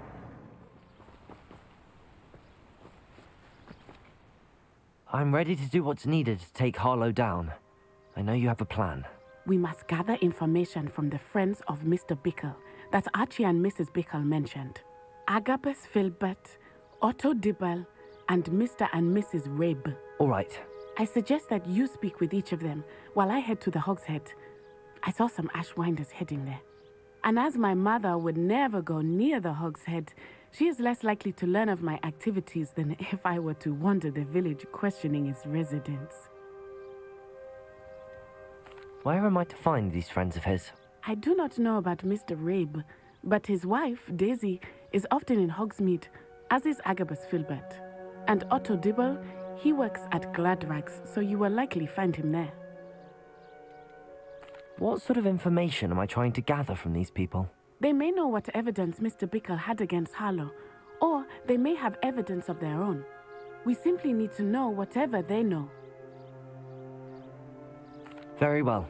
I'll speak with them, see what I can learn. I knew I could rely on you. We need to know how they are being blackmailed by Rookwood and Harlow. Meet me here after you have spoken with them. Excuse me, Mr. Filbert. I wondered if I might speak with you about your dealings with Theophilus Harlow. I hope to ease Mrs. Bickle's mind by gathering evidence against him. Tragic, what happened to Bickle. He wanted me to speak out against Harlow for an act of violence committed against me. But I feared Harlow's retaliation, and so I refused.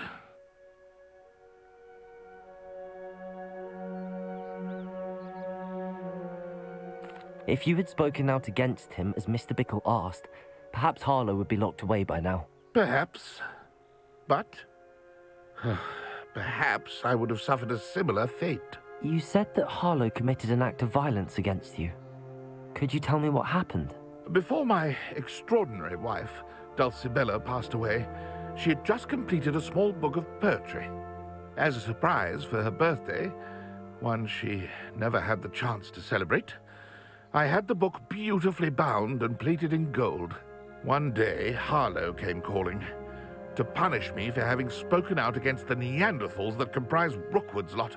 Before I knew it, I'd been petrified, and Harlow was rifling through my home. He found the book of poetry, with its exquisite gold plating.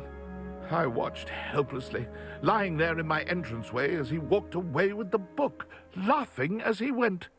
I was shaken to my core. Still am, to be honest. I imagine you fear Harlow retaliating again, but do you mind if I share this information with Officer Singer? I suppose I have no choice. This extortion can't go on forever. You can pass it on to anyone who may be willing to help. Mrs. Rabe, I wondered if I might speak with you about Theophilus Harlow. I'm a friend of the Bickles and am trying to gather evidence against him. Poor Joanna and little Archie. And now Harlow has taken my darling Isco. What do you mean? Why?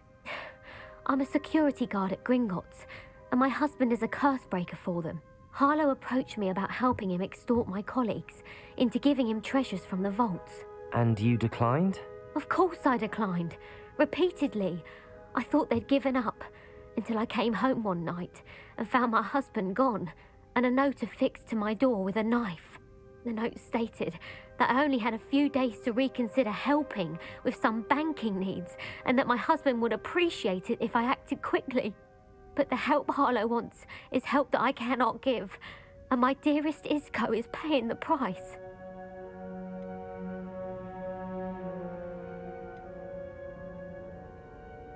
Have you helped Harlow since your husband was taken? No, I'm worried sick about Isco, but he'd never want me to compromise my integrity.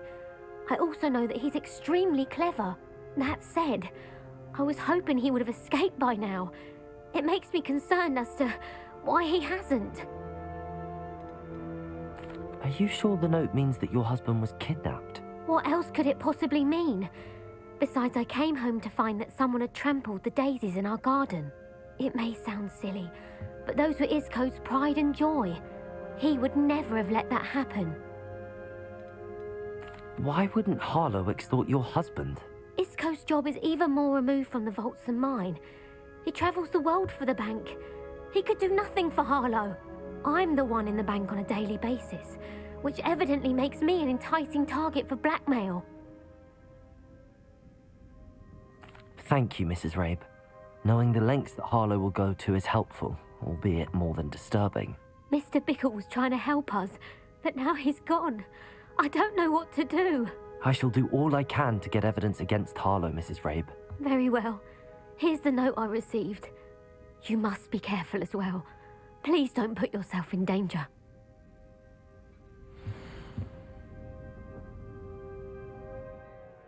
Mr. Dibble, may I speak with you? It's about Theophilus Harlow. I've nothing to say about him. May I interest you in a stunning cravat today? Please, sir. I'd like to help. I spoke to Mrs. Bickle. You know the Bickles? All right. But we must be discreet. Can't have Mr. Hill hearing this. I know Mr. Hill. He was kind to me the day of the troll attack. Oh, he's a good man. But even he wouldn't understand about Harlow. It started a few weeks ago. I was distracted, reading a note, when you-know-who came into the shop. I hid the note behind the counter and offered to help him. He stared at me for a moment, then asked me to check on an order he'd placed. I went into the storeroom to check on what turned out to be a non-existent order. When I returned, he was holding the note. What was in the note? It was a note from Rosie Hill, Mr. Hill's daughter. You see, we've been, well, secretly engaged these past 6 months. We haven't told Mr. Hill yet. I dare say he has higher hopes for her. Harlow advised me in no uncertain terms that my relationship with Rosie, not to mention my employment here, depended upon my cooperation. What did he ask you to do? It all happened so quickly. In an instant, he took a very expensive scarf from the counter, pocketed it, and smiled. He said, "Your secret is safe as long as I can supply my lady friend with delightful items like this every so often."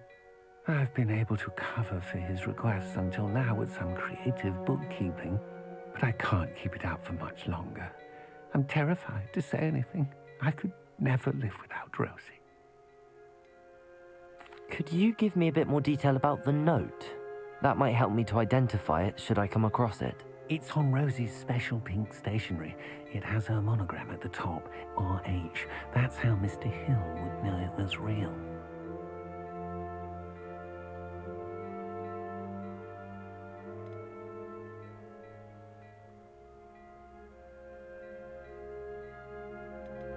What have you been doing to keep the extortion a secret? Well, as I mentioned, creative bookkeeping. And I've also been trying to cover the costs with my own savings, but I'm running out of money. Of course, none of this bodes well for my efforts to improve my circumstances and to be worthy of Rosie.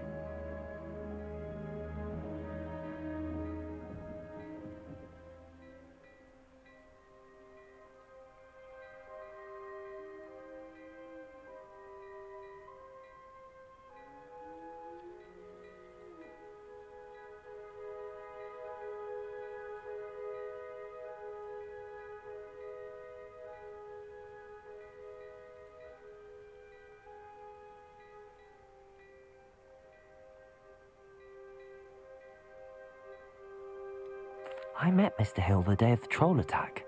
He was kind to me. Why don't you just tell him? He's a lovely man, but when it comes to Rosie, I fear he loses all perspective. He'd see this as a grave betrayal. I'd lose my job instantly, and Rosie as well. Thank you for telling me.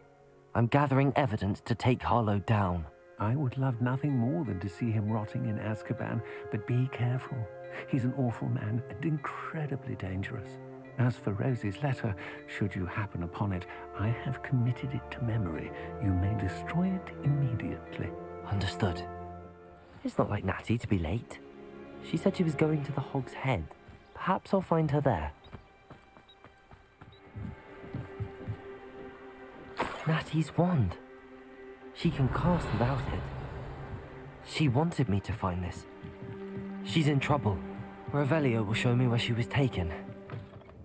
Mr. Rabe, Daisy told me you'd been abducted. You spoke with my wife. How is she? Worried about you. Are you all right? I am all right. Thank you for coming. These locks are cursed, and there's an anti-apparition jinx on the cells. Even Natty's skill with wandless magic cannot free us. I need you to find my wand. Mr. Rabe, I found your wand. Well done. I knew it was nearby. Now, you best stand back. One never knows how a curse will react to being broken.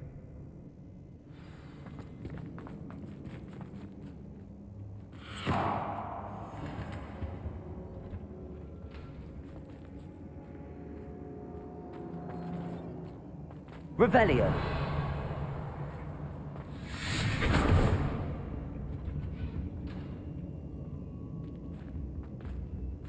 Thank you, Mr. Isco.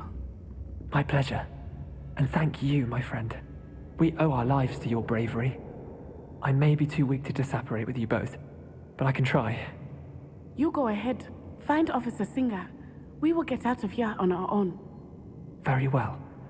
But be careful. Thank you, my young friend. Be prepared for a fight. Natsai Onai. I should have known. And you, the troll dispatcher. Oh, thank goodness the two of you are safe. Isco Rabe told me a couple of students had rescued him. Should have known it was you two. Is Mr. Rabe all right? He is. I sent him home to his wife. Miss Onai, your mother will not be pleased to learn that you're still risking your safety pursuing these dangerous men. Actually, Officer Singer, Natty and I learned of several Hogsmeade residents who've had their lives threatened by the Ashwinders. In addition to abducting Mr. Rabe to blackmail his wife and Natty, Rookwood and Harlow have also extorted Agabus Filbert and Otto Dibble. I will look into all of that. As for the two of you, I appreciate what you're trying to do, but you are taking great risk. Next time, please let the authorities handle the Ashwinders.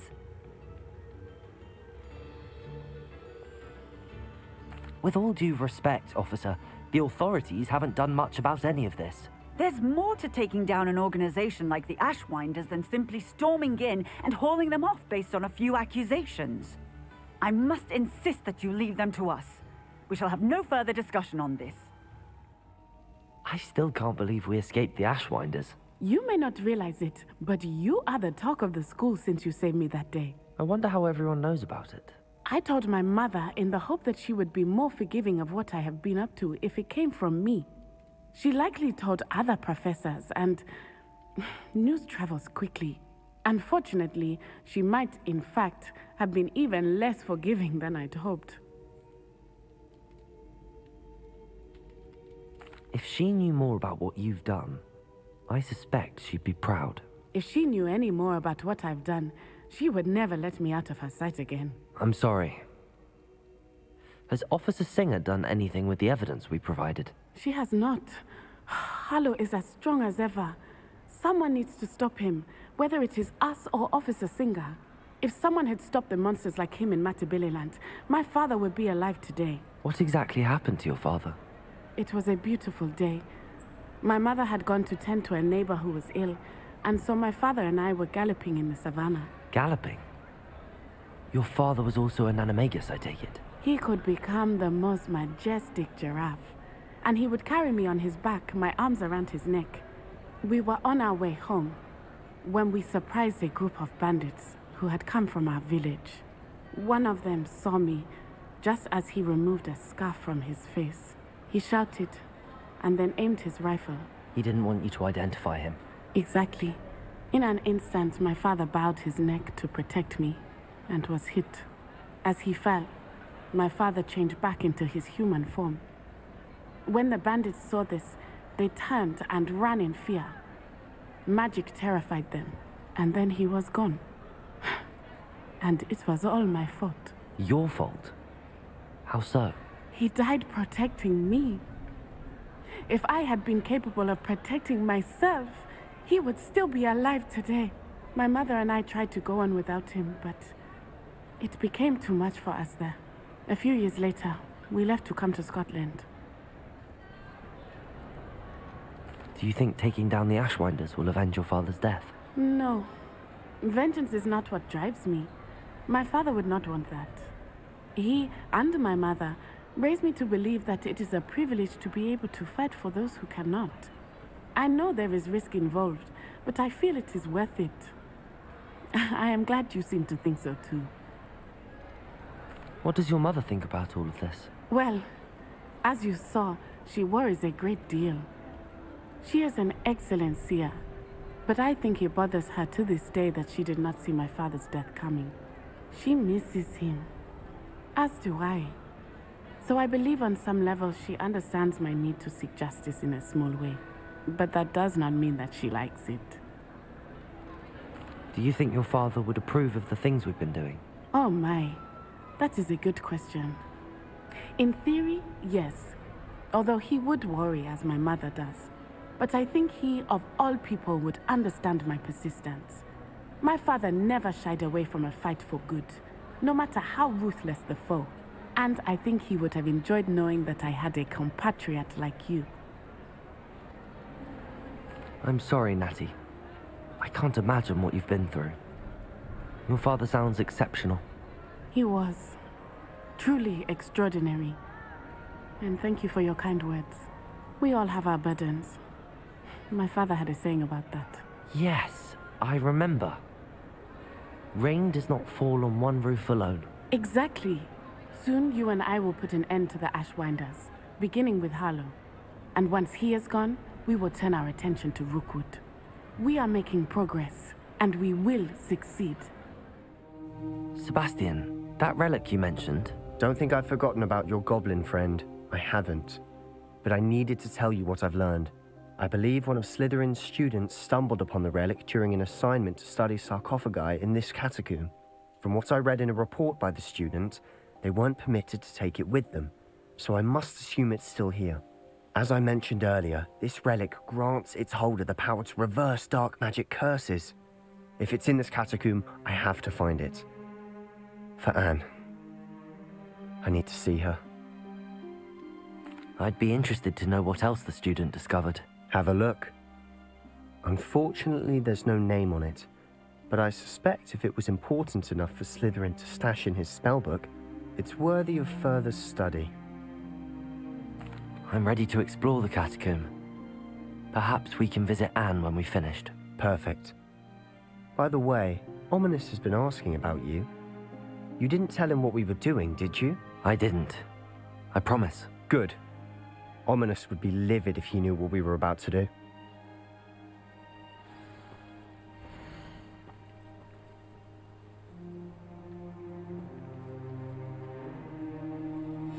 I'll be interested to compare what lies inside to what I've read about this catacomb.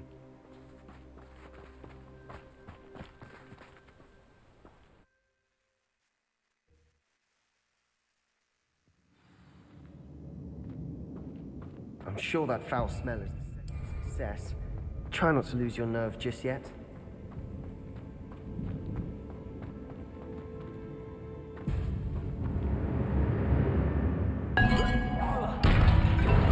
Accio! Incendio! Confringo!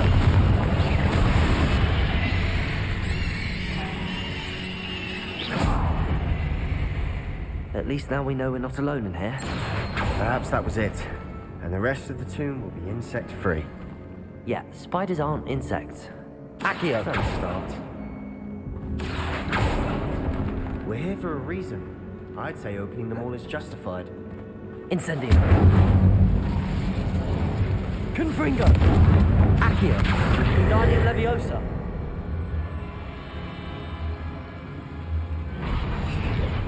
Leviosa! This room is taller than it looks.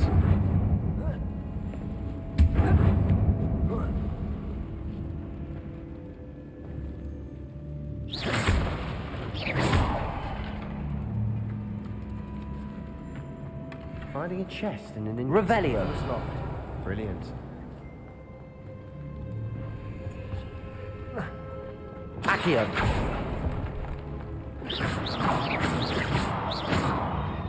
Revelio.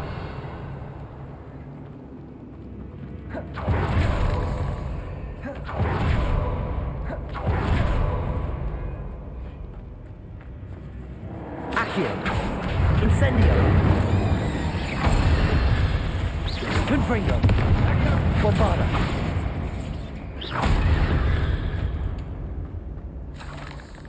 Accio. Incendio. Accio.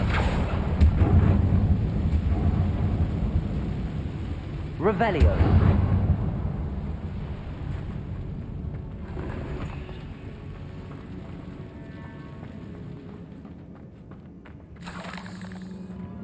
Accio.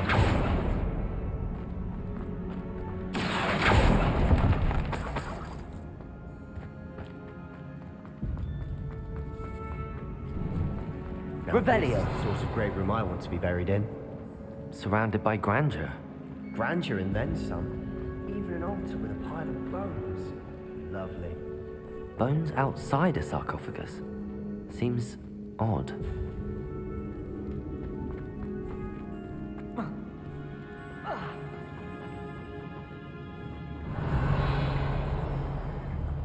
Accio. Confringo. Incendio. Revelio.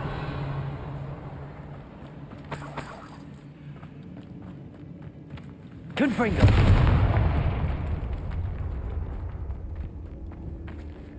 There's something here by the altar.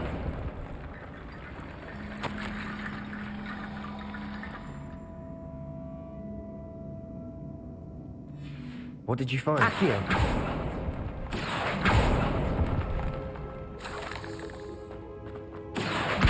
Guardian Leviosa.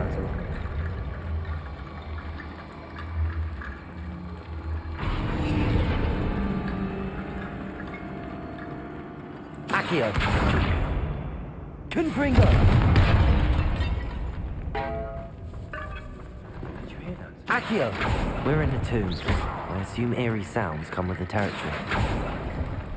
Revelio. Accio. Guardian Leviosa.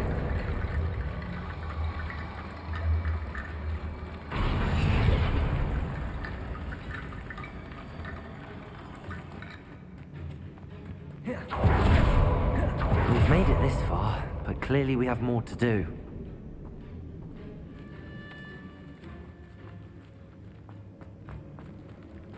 Accio.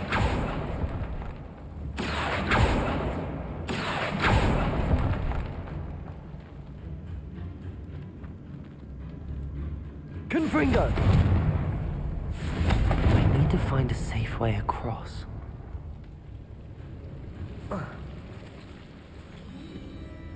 Accio. Confringo. Accio. Confringo. Incendio.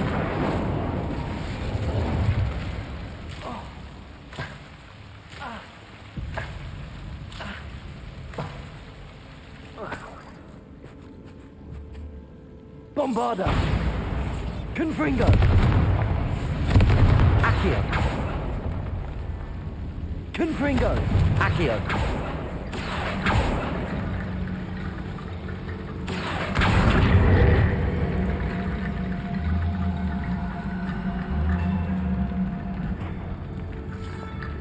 Incendio.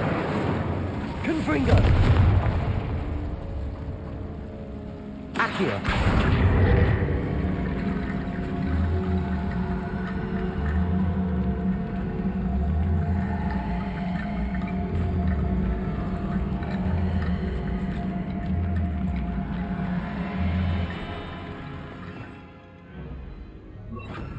Confringo. Lumos.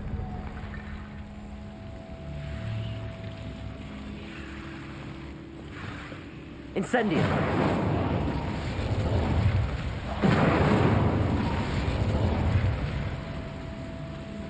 Accio. Guardian Leviosa. Accio.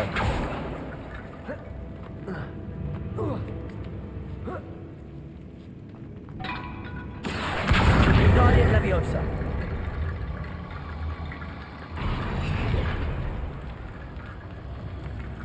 Accio. Guardian Leviosa. Accio. Guardian Leviosa.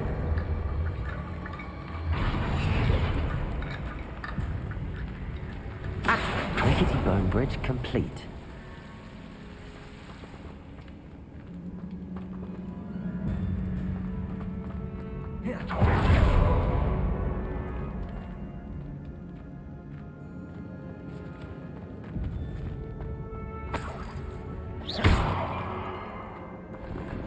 Accio.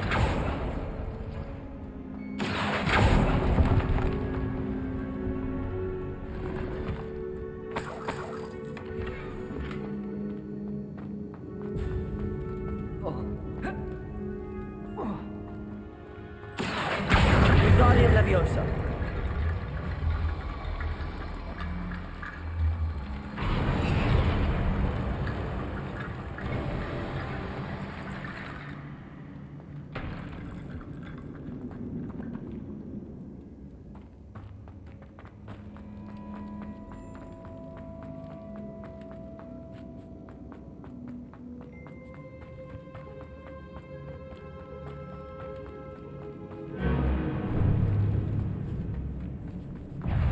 Incendio.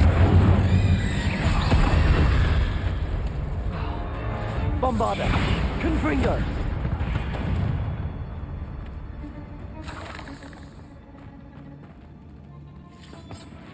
Revelio. Confringo.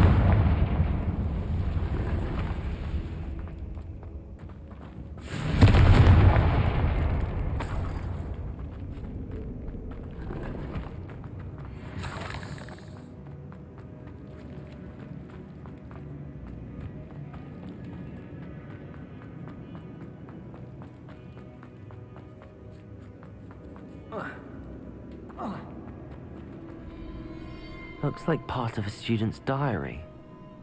It mentions plans to return for the relic and conjuring barricades using bones. Of course. The student's summary referenced a space beyond the Great Room, which means this can't be a dead end. Let's divide and conquer. You work on sorting out the bone barricades, I'll look around and see what we missed. Hold on to that diary entry. There may be more to it. It does mention something else. It says their next assignment was learning the Imperius Curse. Really? Interesting. We need to focus on moving beyond this room. But let me think for a moment.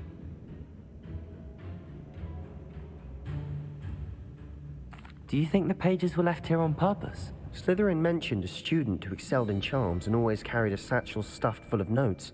They might have been left on purpose, or the student may have simply dropped them. Of course.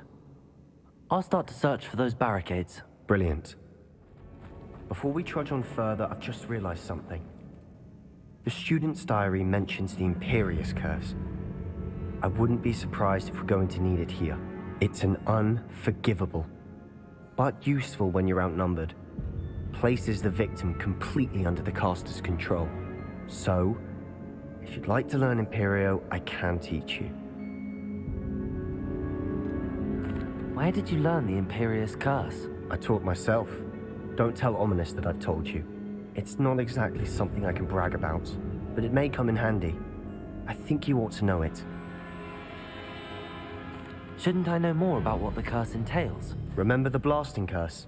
Same idea, except when it comes to unforgivable curses, your intention has to be clear. You have to mean it.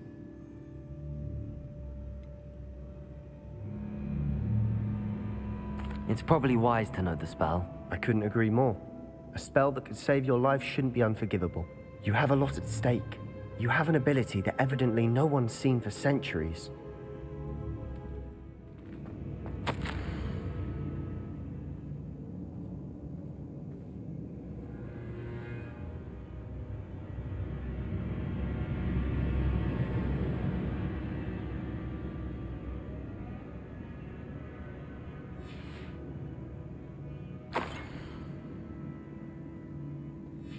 Sebastian! The relic! Look! Could it be? The note and rendition of the relic. It matches. This must be where the student left the relic. I can't believe it. After all this, it lines up.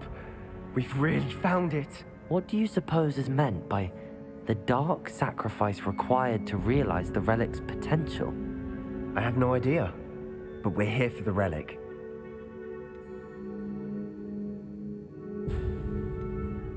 The note advises to leave the relic alone. I assure you, we were meant to find this. For Anne's sake, I'm taking it. Let's get to Feldcroft. I must keep this relic secret, especially from my uncle. Is that Ominous?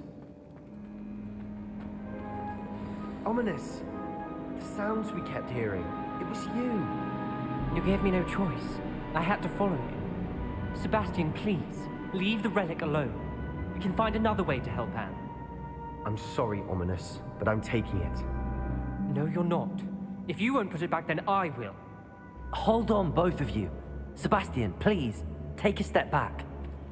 Fine, but Ominous knows I won't step back from a fight. Can't believe this. How much did you hear? Everything. I was glad to hear you tell Sebastian to leave the relic. We need to stand together. Convince Sebastian this is wrong. And if nothing will change his mind? Something has to. I need your help.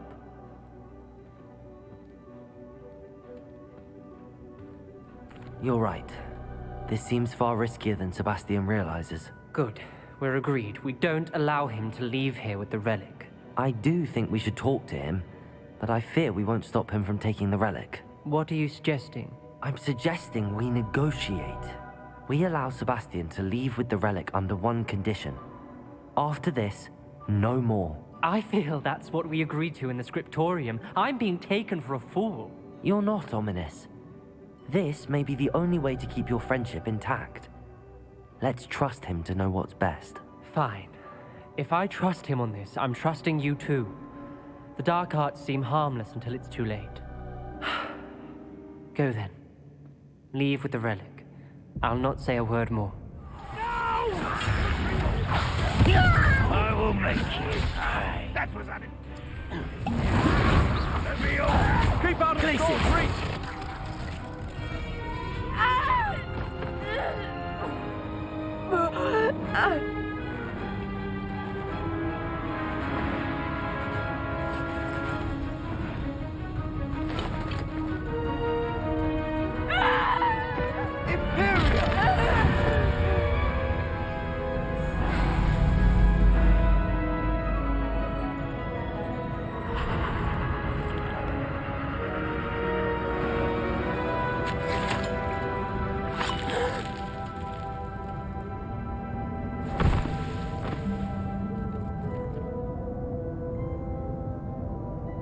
Boy!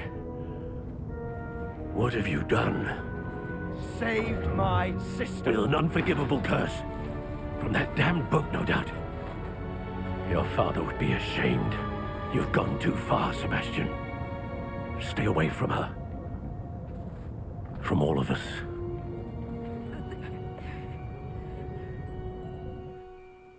What did my uncle expect me to do? The Imperious curse saved Anne's life. That goblin was going to kill her.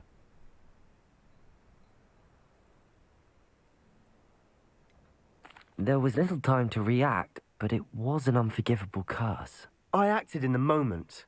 That's all. I shall make my uncle see reason. He cannot banish me from my own home, from my sister. It might be best to let him calm down a while. May I speak to him? Perhaps I can help to ease the tension a bit. You may be right. Very well. Probably best if I get away from here for a while. I'll head back to Hogwarts. Pardon me, Mr. Sallow. What Sebastian did was inexcusable. You cannot possibly be about to defend him.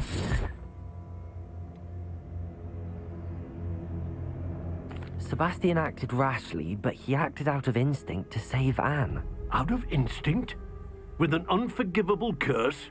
This family does not resort to using dark magic even against our enemies. What Sebastian did cannot be undone. That you are defending Sebastian's behavior at all tells me everything I need to know. You are as guilty as he is. Sebastian is to come nowhere near Feldcroft, nowhere near Anne. Unforgivable curses are so named for a reason. If I hear that either of you continues down this path, if either of you uses dark magic, I will notify the headmaster immediately. Did you speak with my uncle? I wish I had better news about your uncle and Anne. Well, what did he say? I'm afraid he wants you nowhere near Feldcroft. Nor Anne. I had to stop that goblin from killing my sister. He had no right to banish me from my own twin. If he thinks banishing me means I'm going to give up on Anne, he's sorely mistaken. He also said he cannot excuse the use of dark magic in any form, and that if he hears of either of us using it, he'll go straight to Professor Black. Huh. That relic dark magic or not, is the key to saving Anne. To reverse that curse. I will not lose Anne for good. I should send the crest to Anne. She'll know that we need to meet. I'm afraid I don't follow. Nothing, just a thought. Now I'm more determined than ever to learn what power that relic has. What did you mean you'd send Anne a crest so that she'd know to meet you? We just lost our parents, and we were packing up to go and live with Solomon. We couldn't take everything.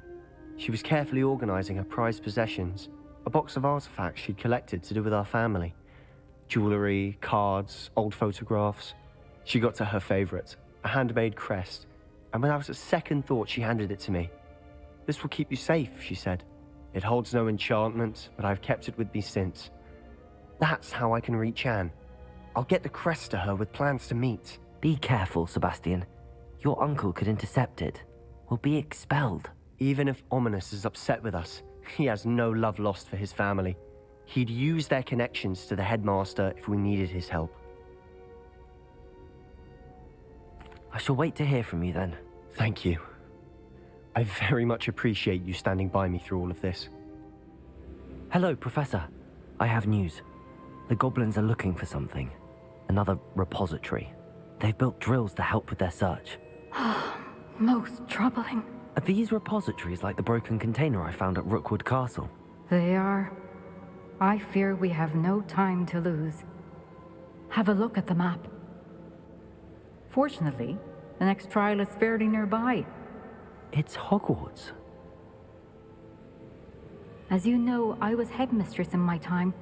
My portrait hangs in the headmaster's office. In fact, I witnessed Professor Black learn of your arrival. And I'll confess that I wondered about you. Wait, is the next trial in the headmaster's office? It is. I had hoped that when the time came, the occupant of that office would be of help to us. Unfortunately, this headmaster seems wildly unconcerned with anything but himself. You'll need to access the office while he's away. I understand. Very well. I'll find some way to get in. Good. I shall meet you in my portrait there. Until then. Now here, Professor Fig. The keepers have shown me where the next trial is. Has something changed? Lodgok and I have learned that the goblins are searching for another repository, like the one we saw at Rookwood Castle. And I discovered that they're building massive drills to help in their search. Professor Fitzgerald seemed very concerned. I see. Ranrock clearly knows even more than we suspected. And sir, there's something else. Lodgok knew Miriam. He knew Miriam? They encountered each other at Rookwood Castle. She was doing research. That's where she found the container with the portkey. He liked her so much that he let her leave with it, despite orders from Ranrock. I don't know what to say. She could win over almost anyone. I want to hear more of this. And, in fact, I'd like to speak with Lodgok directly. But we've no time now. Where is the next trial? Believe it or not, it's in the headmaster's office. Incredible. All right. You'll need the password to get past the stone gargoyle. The headmaster's house elf will know it. I've actually met Scrope, but I'm not sure he'll tell me. He's rather devoted to the Black family. He is. So you'll need a disguise. I have just the thing. A polyjuice potion. You'll look and sound like Professor Black. Wait, doesn't Polyjuice Potion require a bit of the person you want to change into? And take ages to brew? It does. So how do you already have Polyjuice Potion to change into Professor Black? One never knows when such a thing may come in handy. Let's just say I felt the need to be prepared for anything after my fruitless trip to the ministry on his behalf. Now, time is of the essence. Drink up and I shall explain more.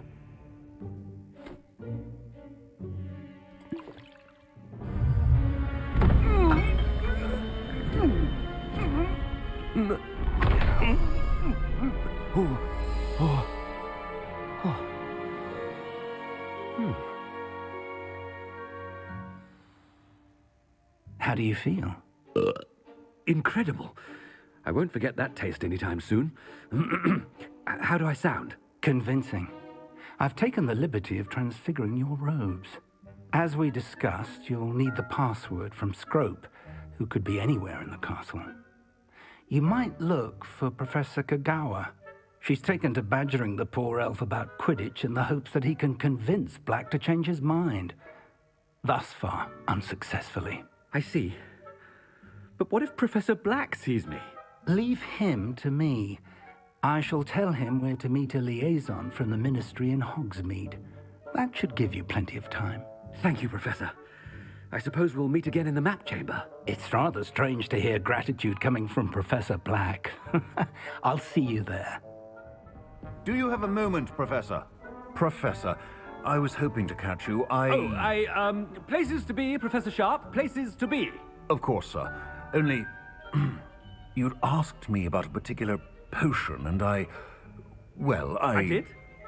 I did, yes. Well, spit it out, Sharp. I don't have all day. Probably best not to discuss it here, sir.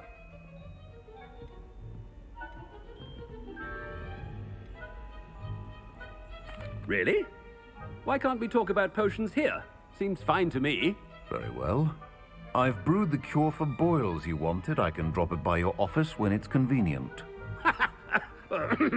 Of course, yes. No need for all the cloak and dagger. Simply have a student deliver it. A student? Very well, sir, if you insist. I do. And thank you, Sharp.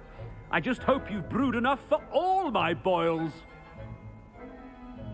Now, to determine which student gets this rather unenviable task. If you must speak with me, consult my secretaries or what have you. Now move along. Gareth. Mr. Weasley, what are you doing here? Don't you have somewhere to be? Oh, Professor. Yes, of course. All sorts of places I'd rather be right now. Do you need something from me? I'm looking for my house elf. Surely you've seen him? Ah, the little one-eared fellow. I saw him heading to the Great Hall moments ago, muttering on about your, sterling graces, sir. I am watching you, Mr. Weasley. Mr. Redding, who owns Honeydukes, tells me some of his billywig stings recently went missing. Prime potion ingredient. And I know you fancy yourself a skilled potioneer. What? But, sir, I haven't been anywhere near Honeydukes. Bah! That's enough from you. Just know that I have eyes and ears everywhere. On your way, Mr. Weasley. Greetings! I mean, out of my way, children. Mr. Gaunt, where do you think you're going? I beg your pardon, sir. I'm simply on my way outside. Taking the day off, eh? Typical student, wasting the hours away. I have to write 20 inches on Dittany and its uses. Was heading to the greenhouse. Ah, yes! Mixed with bubo tuber pus makes a fine mustache paste. Yes, mustache paste. I find. Are you feeling all right, sir? You don't seem yourself. I assure you I am quite healthy, Gaunt. If I need a medical diagnosis, I shall head to St. Mungo's. Something is very wrong. Professor Black, again, it is not too late to reconsider your decision regarding Quidditch. We could still have trials and a somewhat shortened season. It would be better than none at all. But the injury, Madam Kagawa. Professor, more than one student has taken a bludger to the head on our pitch. I dare say it knocked some sense into them. And they're fine now. The fact that it happened to be a pureblood, well, that's no reason to... What nonsense! That you would trivialize the health of a student over a silly game. A silly game? You are quite impossible sometimes. Sir, I've a good mind to write to the Department of Magical Games and Sports at the Ministry about you.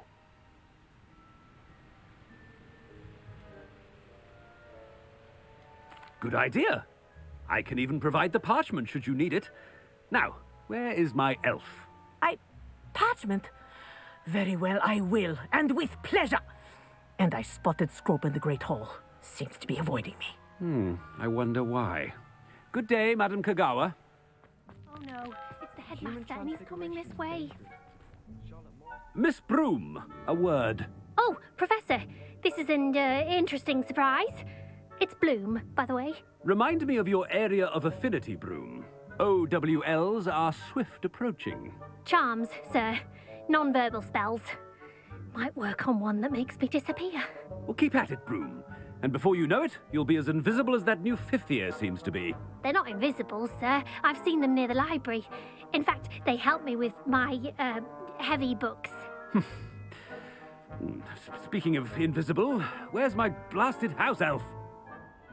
Hello, Professor Black. Ah, Professor Weasley. How delightful to see you. Sir?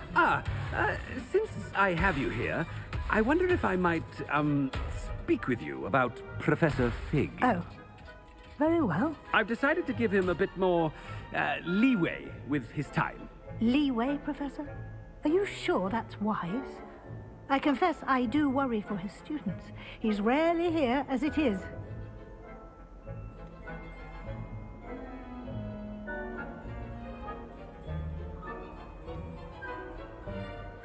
I realize that, and I'd like to keep it that way. I see. But, sir, if I may, I am wary of how much time the new fifth year seems to be spending away from the castle, supposedly on Professor Fig's behalf. I've heard unsettling rumors of their escapades. Everything from sneaking into the Forbidden Forest to confronting Ranrock's loyalists and Rookwood's lot. What? Goodness. You cannot believe everything you hear, Professor. No, you cannot. I mean, I shall keep an eye on Fig. You simply keep doing the wonderful job that you're doing. Simply wonderful. Thank you. But I'm happy to look into... Good. That'll be all, Weasley. I mean, Professor Weasley. Good day. Professor Black is happy with Scrope's performance as his house elf. There's no doubt in Scrope's mind. Ahem! Attention, students! I hereby decree that the Great Hall be forthwith decorated in the stunning banners of Slytherin. I shall be taking no questions at this time. Or ever.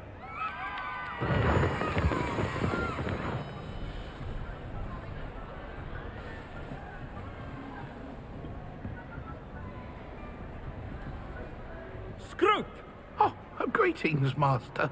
Remind me of the password to my office. Oh, but Master made Scrope swear never to tell anyone, even Master himself. How dare you question me? I've a mind to give you a matching set of ears. Yes, sir. Of course, sir. Scrope begs forgiveness. It is the Black family motto, Master. Right. Of course. Master does remember it.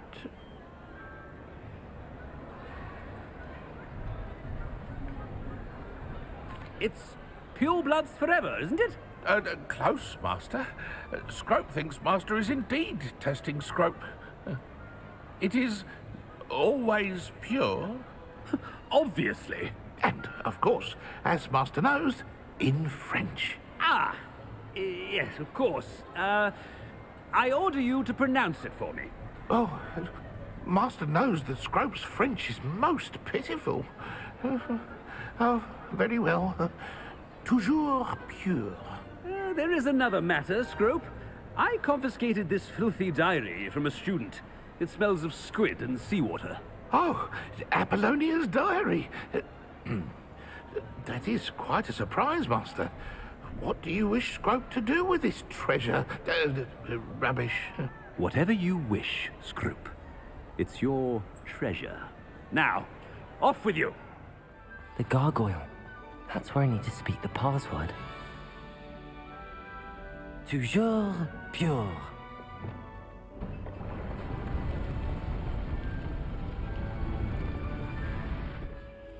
It's good to see you. All thanks to Professor Fig's quick thinking. Now what? Approach the pedestal in the antechamber and read the book that appears.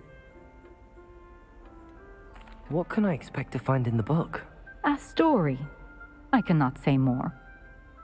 You may recognize some elements of it, as I was inspired by a tale with which many wizarding children are familiar. I suspect there will be more to this than reading a book. Your suspicions are correct. We shall speak when you are finished.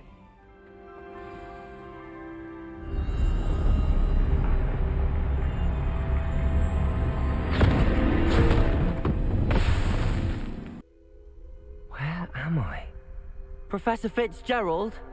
Can you hear me? I am here. In this place, you may call me Neve. You shall be witness to a fable. Pay attention. Things are not always as they seem. You must move swiftly and cautiously. Use the tools you encounter to find me. The first you will need is a cloak. In this place, as in life, death takes many forms. Avoid each of them at all costs.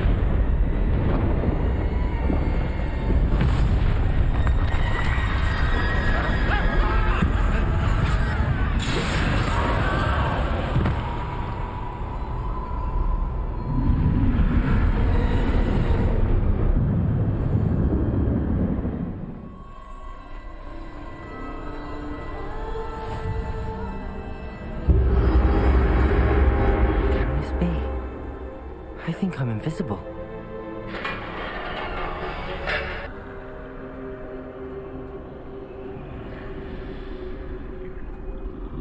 This is the way forward. Finally free. Now where are you, Neve?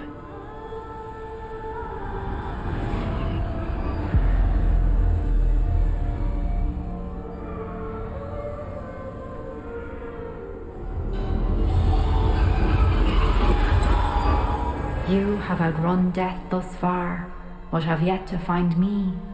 Keep searching, but this time you will be unable to hide. Wield the wand you see before you. Do not squander its extraordinary power.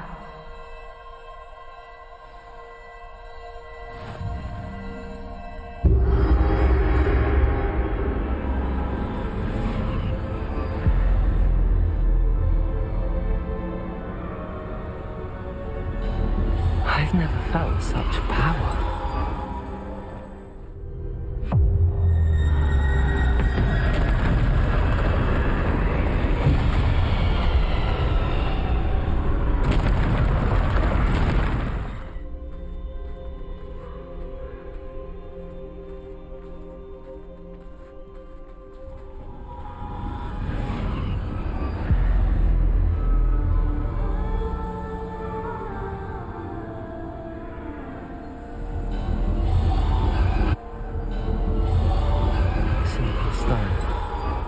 This must be for me.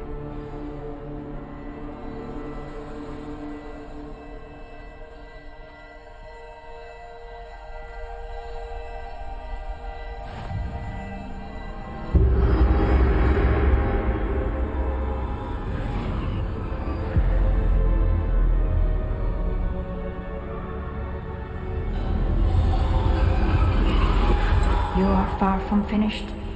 Pass through the mourners ahead. Nothing is what it seems. I can't believe she's dead. Oh, poor Neve. God, let us always honor her memory. May her memory be a treasure to us forever.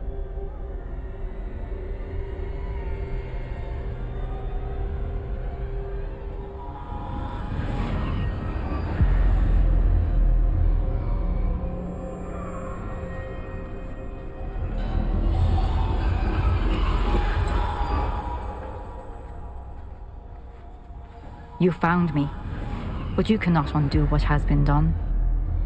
The magic of the stone can only conjure a shadow of my former self.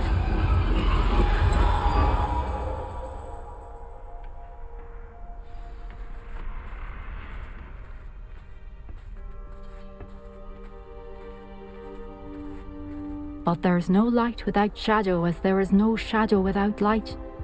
Simply because you can eliminate darkness does not always mean that you should.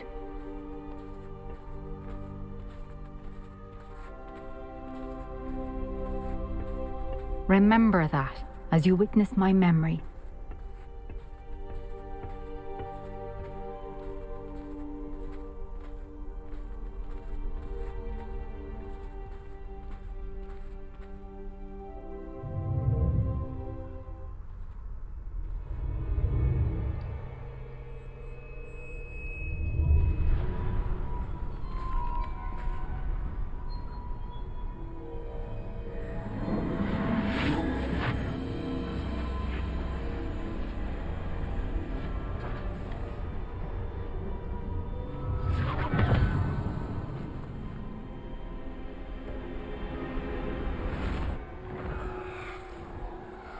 Isadora, what you did for your father was remarkable. Well, wasn't it? And Percival needn't worry about the strands of emotion or the traces that this magic leaves. I found a way to contain all of it. You haven't stopped. Goblin silver. You spoke to a goblin about this. Don't worry, he has no idea what we're containing. We don't know what effect any of this may have. The emotions, the dark traits. You sound like Percival. And as it happens, I do know. It is a source of strength, of focus. Somehow it enhances my ability to wield magic. I don't follow, Isadora. I think we can harness it. Power like this is not to be toyed with. In the wrong hands. You saw what I did for my father. Only imagine the good we could do. Everyone is in some kind of pain.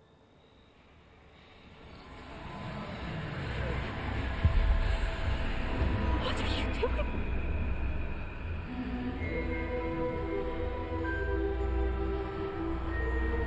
Breathe it in. Can you feel it?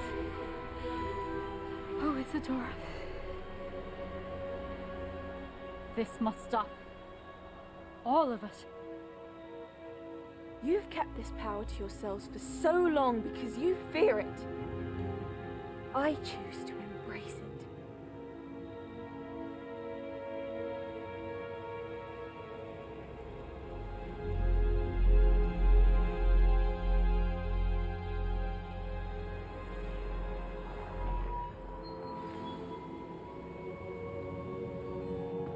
Is it true? Has someone completed the first 3 trials? It is, and I have. But you are so... Young? I know. You must be Professor Bakar. I am. Pleased to meet you. The pensive memory I just witnessed, was Isadora inhaling painful emotions? She was.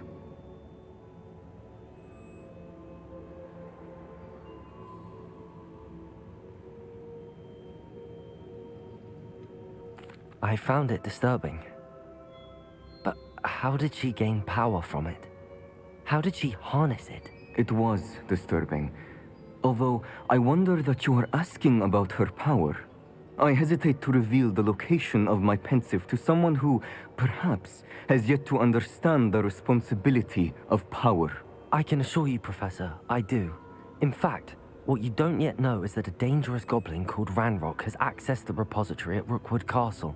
He has learned to harness the contents of it as a source of immense power. He plans to use that power against wizardkind. We have no time to waste. I see. Nonetheless, the knowledge you shall gain after you witness my memories is too valuable to share without further consideration.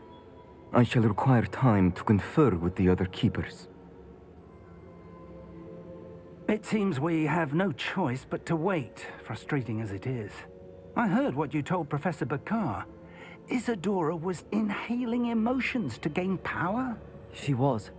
And she pulled emotions, as she did from her father, from Professor Fitzgerald, without permission. Monstrous. What's more, she said that she found a way to store the traces of magic she extracted in goblin silver. The repositories? Possibly. There's something I didn't get a chance to tell you earlier. Ranrock has been digging at locations tied to the 5 names he found in the journals of a goblin metalworker named Bragball. 5 names? The Keepers, and who else? Isadora Morganac? Precisely. That's how he's been one step ahead of us. Gringotts, the Tower, Rookwood Castle. If the Keepers won't tell you where the next trial is yet, I say we at least maintain a watch on Ranrock. Perhaps he'll lead us to more information. Perhaps. I hope to hear from Lodgok soon. I haven't heard anything since I learned of the drills. Oh, and as you've probably guessed by now, your Polyjuice plan worked like a charm. I knew it would. I may have done too good a job distracting Black. I had no idea he can't hold his fire whiskey. I shouldn't have reacted so bitterly about your goblin friend. I apologize. I hope we can finish what we started with the triptych. Please meet me at the southern coast. We can search for the final canvas piece. Hello, Deke. Professor Weasley said you had an idea. Indeed, Deke does. Deke knows that you want to learn about all sorts of beasts. And Deke recently heard rumors of a phoenix nest in a nearby mountain. A phoenix nest? I wonder if it belongs to the phoenix Natty mentioned, the one Harlow and the poacher pack are after. Deke would not doubt it. If Deke has heard of it, surely the nasty poachers have as well, which means it could be in danger.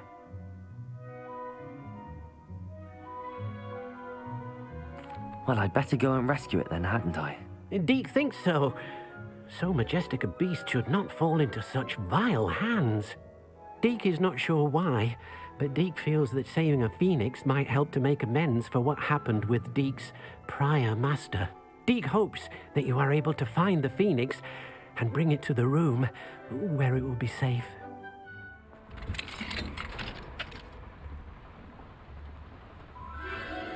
A phoenix?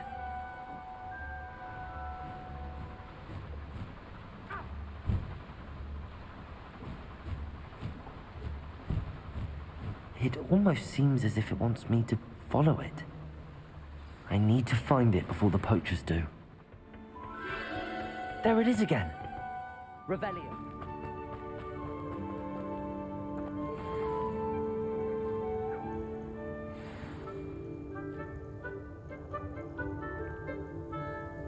Hello. I'm here to help. I can take you somewhere safe.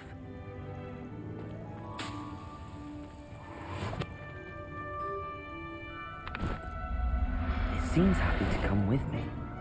I wonder if it could travel in. Let's get you back to the room. Deke's going to be pleased.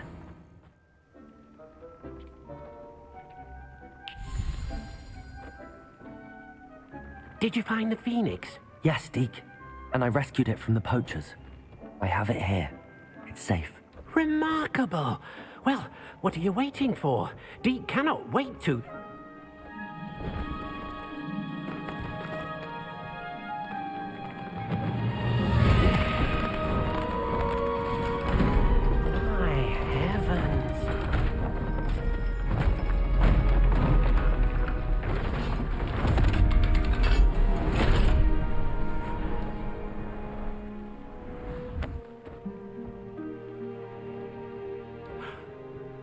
What a beauty.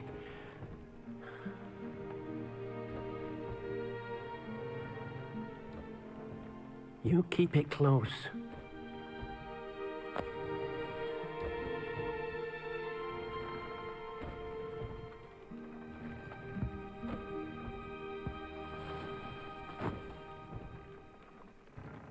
Professor Weasley and Deke were right to tell you about the Room of Requirement. Look at all you've done, and how many beasts you've rescued. A phoenix is safe now, because of you. I couldn't have done it without your help, Deke. Thank you. Deke is grateful for the kind words, and also grateful to have been of assistance to someone like yourself. Helping you do such good for so many beasts has given Deke a sense of peace Deke hasn't known in years. Deke will always be here for you when you need him. Sebastian, a lost relic from a catacomb which requires a dark sacrifice. I know how it sounds, but if this can help you, it's worth the risk. Does Ominous know about this? He helped find the scriptorium where we discovered Slytherin's spellbook. Very well. If Ominous will be there, I'll meet you. We don't have much time. Solomon wants to leave Feldcroft. What? Leave? Never mind. You need to stall him. Buy us time, Anne. Please. I shall do my best. I'll be in touch. Solomon can't take Anne from Feldcroft. Where would they go? When would I see her? Sebastian. I can't believe my uncle wants to leave Feldcroft. Anne's going to stall him. She must. We need time. Time? For what? I've learned more about the relic. I cross-referenced Slytherin's spellbook with everything in the library on relics and dark sacrifices. That's when I realized something. I believe the relic will only work inside the catacomb.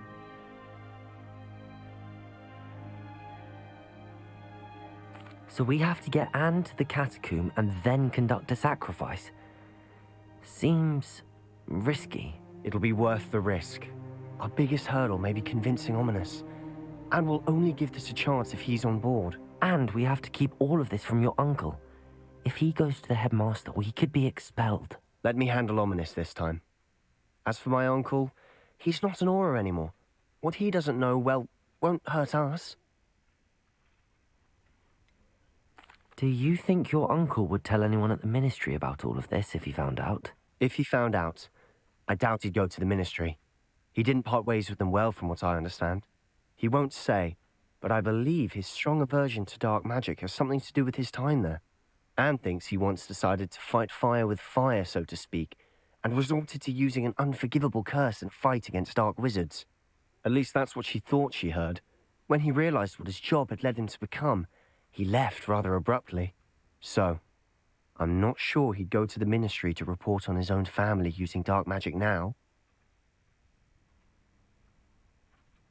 Good luck with Ominous. Until we meet again. I shall let you know when the four of us should meet at the catacomb. Look for my owl. Nothing pleasant about this coast. I received your owl. Thank you. I'm glad you came. I spotted droves of Ranrock's loyalists coming up from the coast. Overheard one of them say they're headed to another cavern, like the one we found. How are they still one step ahead of us? They can't know about the triptych. I don't know. I did see another memory. This time, it was a keeper named Neve Fitzgerald. She was unnerved by Isadora's use of ancient magic. But I still can't be sure how any of it connects to Ranrock. These keepers are playing games with you.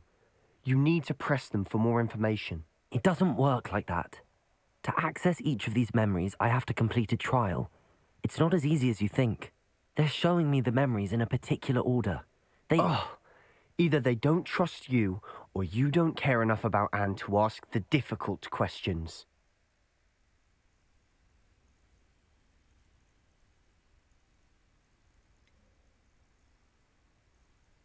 I do care about Anne, but I'm tired of explaining myself. Perhaps we should part ways. That's not what I meant. We're just not getting answers. I need answers. For Anne. I know. Now, shall we see why the triptych led us here? Revelio. What were you thinking? I was thinking about dead goblins. You could have got us killed. But I didn't. Looks like Ranrock's loyalists were heading further up the path. Let's keep going. Sebastian, wait. Wait? For what? Why are you suddenly so cautious? Listen to me. I know you're angry and frustrated, but charging ahead now could undo all the progress we've made. Lord Gok said... Oh, your goblin friend? Stop it. That's enough. Not all goblins are like Ranrock. I am not the enemy. We want the same thing. To find answers. I thought we wanted the same thing. We do. Listen to me. Lord Gok has insights into Ranrock that we don't. He told me that Ranrock somehow knows about the Keepers and is searching anywhere connected to each of them. That's why they always seem to be one step ahead. I know what I'm doing. You need to trust me, or I don't see that we can continue together. Fine. I'm sorry. I'm letting my emotions get the better of me. And I have been for a while. I do trust you. And I don't think I can help Anne without you. Good. Ranrock clearly knows more than we thought. We need to be careful and do this right, not just go charging in. We have our work cut out for us. We need to work together if we're going to find the final piece to the triptych.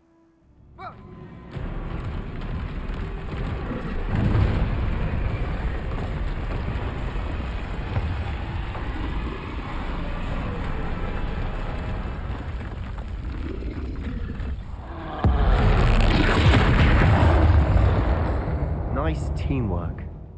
The final canvas piece to the triptych. We've done it. Isadora should not have had to keep all this secret. I know from the memories I've seen that the Keepers and Isadora didn't see eye to eye on the use of ancient magic. But I don't understand why she seems to have gone to such great lengths to tell her story without their knowledge. I wish you could see one of her memories. So do I.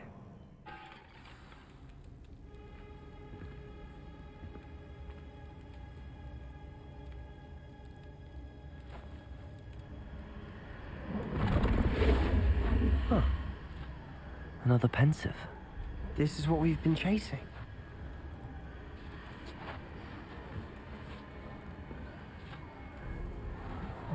I wonder...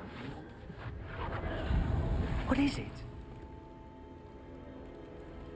Let's find out.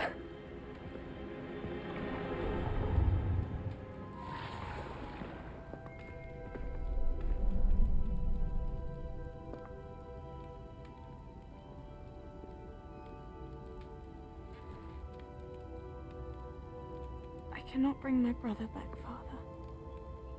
But I can give you peace.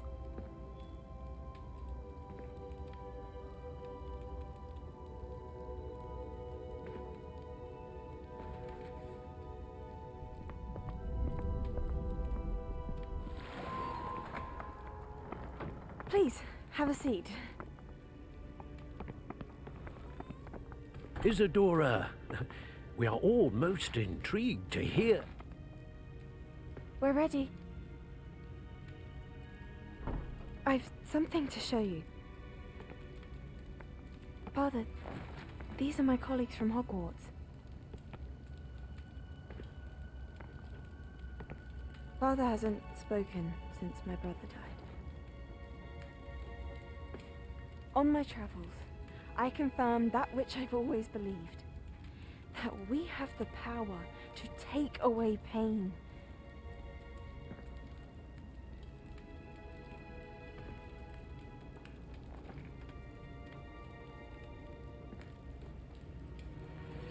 Isadora.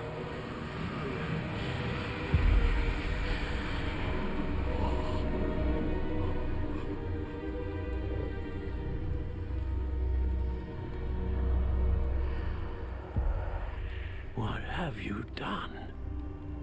I took his pain.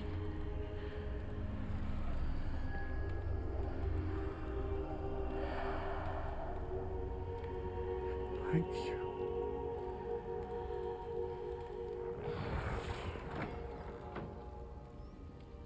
That worked? It did indeed. Of course it did. It's goblin silver. I need something much bigger. All right. It would help if you could tell me more about what it is you're storing.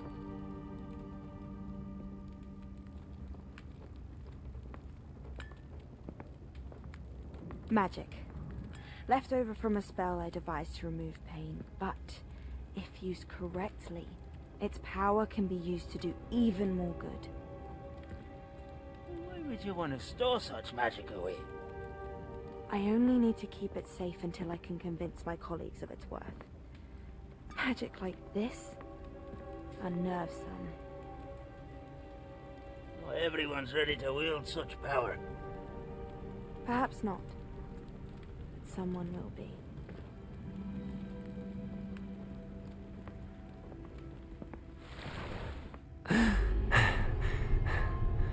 She took away the pain. I knew it. I knew there was a way to help Anne. Something isn't right, Sebastian. What do you mean? You saw what she did. No, not the memories, the portrait. I think the reason Isadora hasn't appeared is because she can't. I don't follow. We have seen that view before. The abandoned home in Felcroft, the destroyed painting. It was her. So someone destroyed a bit of enchanted canvas, but we found the memory. Yes, you're right. We saw what she wanted us to see. We saw what she could do, what you can do. But I don't know how to do what Isadora did. Well, then you shall learn. The Keepers can teach you. I'm not sure that they would.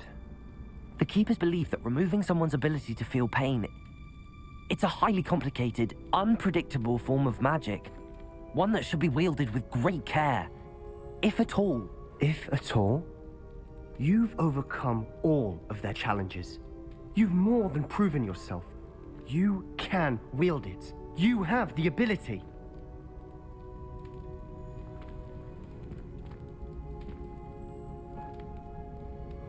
Please, talk to the Keepers. If not for me, then for Anne.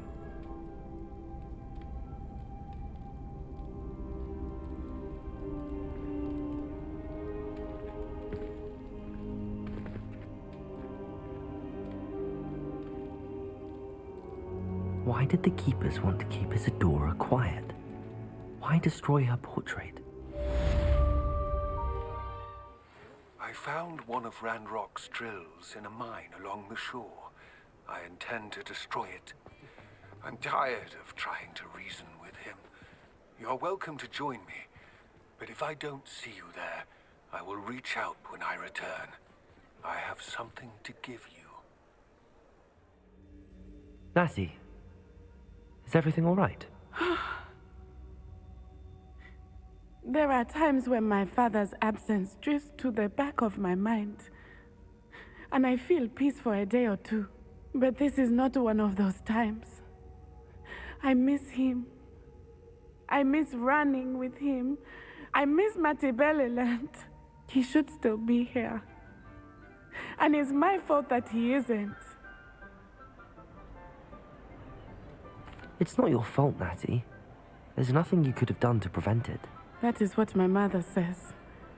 But he died protecting me. And I cannot help but feel guilty over that. I find myself reliving the moment more often than I would like.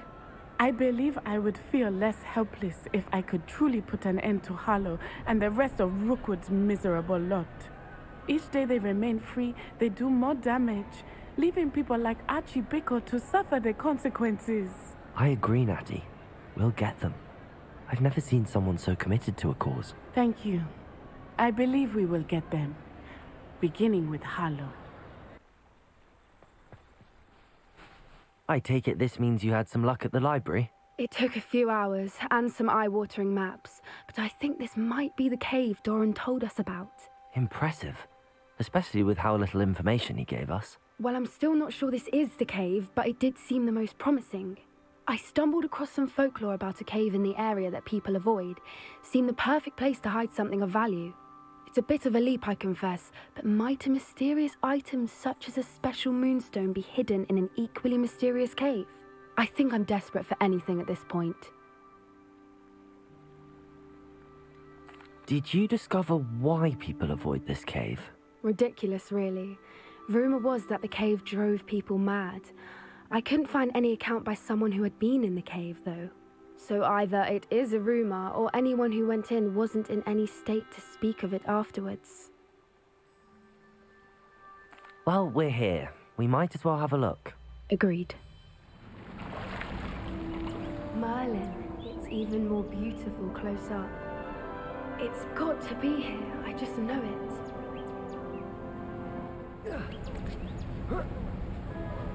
We found it! It's like staring directly at the moon. Well, we found what we came for. Now we just need to bring it to the henge. Well done, Poppy. This did end up being the right cave after all. A good thing, too. We need every advantage over the poachers if we're to get to the Snidgets first. We should do as Doran suggested and bring the moonstone to the henge. Shall we? We shall. If we leave now, we should make it there by nightfall. That's the henge, precisely where Doran said it would be. But now that we're here, I'm not entirely sure how to feel. We knew we were at the cave for the moonstone, but Doran didn't tell us what to expect when we placed the stone in the henge.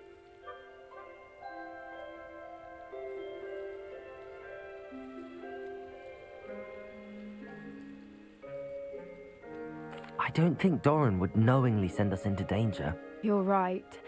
I suppose I'm worrying over nothing. Let's make our way down. We're nearly at the end of this. I think we can safely say we know where the moonstone goes.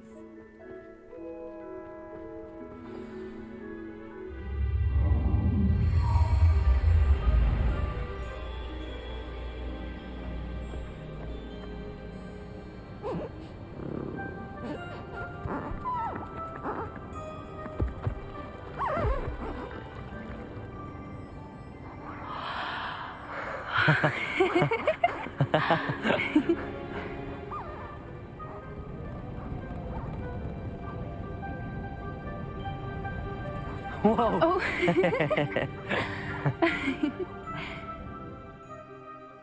That was a mooncalf dance. Do you know how rare it is to see even one?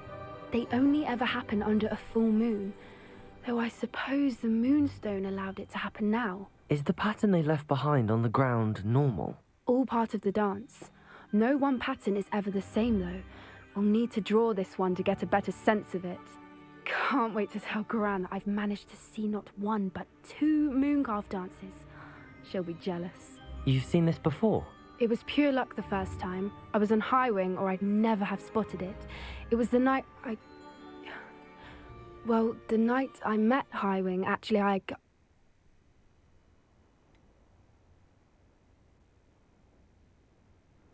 If you don't want to talk about it, we don't have to. I'd actually like you to know. About 5 years ago, High Wing had been captured by poachers. At first, they planned to sell her, but soon decided they wanted to kill her instead. More money, I suppose. I'd finally had enough. I freed High Wing and we ran. We'd flown for ages when I spotted mooncalves dancing below and we landed to watch them. It felt like an omen. A good one. A sign that the worst was over. What do you mean you'd had enough and the worst was over? You see, the night I freed High Wing was also the night I ran away from home. A poacher camp. I come from a family of poachers.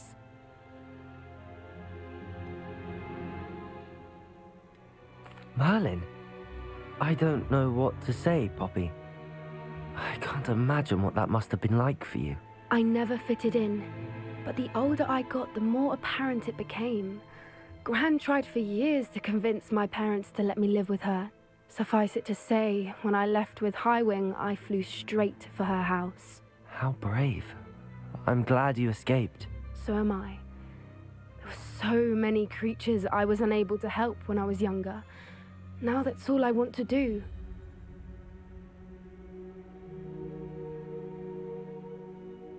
From everything I've seen, you're doing precisely that. I've had a bit of help.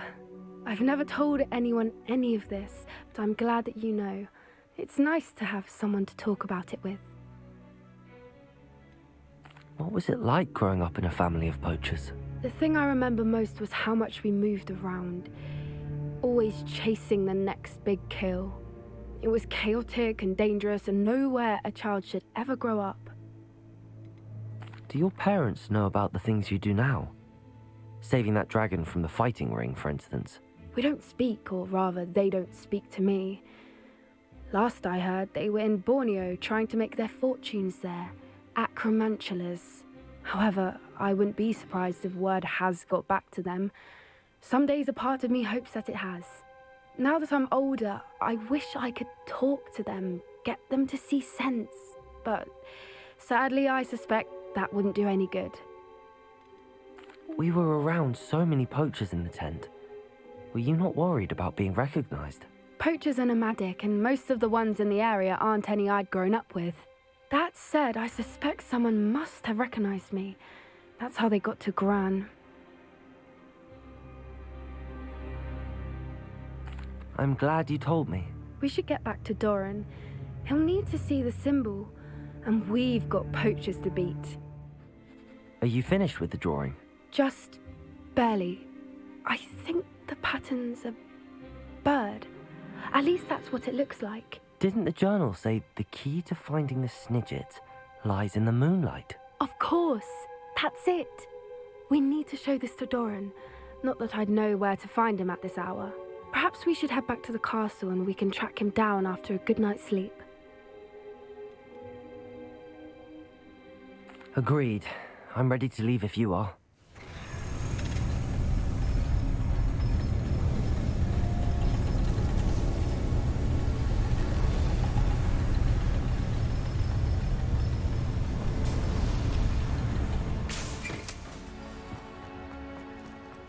Another drill is complete. The wizarding world will crumble. I can end this right now.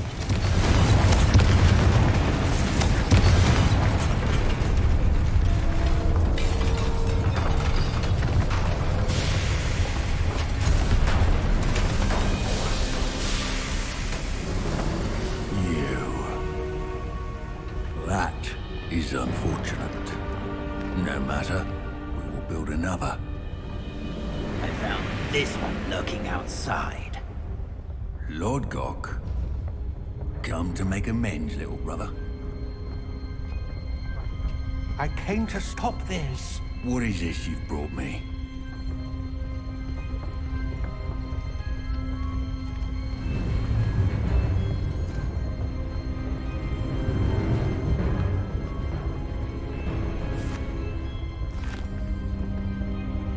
It cannot be. All this time. You knew. You knew where it was.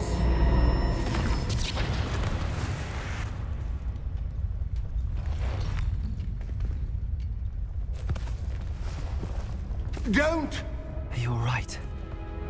I'll never understand you, Lord Gok. So gullible. That witch did not consider you an equal. She, like all wizard kind, sought only to use you. You're wrong, Ranrock. The young ones are especially deceitful. They are taught to hide their disgust for us, as they exploit us. Astonishing that our ancestors ever trusted each other. All this time, looking everywhere for the final repository, searching in vain for Bragbor's last journal. Wasted my time, chasing a child. And my little brother knew where it was all along. But now, I don't need you. I don't need any of you. I was bringing it to you. You are a traitor to our kind! No! Avada Kedavra!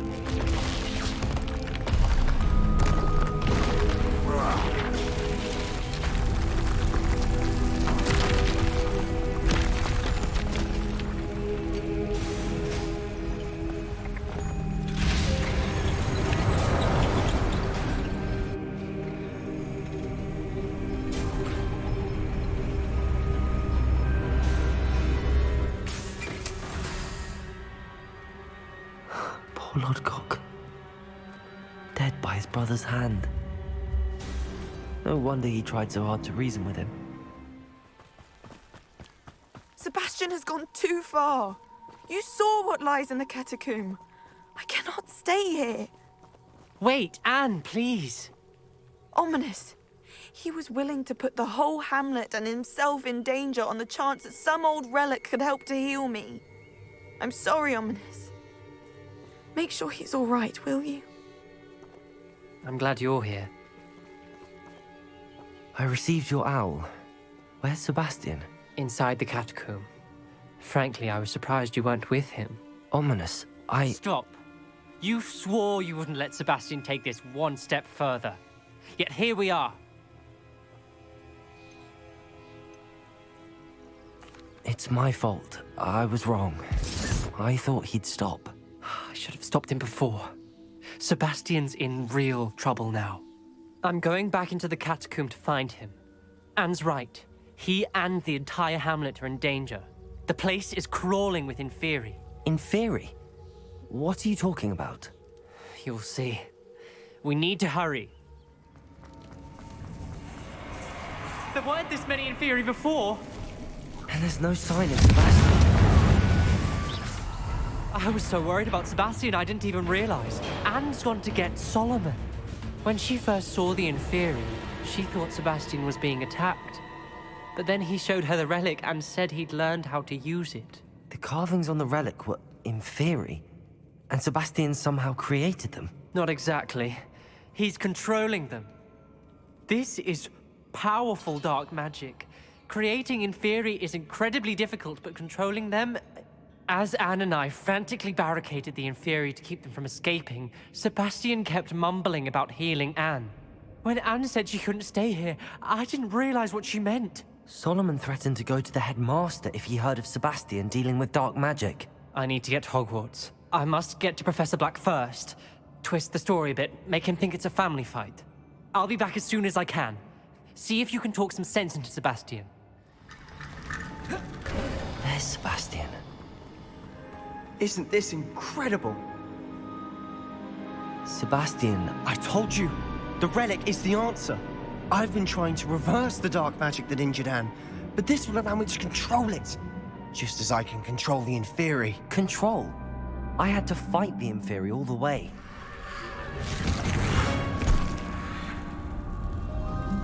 What have the two of you done? Accio relic!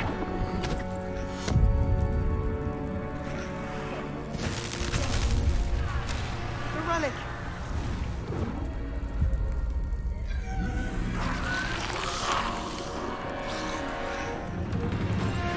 You'll pay for this!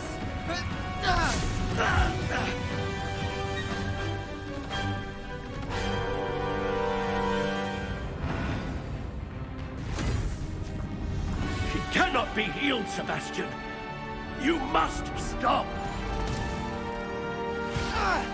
I won't let her suffer! Avada Kedavra!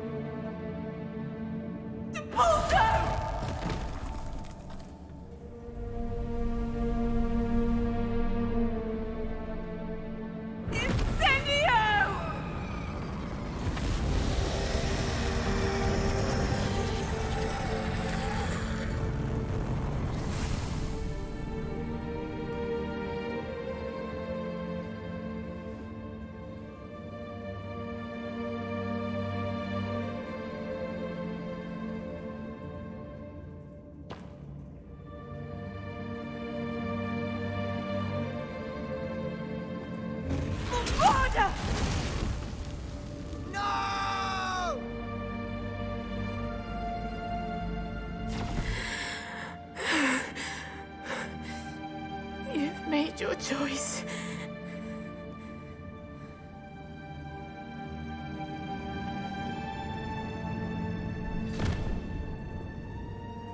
Oh, Anne.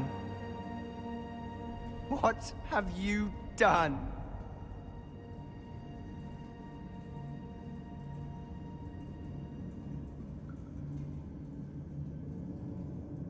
I must get out of here.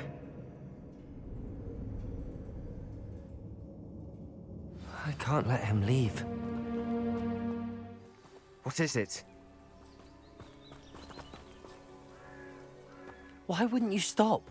I was calling after you. Anne won't survive this. She's withering away, inside and out. Solomon's never been there for us, not really. He gave up on Anne. I'll never give up on her. You saw him, didn't you? He was going to ruin her life. He attacked us. I had to use the killing curse. You know I did. If I hadn't known how to cast it...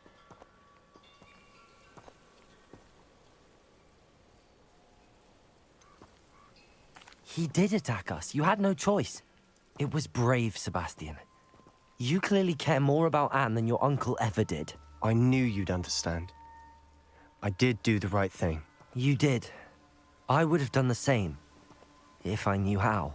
I could teach you. No time like the present. The killing curse won't be easy to master. As with all unforgivables, you have to mean it. Hold your wand steady. Focus. The incantation is Avada Kedavra. Your intention must be clear.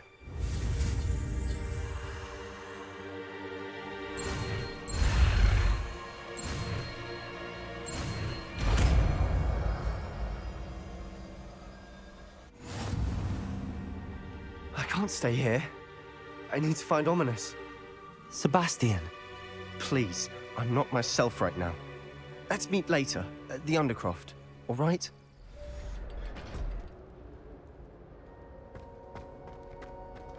She's devastated. She just buried your uncle alone. I did it for her. Sebastian, Anne can't bear the thought of turning you in, but... What? Turn me in? She saw what happened. I'll give you some time to think, Sebastian. Turn me in?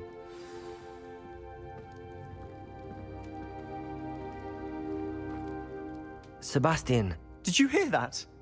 You saw what happened. I never wanted to hurt my uncle. I know. I can't believe he's gone. How did things go so wrong? I didn't mean it. I didn't mean to... Oh, Anne, I was only trying to help. I can't leave now. Anne needs me more than ever. You understand. You can talk to Ominous. Make him understand. He listens to you. I need to be with Anne. I don't know what to do, Sebastian. You don't know. You do know. Anne has no one. I regret everything I did. I know what I did was wrong. I only hope she can forgive me. That everyone can forgive me. No matter what happens from here. I'm glad we met. Poor Sebastian. Ominous? What a mess. I can't believe it. After I last saw you, I went straight to Hogwarts. Before I had time to talk to Black, I heard from Anne. I rushed to Feldcroft and found her with Solomon's body. She was beside herself with grief. Part of her wants Sebastian to face the consequences, another part can't bear the thought of it. I don't want to lose Sebastian, but I don't think we have a choice.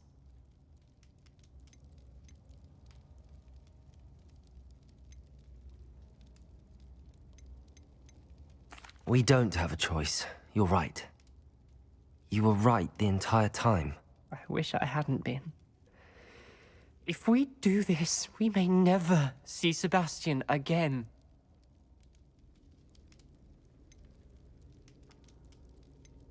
I realize that, but it's the right thing to do. He killed his uncle. We've tried to justify his actions every step of the way, but this has gone too far. It has to stop. Very well.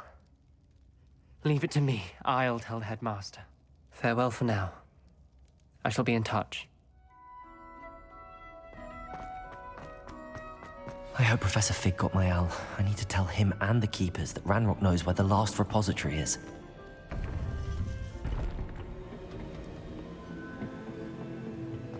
According to the owl I received, Ranrock is moving more quickly than we could have anticipated. This is grave news indeed. We had hoped for more time to discuss the best path forward. Let us hear what the student has to say. Professor, you received my owl. Ranrock has the last of Bragbor's journals. He killed Lodgok to get it. He knows where the last repository is. Godric's heart. Lodgok and Ranrock were brothers. Lodgok was bringing the journal to me. Ranrock is a monster. We need to know where the final repository is.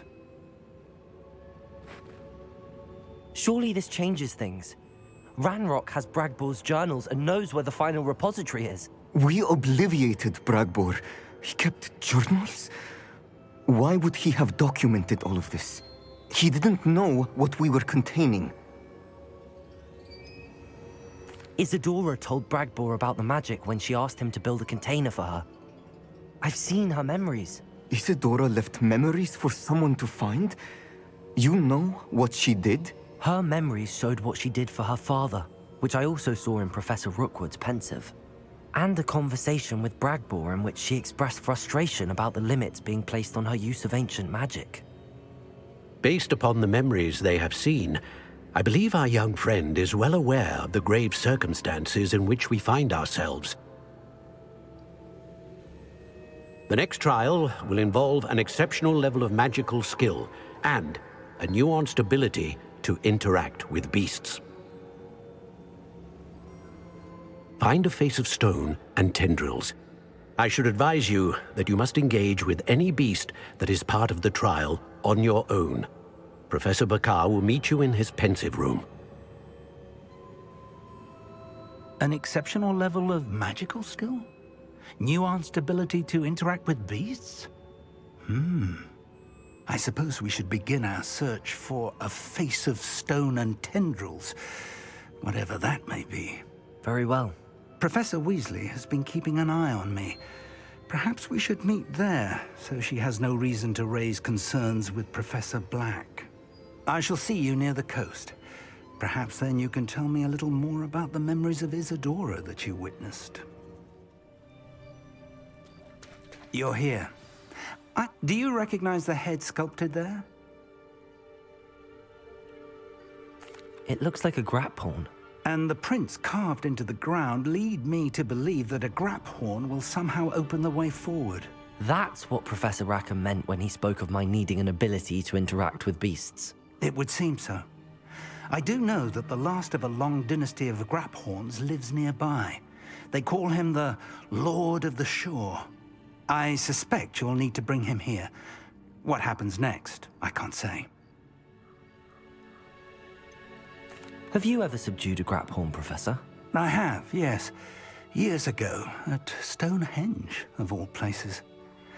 The Ministry still owes me for that favor.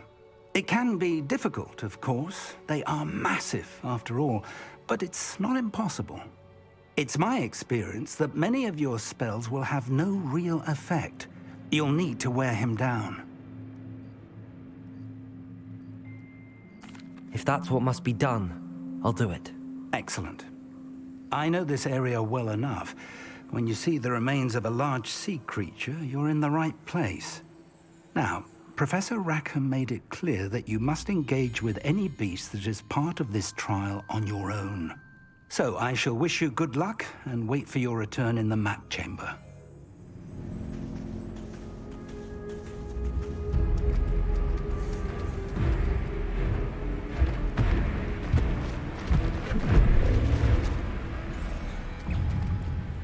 Bombard!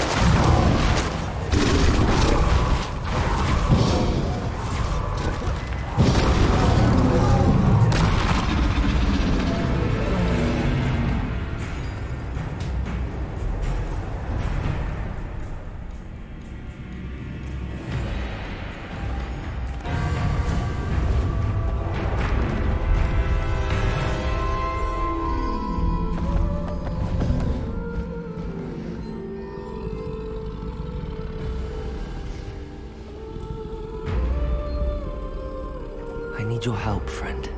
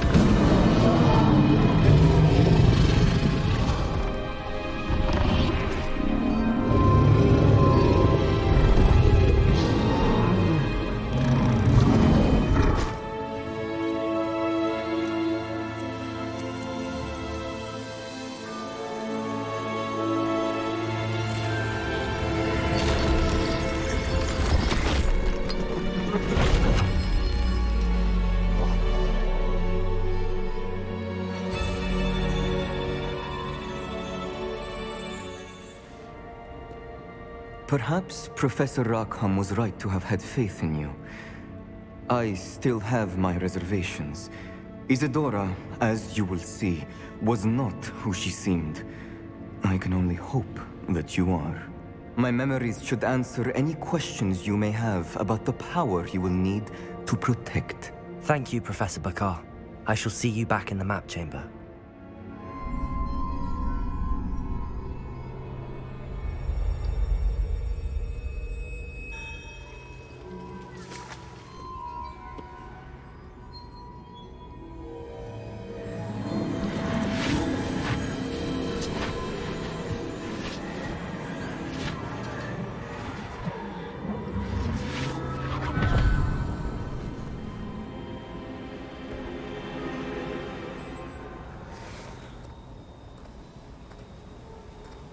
Hello? Isadora? Isadora?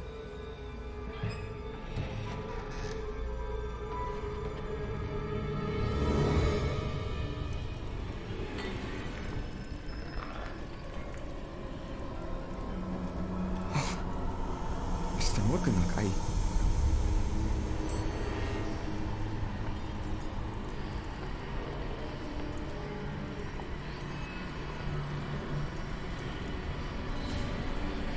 Mr. Morgan?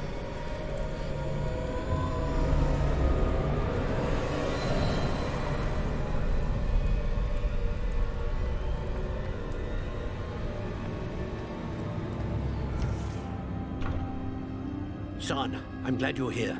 Isadora was not at her home. I know. Her father...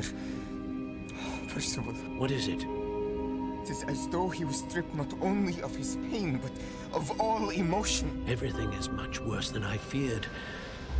Neve was right. Isadora hasn't stopped. I've just learned that she has been wielding that magic on students. We must gather the others.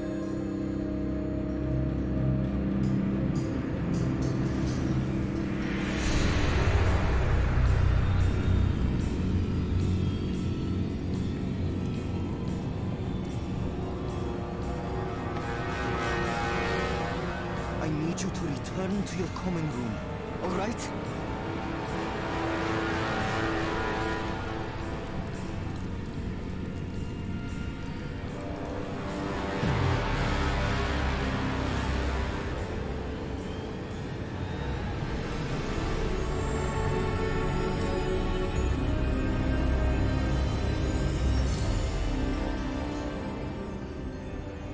What have you done? Take a breath. Students, Isadora. Everyone feels pain. And why? Because of your arrogance? Your obsession with secrets? You won't suffer any longer. Not my father, not my students. No one. Isadora, set down your wand. Professor, you taught me to hone my power, not throw it away. I did not teach you this. Expelliarmus!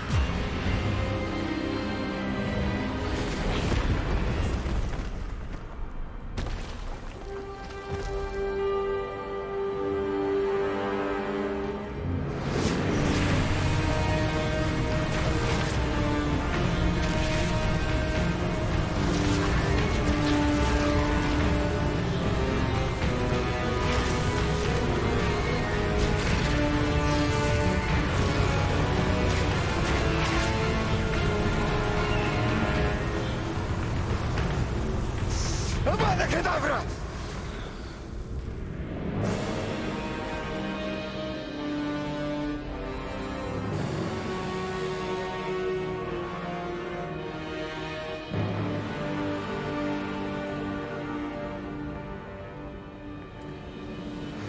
She's alive.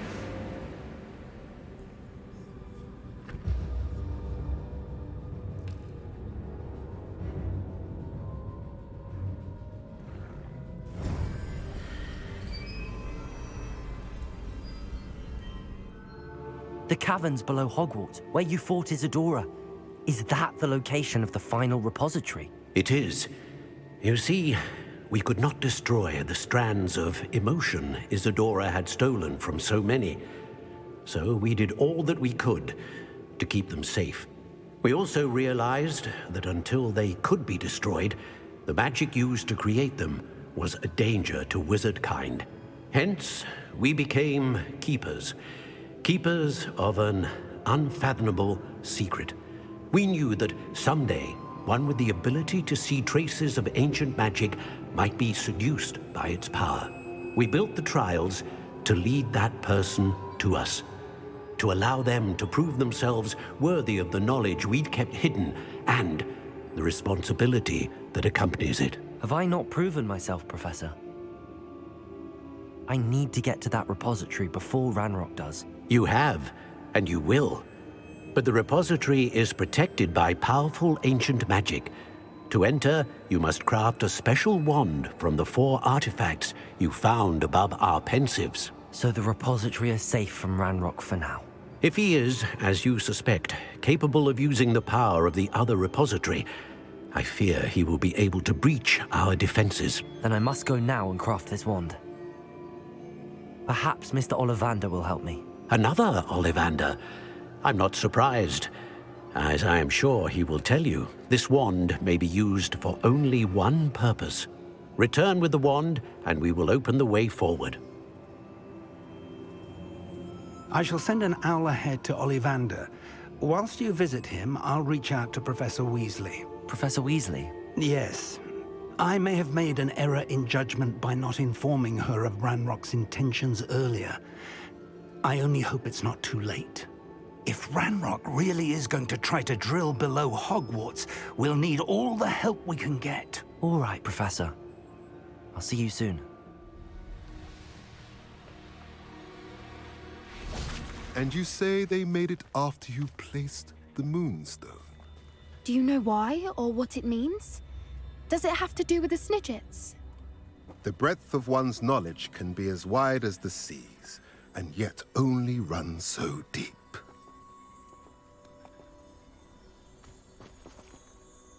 It's good to see you again, Doran.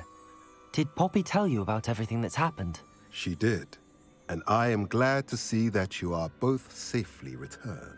I did question the wisdom of sending you on a path at a time when that path was unknown at best, deadly at worst. But the acumen of the centaurs is neither personal nor partial. The skies tell us what is to come, and often we do not know what we have seen until it has come to pass. You knew the poachers would try and kill Poppy and me. I did not know, my young friend, but I shall say that I was not surprised. It was in much the same manner that I expected our first meeting. I don't suppose you'd like to start from the beginning. I think Poppy and I could use that. Of course. I find it is often the best place to start, is it not? Many, many moons ago, I divined a series of events. Their meaning long evaded me, until you brought news of the Snidgets and their poacher pursuers. I believe the symbol created by the Mooncalves dance marks the place the Snidgets are hidden. And serendipitously, I believe that I know the very place. Please, go on. I have seen that symbol only once, on a rock face in the cliffs of the forest. You should make haste there. The Snidgets that have been kept there for so many years may no longer be safe. You said you divined a series of events before our paths crossed. What were they? I saw the arrival of a stranger, the threat of an enemy, and the return of an old friend. I believe now that you are the strangers, the poachers are the enemy, and the old friends are the Snidgets. I also saw two places tied to these events: the cave with the Moonstone and the henge. The latter was bathed in moonlight.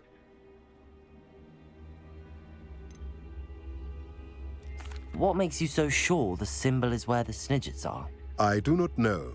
It is what I have read in the stars. Fortunes play out as they are intended. I am merely a messenger. I shall say that fortune favors us today. That you would show me a symbol whose provenance I recognize is not coincidence, but fate. If you're right about this place, then we should make our way there. I shall see you there. I got here as soon as I could. Did you see the symbol above the entrance? It's the one the Mooncalves made at the henge. Of course Doran implied as much, but to see it up there... Could this actually be where the Snidgets are hidden? Let's find out. Doran's waiting for us just up ahead. I'm ready if you are. Can you believe it? Actual Snidgets. I'm glad we seem to be a step ahead of the poachers. It is a little strange we haven't heard anything from them. If we're lucky, they're still poring over Gran's research. There was a fair amount. We, on the other hand, had Doran to guide us. Even if the poachers do somehow stumble upon this place, we shall be long gone. Greetings. I hope we haven't kept you waiting long, Doran. Not at all. Then again, it is not I who awaits your arrival. Do you have the Moonstone with you? We do. Good. It is as important to what happens next as both of you are. So, what does happen next? What are these pillars here? A safeguard, I suspect. There is only one way to find out. And as for how to go about that, the two of you may know better than anyone. That did it! Look, Doran, a doorway! I suspect we all know what lies beyond that passage. And now, I'm afraid I must leave you. At least for a time. You're not coming in with us. If the Snidgets are here, the herd will want to see the truth of it for themselves. Alec especially. Go on without me. I will rejoin as soon as I am able. Of course. How clever. Revelio.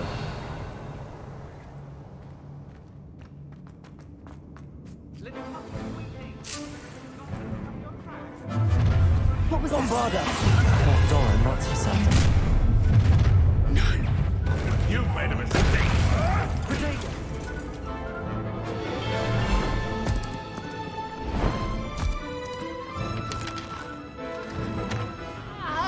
I think that was all of them. Are the two of you unharmed? I had hoped to return before it was too late.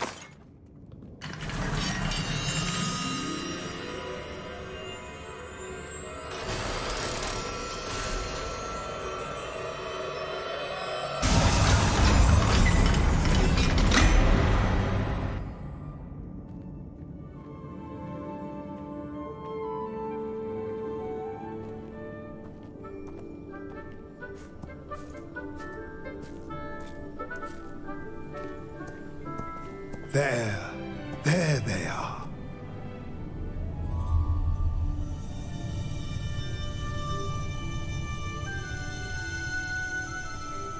Now, all that remains is to break the charm. You want us to...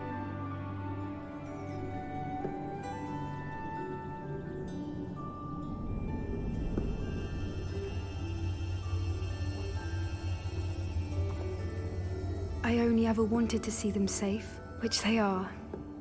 You should do it.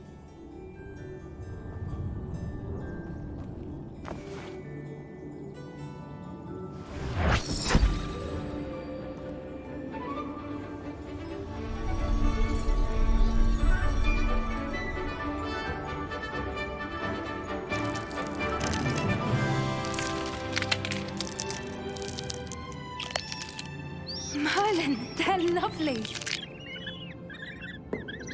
But what happens now? They can't care for themselves, and surely once word gets out of their reappearance... No harm will come to them. The centaurs will see to that. You have my word.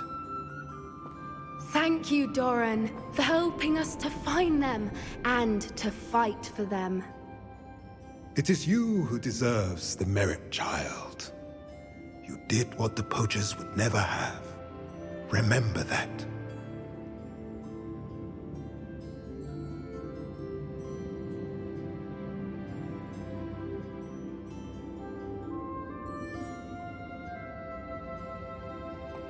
You both fought bravely today.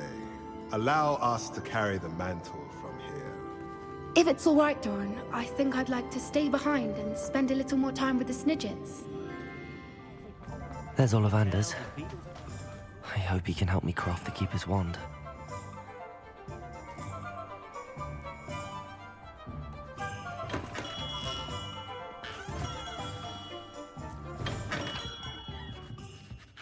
Hello, Mr. Ollivander. I wondered if you might be able to help me with something. Yes, Professor Fig sent an owl informing me that you'd be coming. He was a bit cryptic, said you need to have a special wand crafted, that you'd bring me the materials. Yes, sir. I have them here. Oh, my. How extraordinary. Remarkable design. I will be honest, I have never crafted a wand in this fashion. Repaired broken wands, of course, but this is something else entirely. Keeping me on my toes, aren't you? I think I can work with what you've brought me. Let me see what I can do.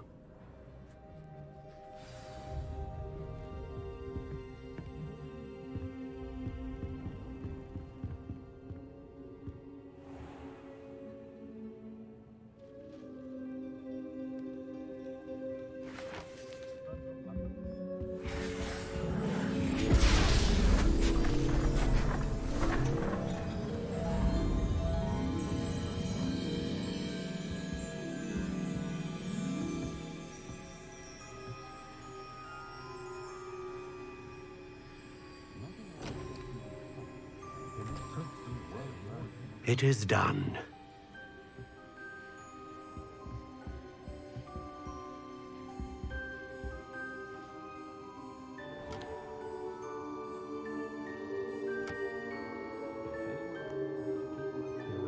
I should warn you, I've never seen a wand like this before. My suspicion, as Professor Fig implied in his letter, is that it serves a unique purpose. I doubt you shall find much use for it otherwise.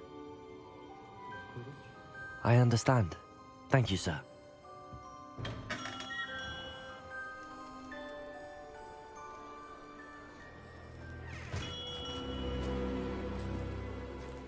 I'm afraid you're on your own. I've ensured that we have a moment to ourselves. Oh, come, come. No need for such theatrics. In light of what Ranrock now knows, you must agree that our interests are aligned. Our interests will never be aligned. You would let goblins take what is rightfully ours? The final repository belongs to wizard kind. We would be fools not to work together. What's that you've got there? Might this sudden visit to the Wand Maker have something to do with our mutual pursuit? I have no idea what you're talking about. That repository is my birthright! Charles Rookwood wouldn't have wanted you near it. The arrogance. Should have known better than to try and reason with a child. I've always said, children should be seen and not heard.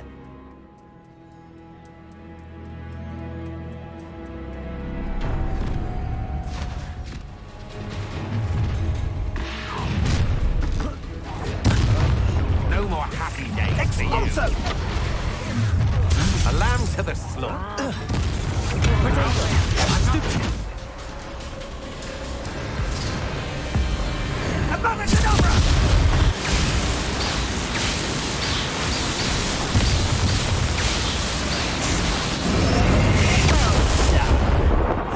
Child. How delightful.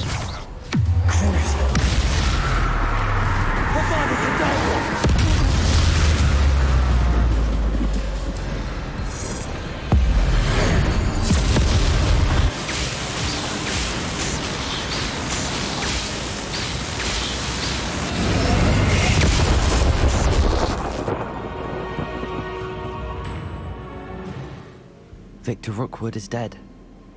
He confronted me as I left Ollivander's with the Keeper's wand. I had to defend myself. Godric's heart, are you all right? I know you're well able to defend yourself. I've seen it often enough. But Rookwood himself... He destroyed so many lives and he wouldn't have stopped. I'm glad I was able to put an end to him. You're right. He wouldn't have stopped. You did what you had to do. The wizarding community owes you a great debt. Thank you for saying so, Professor. I'm ready for what's next. All right, then. The Keepers have been waiting.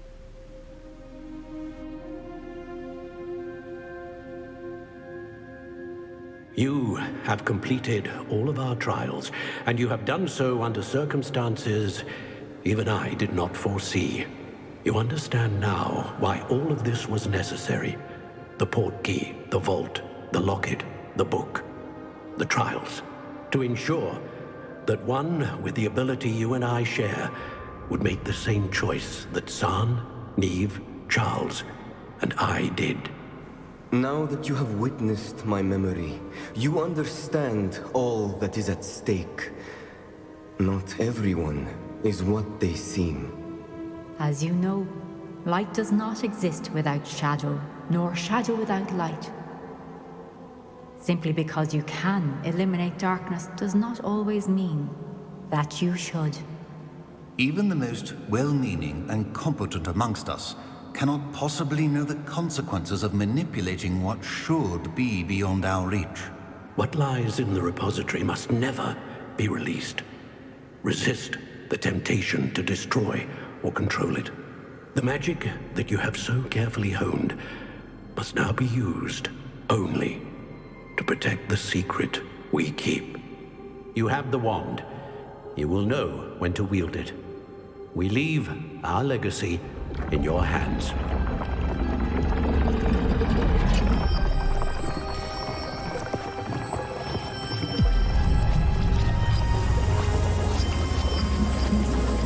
Astonishing. That must be the way to the repository.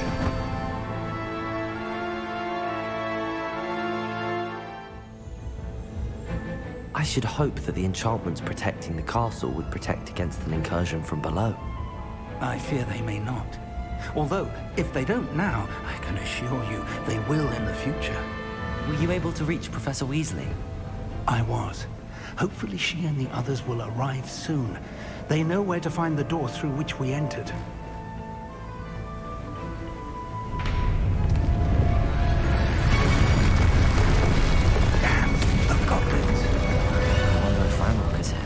Let's go. Professor, that wall, that's the way forward. Very perceptive, my young friend. It worked. Let's go.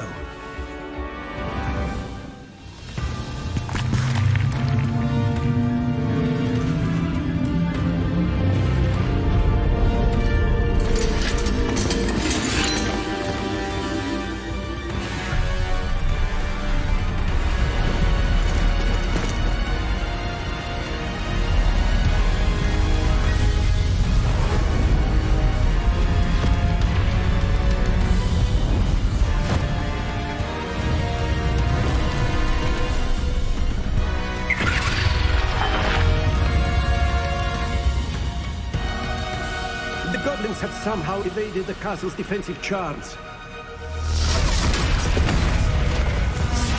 Isn't this way? We shall make quick work of them.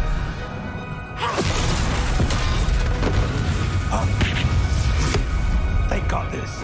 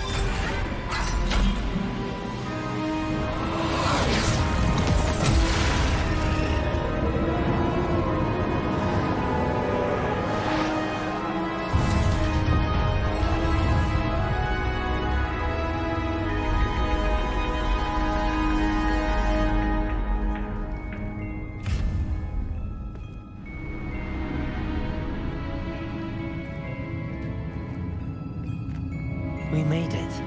I'm relieved we got here before Ranrock. I can't believe this is it. The repository has been under the castle for hundreds of years. Think of all the pain that created it. This is what Miriam, George, your friend Lodgok, and countless others died for. Miriam believed this forgotten magic could be used for such good, but she did not know the risks. She did not see what the Keepers have shown you, what Isadora showed you. You are now the Keeper of whatever power it holds. What do you intend to do with it?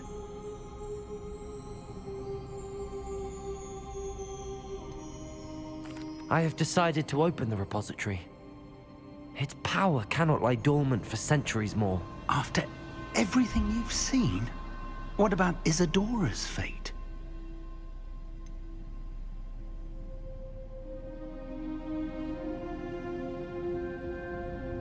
Isadora knew she had a remarkable power to help people. I intend to use my ability to finish her work. Build upon it. But this could go wrong in so many ways. You, of all wizard kind, are wholly aware of the potential cost. I also know the promise, Professor. With all I have learned, I can avoid making the same mistakes Isadora did. I can learn to wield this magic for good.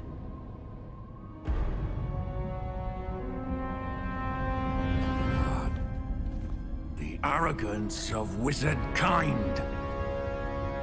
Goblins built this repository. It belongs to us. Enough, Ranrock. It was never yours. I've been wanting to play with this. Miriam's wand. If she'd simply handed over the container, all of this could have been avoided. Foolish, self-important witch. Seems you were two of a kind. She didn't know when to give up either.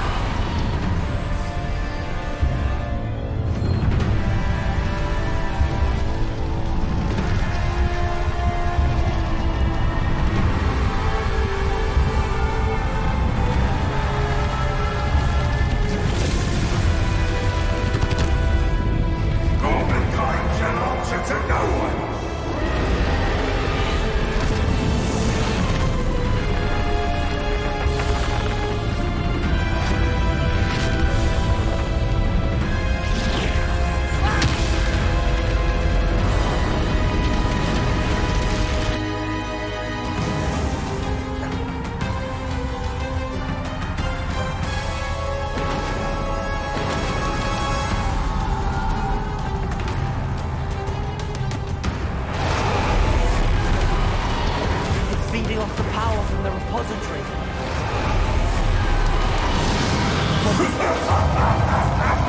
Your beautiful magic is no match for mine, child!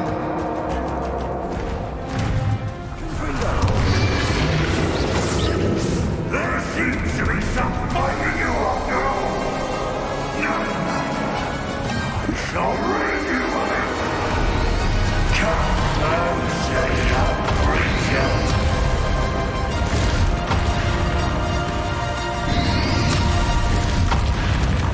You can't stop me!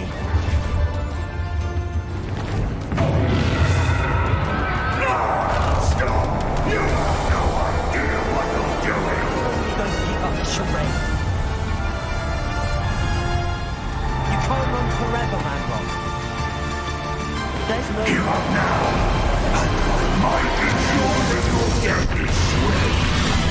Protego! Stupid! Bombarda! This cannot be happening! You will die! Now, Ranrock. This ends here, Ranrock. You think you can stop me? Places.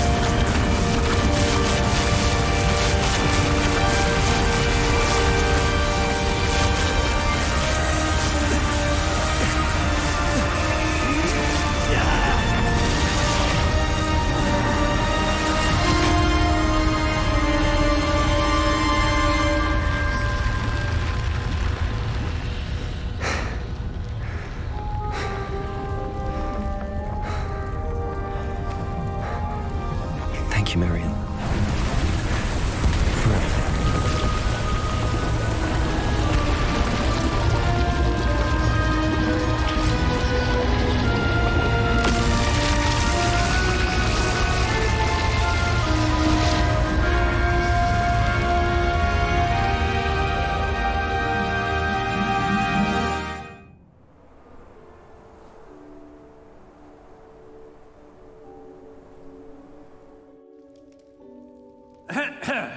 Professor Eleazar Fig. I dare say he was a beloved professor to many of you, certainly a long-standing colleague to his peers. A famed adventurer and seeker of knowledge, he built a reputation charging into the unknown, brazenly disregarding both discretion and safety, providing perhaps a rather unfortunate lesson for us all. His devotion to adventure was rivaled only by his dedication to Hogwarts. And of course, to his wife, Midi, whom we lost much too soon as well.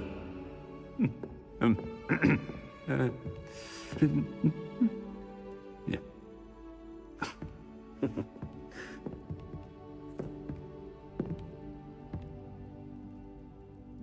Professor Fig represented the best of all of us. He could be deviously clever, possessed a brilliantly inquisitive mind, and was the most loyal of friends. But perhaps it was his remarkable courage, for which we will all be forever indebted to him. If not for Professor Fig,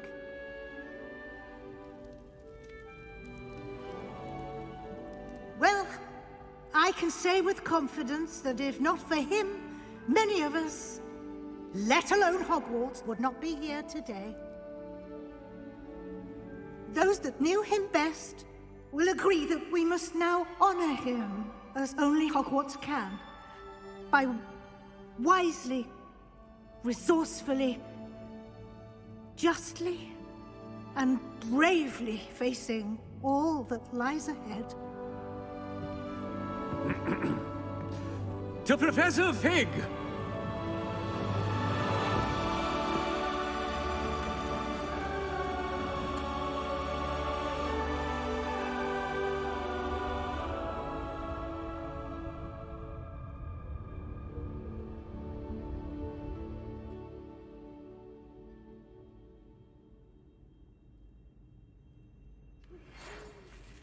Never imagined we'd attend a funeral for one of our professors. Glad Weasley spoke for Fig. She honored him. He'll be well remembered. I only wish we could have done the same for Solomon Sallow. I need to go and see Anne soon. Ominous, there's something I need to tell you. It's to do with Victor Rookwood. I heard a rumor that he confronted you outside of Ollivander's.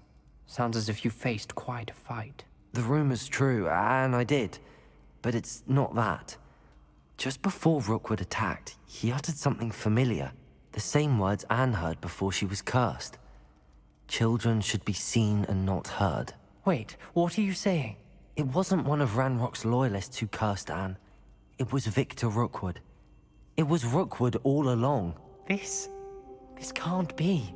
The night Anne was cursed, all she saw were goblins. You see, since Feldcroft was of interest to Ranrock, it became of interest to Rookwood as well. That's why Rookwood was there the night Anne was cursed. He was working with Ranrock. When he saw Anne, well, he didn't want anyone to know. So he cursed her. Oh, so cruel. Rookwood got what he deserved. Thank you for telling me. Anne and Sebastian deserve to know, and it should come from me. As we discussed, I spoke with Black. Sebastian's with the headmaster now, but perhaps there's a way to get word to him.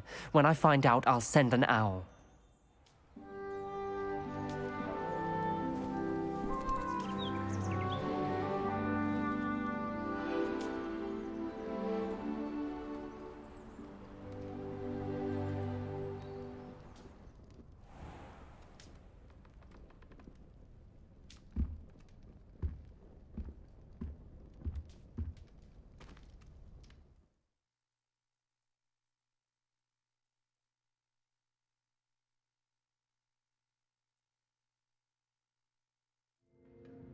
Professor Weasley? You wanted to see me? I did. We haven't had a chance to speak since I know you were quite close with Professor Fig. Hogwarts won't be the same without him. No, it won't. But I can assure you that he would want us to press on, and that he would rest easy knowing that the future of the wizarding world is in hands like yours. Thank you, Professor. You've had quite a year, both inside and outside of Hogwarts. I've heard all sorts of rumors. You've ridden a graphorn, befriended a goblin, rescued hippogriffs, even took it upon yourself to help Professor Black's house elf. How did you... It's harder to keep secrets around here than one might suspect. I'm just glad you found such a good friend in Miss Sweeting. It's nice to see her engaging more with her classmates. There have evidently been Snidget sightings in the area lately. If the centaurs are to be believed, 2 Hogwarts students are behind it. I'm certain I don't know what... No need to discuss it further. What I would like to discuss is your wizard's field guide. May I see it? Of course.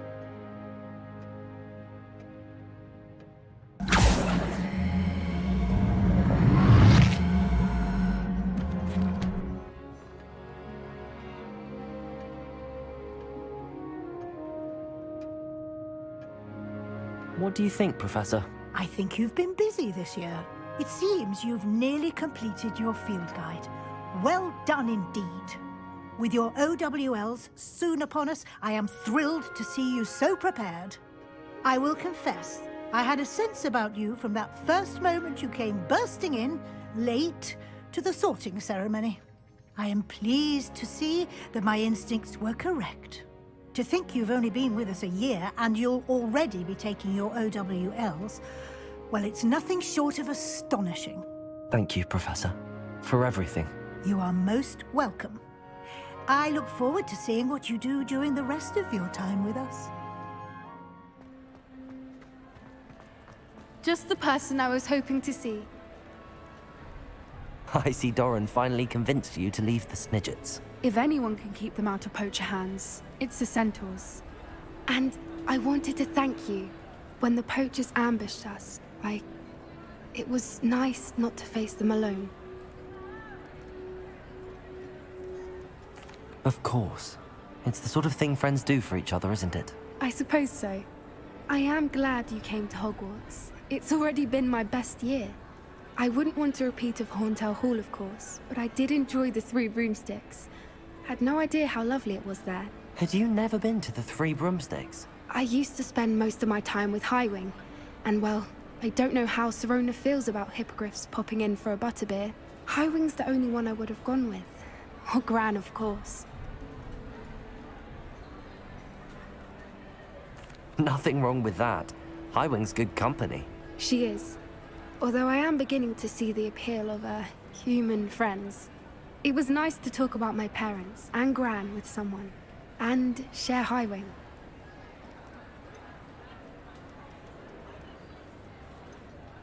Does your Gran know that we found the Snidgets? I couldn't hold it in any longer. I told her everything.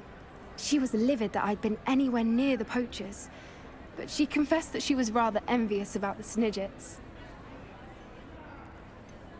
I don't suppose you've heard anything from your parents, have you? I haven't, but I'm perfectly fine with that. It has all been a pleasure, Poppy. Do try and stay out of trouble. Don't know that I can. We've taken on poachers twice now, successfully. I rather think you've helped me develop a taste for it. And with centaurs as allies, I might actually go looking for trouble. Are you ready to finish Harlow? I'm ready to finish Harlow once and for all. What is your plan? I received an owl from Mrs. Bickle. She wondered if we were having any luck going after Harlow. Suggested we could gather evidence from a friend near Manor Cape. But she warned us to stay out of it. Was rather adamant about it. Precisely. Harlow knows that we saved Archie, and that we rescued Mr. Rabe. The letter didn't come from Mrs. Bickle, did it? I do not believe it did. Harlow intends to ambush us. But now we have the upper hand. We can prepare. We are stronger than Harlow, and he knows it. That's why he's resorting to this sort of trickery. We must go.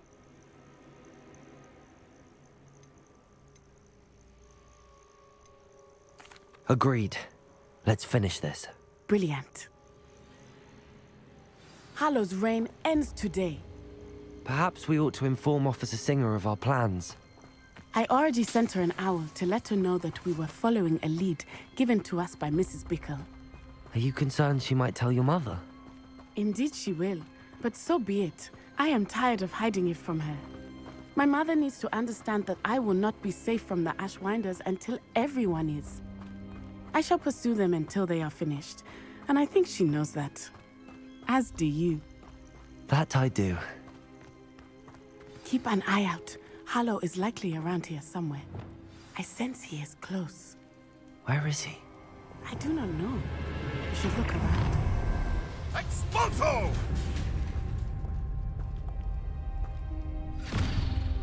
Little Nat Sione, innit? And her excruciatingly loyal companion. You two have done quite a bit of damage to my business interests. But I must grudgingly give you some credit. What was once a mere annoyance has become remarkably problematic. Fortunately, I pride myself on my problem-solving skills.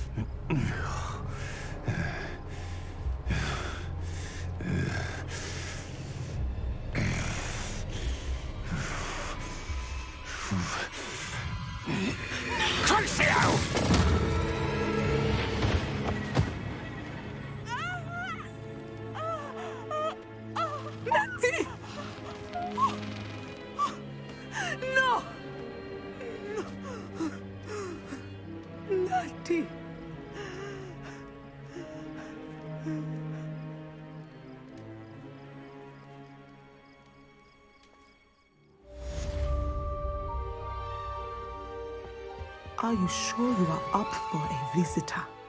Yes, Mother. I feel fine, and it will do me good to see my friend. Very well. But do not overdo it, Natsai. I know, Mother. I'm glad to see you're doing so well. I am doing better than it appears. I am only here because my mother insisted, just to be safe. I was relieved when she told me that you were all right.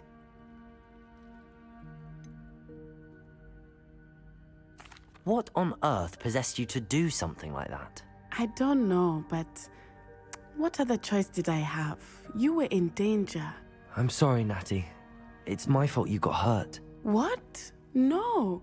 Do not blame yourself for this. The moment that I saw Harlow aim his wand at you, well...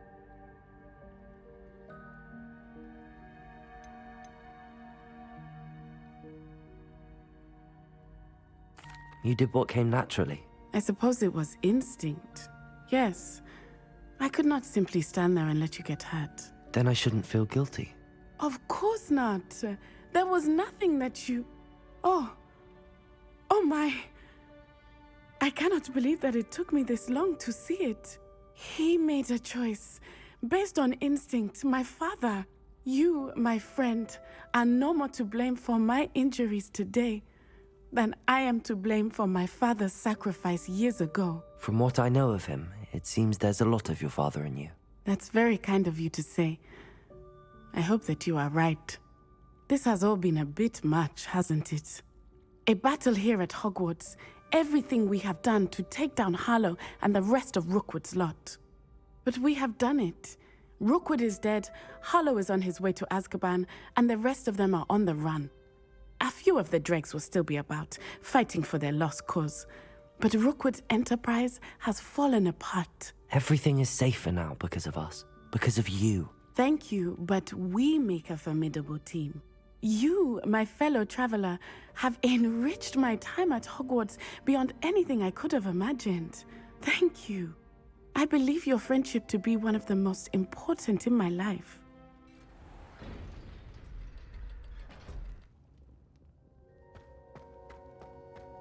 Thank you for coming. Ominous, I received your owl. What's happened with Sebastian? He's been expelled, and will soon face trial at the Ministry. Although Anne wanted to turn him in, I think now she's torn. I confess I know how she feels, as much as we all wanted Sebastian to face the consequences of his actions.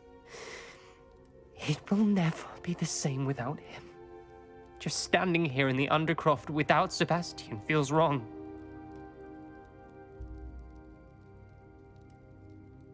I never thought things would end this way. I hope we did the right thing. I hope so too. Were you able to tell Sebastian about Rookwood cursing Anne? I was. Black let me talk to Sebastian before he left. At first he wouldn't believe it. Then he realized it all made sense. Unfortunately, his anger only grew towards goblins and dark wizards. Anne was shocked too, but in some sense relieved to know the truth about who was responsible. I think it brought her some peace. I'm glad to hear it. She deserves peace. She does. Sebastian was my best friend. I can't imagine Hogwarts or anywhere without him. I know you two had grown close, that you were helping each other with more than just finding a cure for Anne. He never gave specifics, but I know it was important. He means a lot to us both. I hope we get the chance to tell him that one day. I know we had a bit of a rocky start, but you've proven yourself as a friend. I'm glad you came to Hogwarts.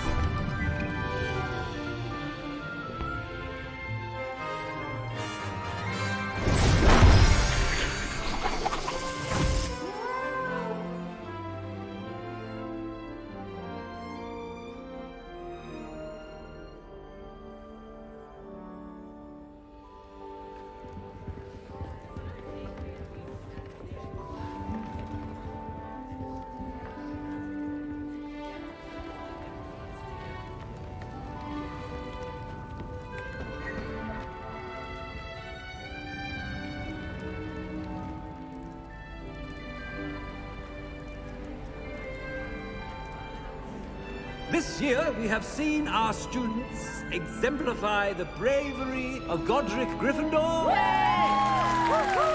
Allow me to finish. The loyalty of Helga Hufflepuff. The wisdom of Rowena Ravenclaw. And the ambition of Salazar Slytherin. And so, the winner of this year's House Cup... Excuse me, Headmaster, if I may. One particular student's heroism during the attack on Hogwarts, not to mention the level to which they have excelled in their coursework, as a new student, no less. Well, it would seem that it certainly merits, I'd say, 100 points to their house. Wouldn't you agree? Ah, yes. Thank you, Professor Weasley. I suppose we have our winner!